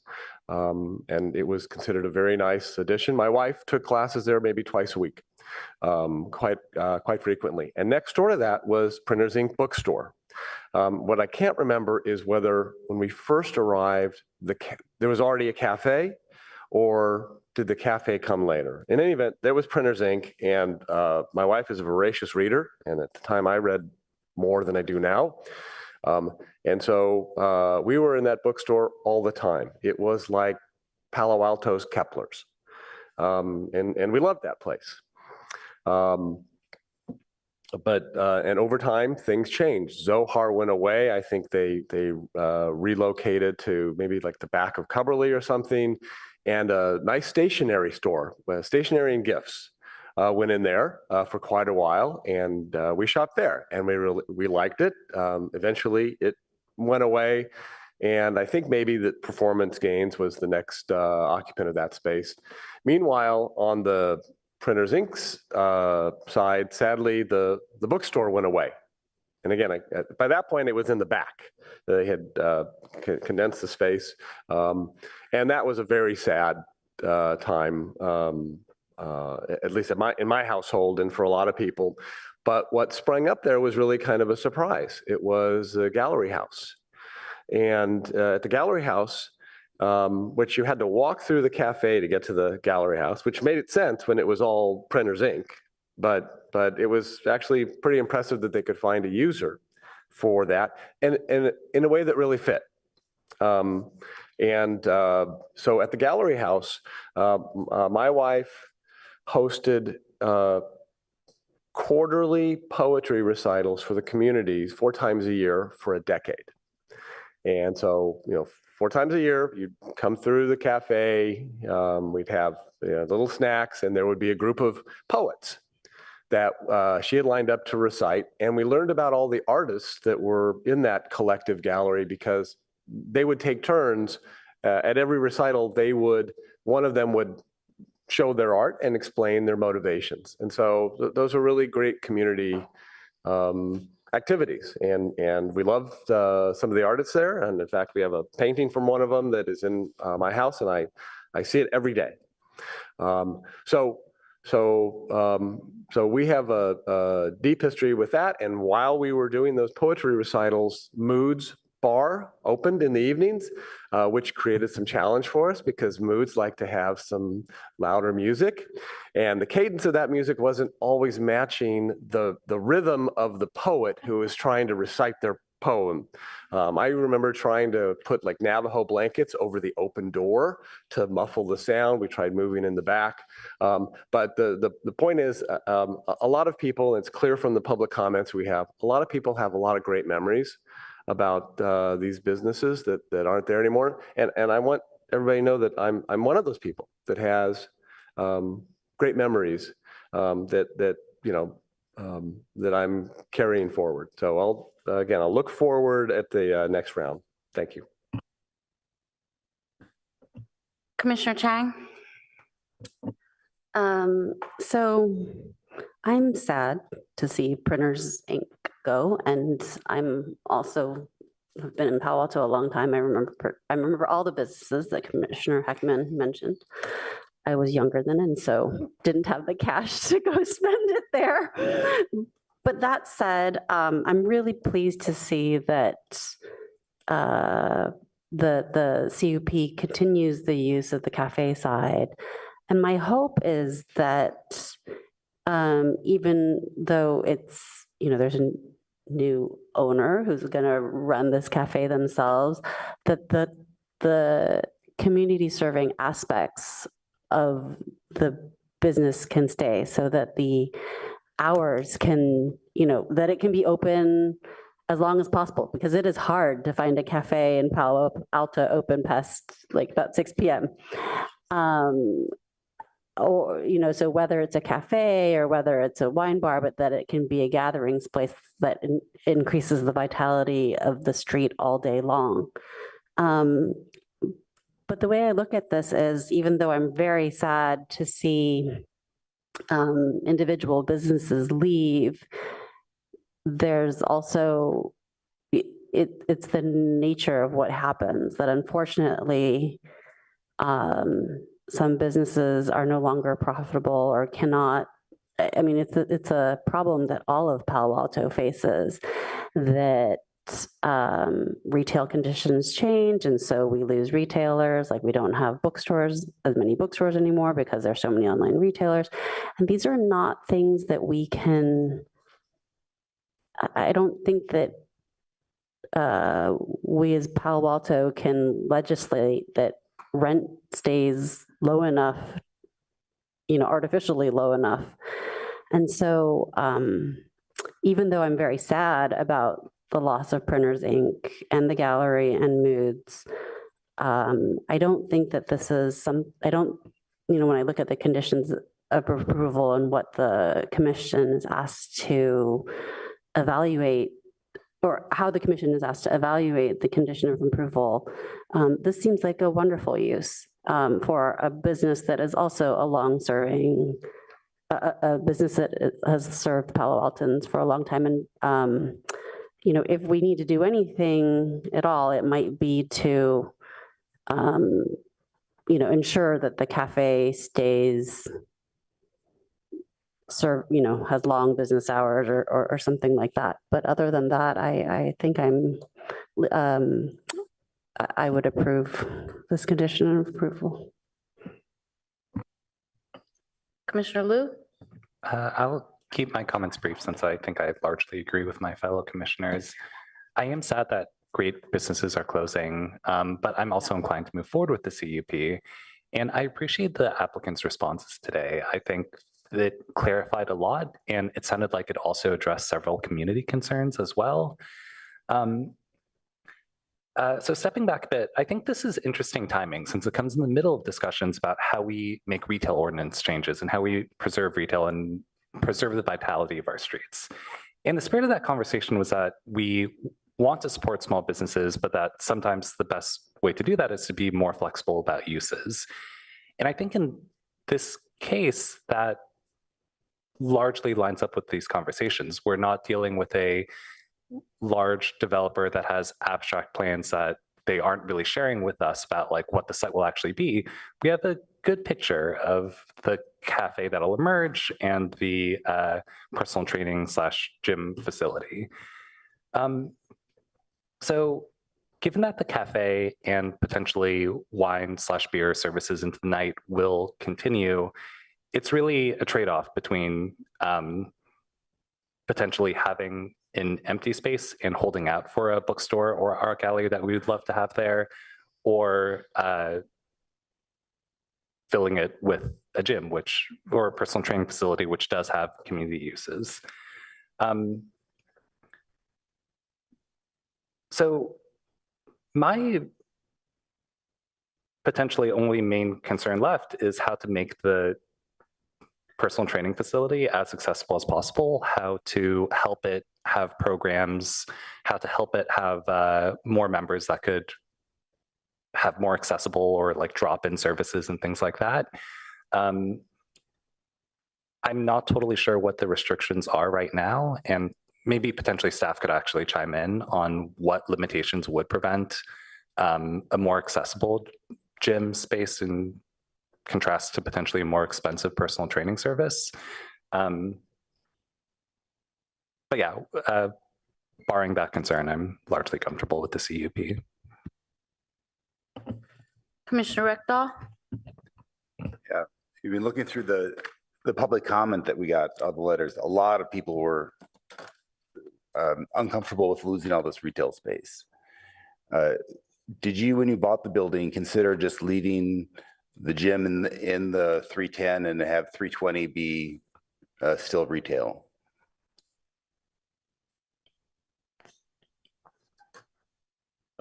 The plan was if we would not get CUP approval, basically just use 6,000 for basically gym use. And then unfortunately, it's the challenge with the size of the cafe, because it's almost 5,000, is extremely difficult to make a profitable business out of 5,000 square foot on that street if you're not really into a restaurant business. So coffee tend more to have smaller space, no sitting, just because of the economics, it doesn't scale anymore. So it's really hard that particularly that space in the back, which is about 2,000 square foot, to make a profitable business.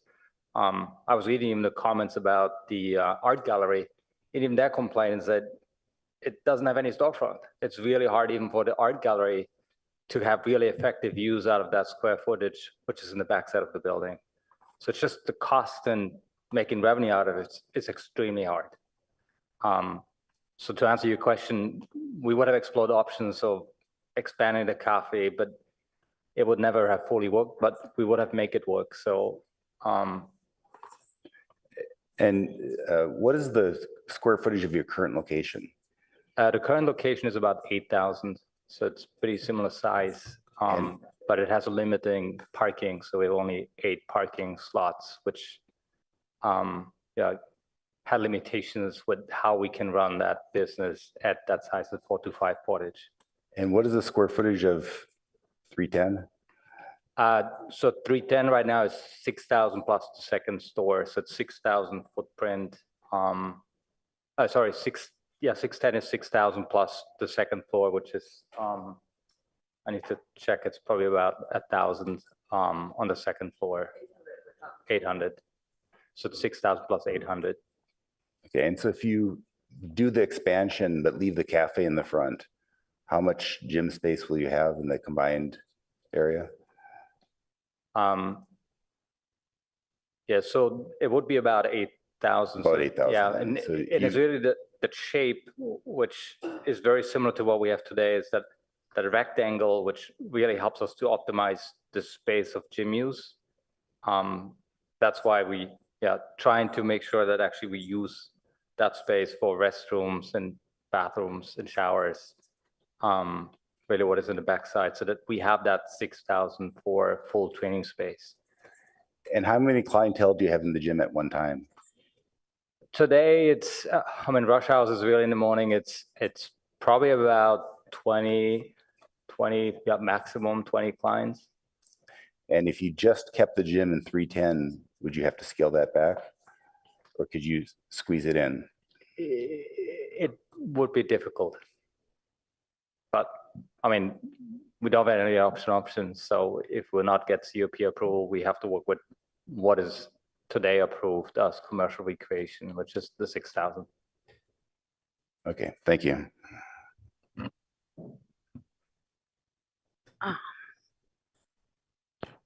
Commissioner Heckman, do you want to go again, or do you want me to go, or?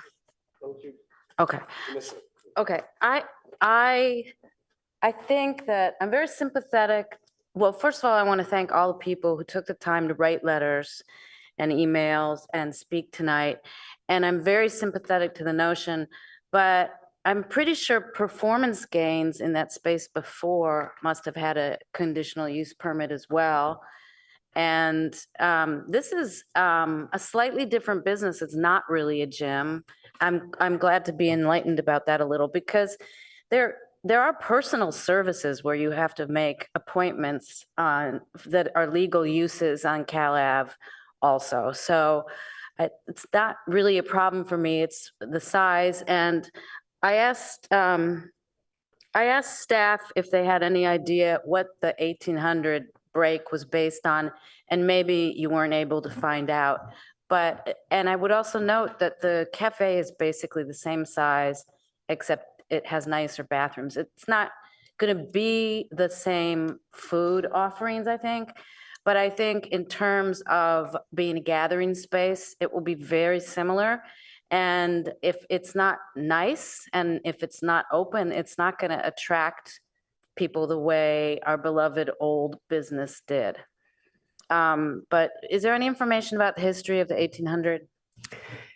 Yes, several years ago, staff came forward with a loosening of the chapter 1816, and we were successful in loosening commercial recreation to enable no conditional use permits until the threshold of 5,000 square feet was reached in the CS and CN. However, council imposed greater restrictions on California Avenue to 1,800 square feet. So that was a council initiative to lower that just on Cal Ave and at Town and Country.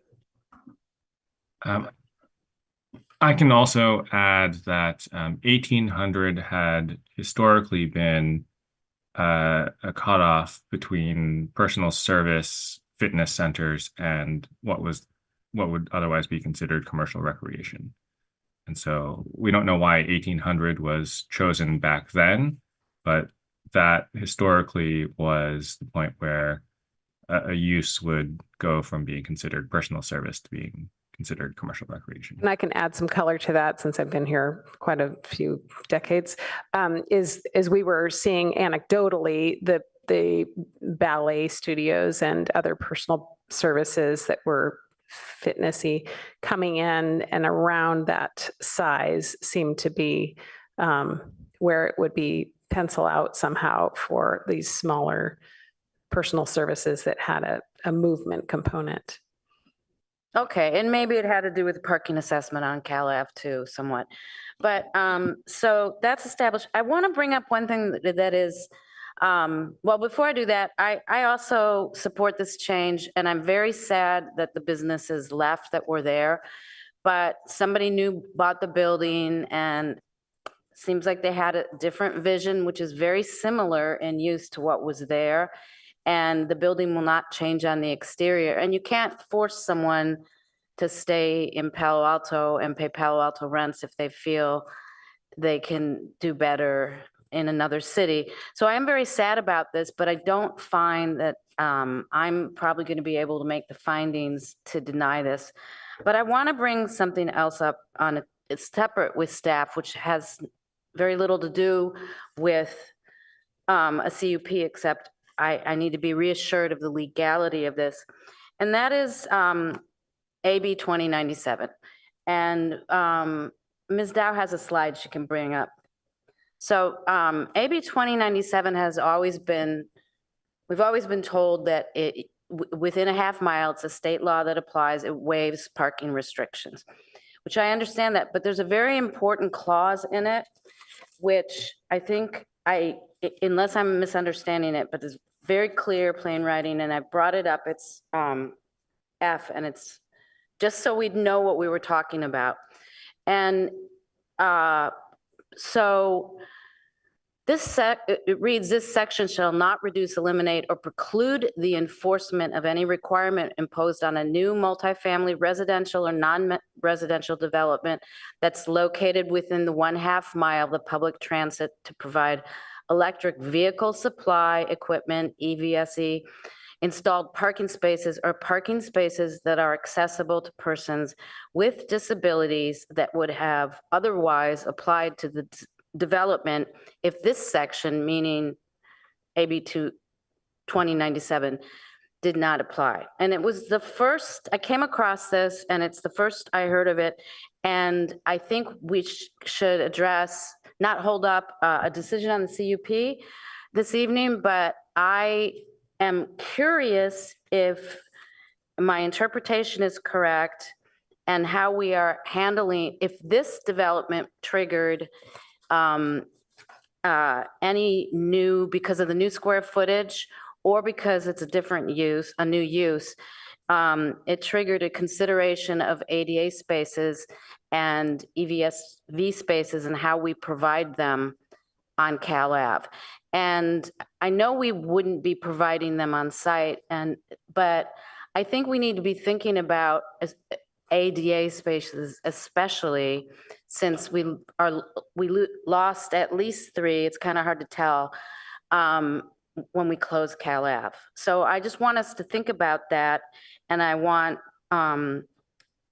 staff to let me know if I'm interpreting this correctly and if this were to be compliant with state law, because this is a requirement of state law, that we not lose those two types of parking by invoking the parking requirement elimination. So that's kind of what I'm worried about.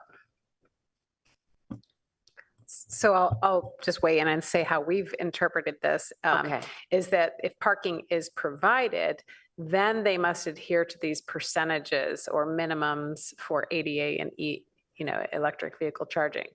But if no parking is provided, in other words, in the radius of the train station on Cal Ave, if they are not providing parking, then there's no percentage of zero, right? To provide EVSE and ADA. So, and just to follow up to say, when we talk about required parking that's in the code that is now superseded by AB 2097 in these areas, that is for on-site parking. Our code does not specify anything about, parking on the street because they're only in control of their own site, private property. So is it also because of the parking district? The parking district is now defunct. I mean, It's closed, I know. There was a parking assessment that ended. Okay, I also see our city attorney. Oh, Yeah, I don't have much to add to what Ms. French explained about the city's interpretation of this language. okay. Then I see that. Thank you for that explanation. I do think we should be thinking about how we're accommodating ADA parking then under these situations, but that's not on this project. It's on the city. And I just wanted to make sure that we were doing something entirely legal here. Commissioner Chang? Yeah, my question isn't necessarily about it as it relates to this CUP, since it sounds like it'd be legal for us to approve the CUP and not require additional EVSE or ADA parking. But as the planning commission and as a city, we really need to think about this, because we hopefully are going to see more development in the area since it's a transit-rich area, and yet none of those will require parking, and yet there will be many more people in the area, and we're going to need more ADA parking and electrical vehicle infrastructure. So I think it's something that we're going to have to solve. Like it's a pretty big problem, because nothing going forward will ever require any parking. So then we would have no additional EV infrastructure or ADA parking. That's going to be a problem. Thanks. Commissioner Templeton? I must have accidentally pressed the button, but have we received all the comments from so I don't have anything else here. I'll chime back in after Bart. Commissioner Hackman? Yeah, thank you. So this is part two, if you will. Sort of looking forward, businesses really adhere to the saying, to everything there's a season, like other things do. And I think we see that reflected in this building, that they have this natural cycle. And sometimes that cycle ends because the business isn't profitable enough. Other times it ends because a new owner comes and your lease ends and they have a different idea. And so all of the businesses that I mentioned the first time, have come and gone through this cycle. And now, and maybe it's just because it's sort of sudden to lose Moods and Gallery House and Printers Cafe all at the same time. It feels like a lot, but it's really part of the nature of business in a retail environment. And I'm grateful that we were able to enjoy those businesses while we could. When I look at the redesign here, the only thing I really see is two things. One, in terms of the bathrooms for the cafe, we are replacing a single bathroom that I can't believe was ADA compliant, because you had to go down this long, it's like galley kitchen and around the back and through some doors to that bathroom. We're replacing that with two more logically located bathrooms right behind the cafe, really sort of where the art area started. So that's a logical change. And then the other change is with what's left of the gallery house, seems like that's being converted into some nice bathroom. I don't know if they're like locker rooms, but a men's room and women's room that'll serve the exercise facilities that are in the 310 primarily portion. And then you have some offices. So there's really not a lot of change other than sort of a slightly improved cafe space because of the proximity of new ADA bathrooms and the loss of this retail space behind it that, again, I think it was great that they were able to find Gallery House to take a walk-through space that, but those things are gone. I don't mind those changes. I think this is a good next use. I'm excited about the cafe and trying a healthy sandwich. We'll see what that's like. One of the interesting things that staff raised in the staff report and asked for our feedback about was part of the interpretation of L 1.6. Does this benefit the community? And really, to answer that question, we have to first think about, well, what is the community? Because part of the community is everybody who used to go to Printers Ink Cafe or the Gallery House. But I think the community in this sense of this requirement is much broader. It's the whole of Palo Alto, the part of Palo Alto that comes to Cal Ave.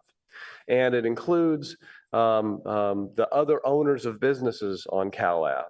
I live over by Edgewood Plaza, and if you've been there, there's a workout place there, members only, called Orange Theory. I was going to say therapy. Orange Theory, right? I've never been inside, but every time I go to Bagel House next door, there are people in workout clothes who are coming or going from that place. And every time I go to Starbucks on the other end of that building, there are people in workout clothes coming or going. And every time I go to the Edgewood Market, same thing. And so what I observe is having this business that draws people for a particular purpose to the Edgewood Plaza has the effect of radiating business out. And that is really my hope for this business and its cafe. You're bringing new clientele, people who maybe went to Portage, but they didn't come to Cal Ave. Plus, we have new access from the train station.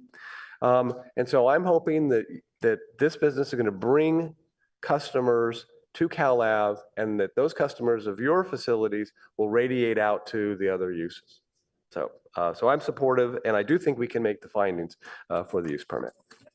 So if it's okay, I can make a motion? Yep. All right, well, I think I can just move the staff recommendation. Will that work? And make the findings on page 103. And make the findings on page 103. Thank you.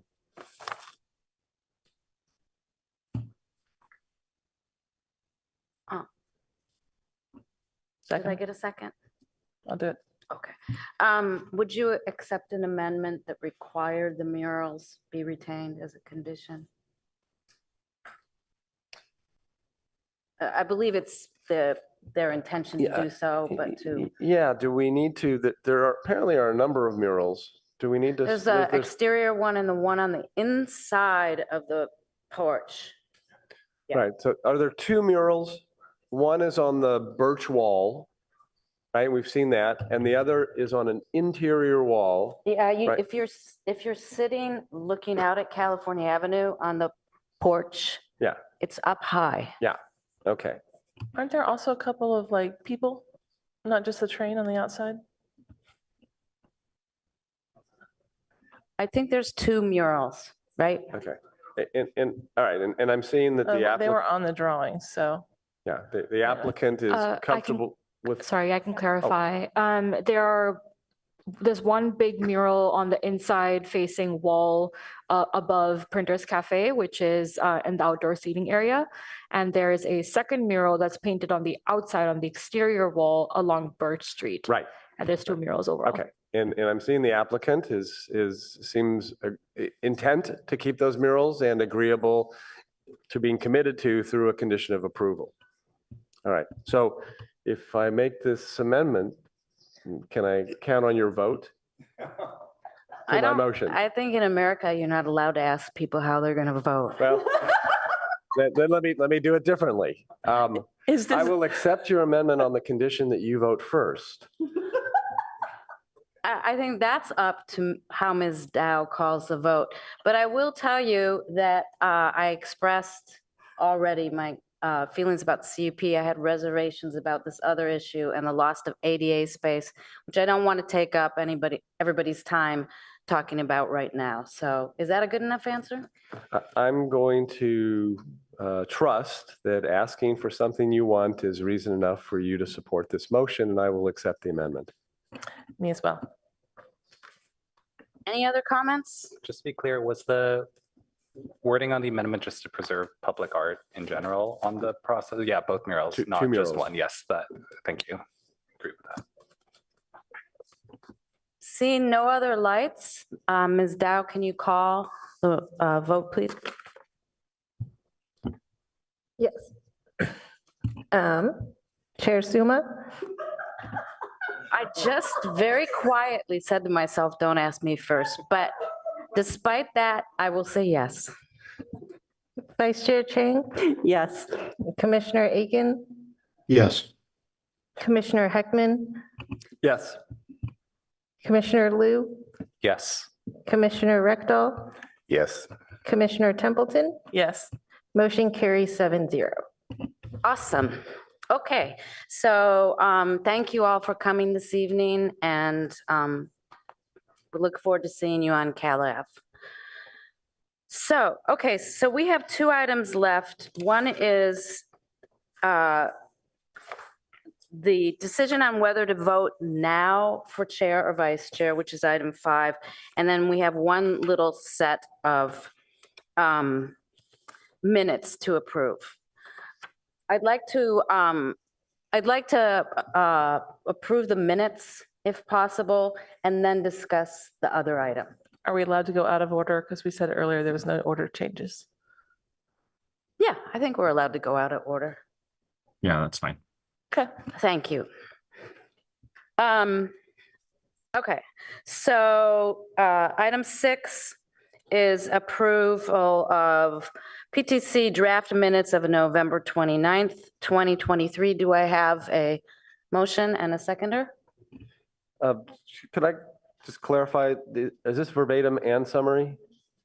Yes, that says on the It agenda, says- right? Oh, I'm sorry. I'm looking on the number 6. It says draft minutes. Oh, draft minutes. Sorry. Yes. Sorry, I'm just looking at the agenda. In the agenda, not item 6, it didn't specify, so I just wanted to clarify so I can make a motion to approve the verbatim and summary minutes of November 29th, 2023 as revised. Yes, did I mess up the report and not The put it minutes in the just, title? Yes, but in the staff report, it did say verbatim and summary. Yeah. Yeah, and they are both the minutes of November 29th. yes. Okay, thank you for that clarification.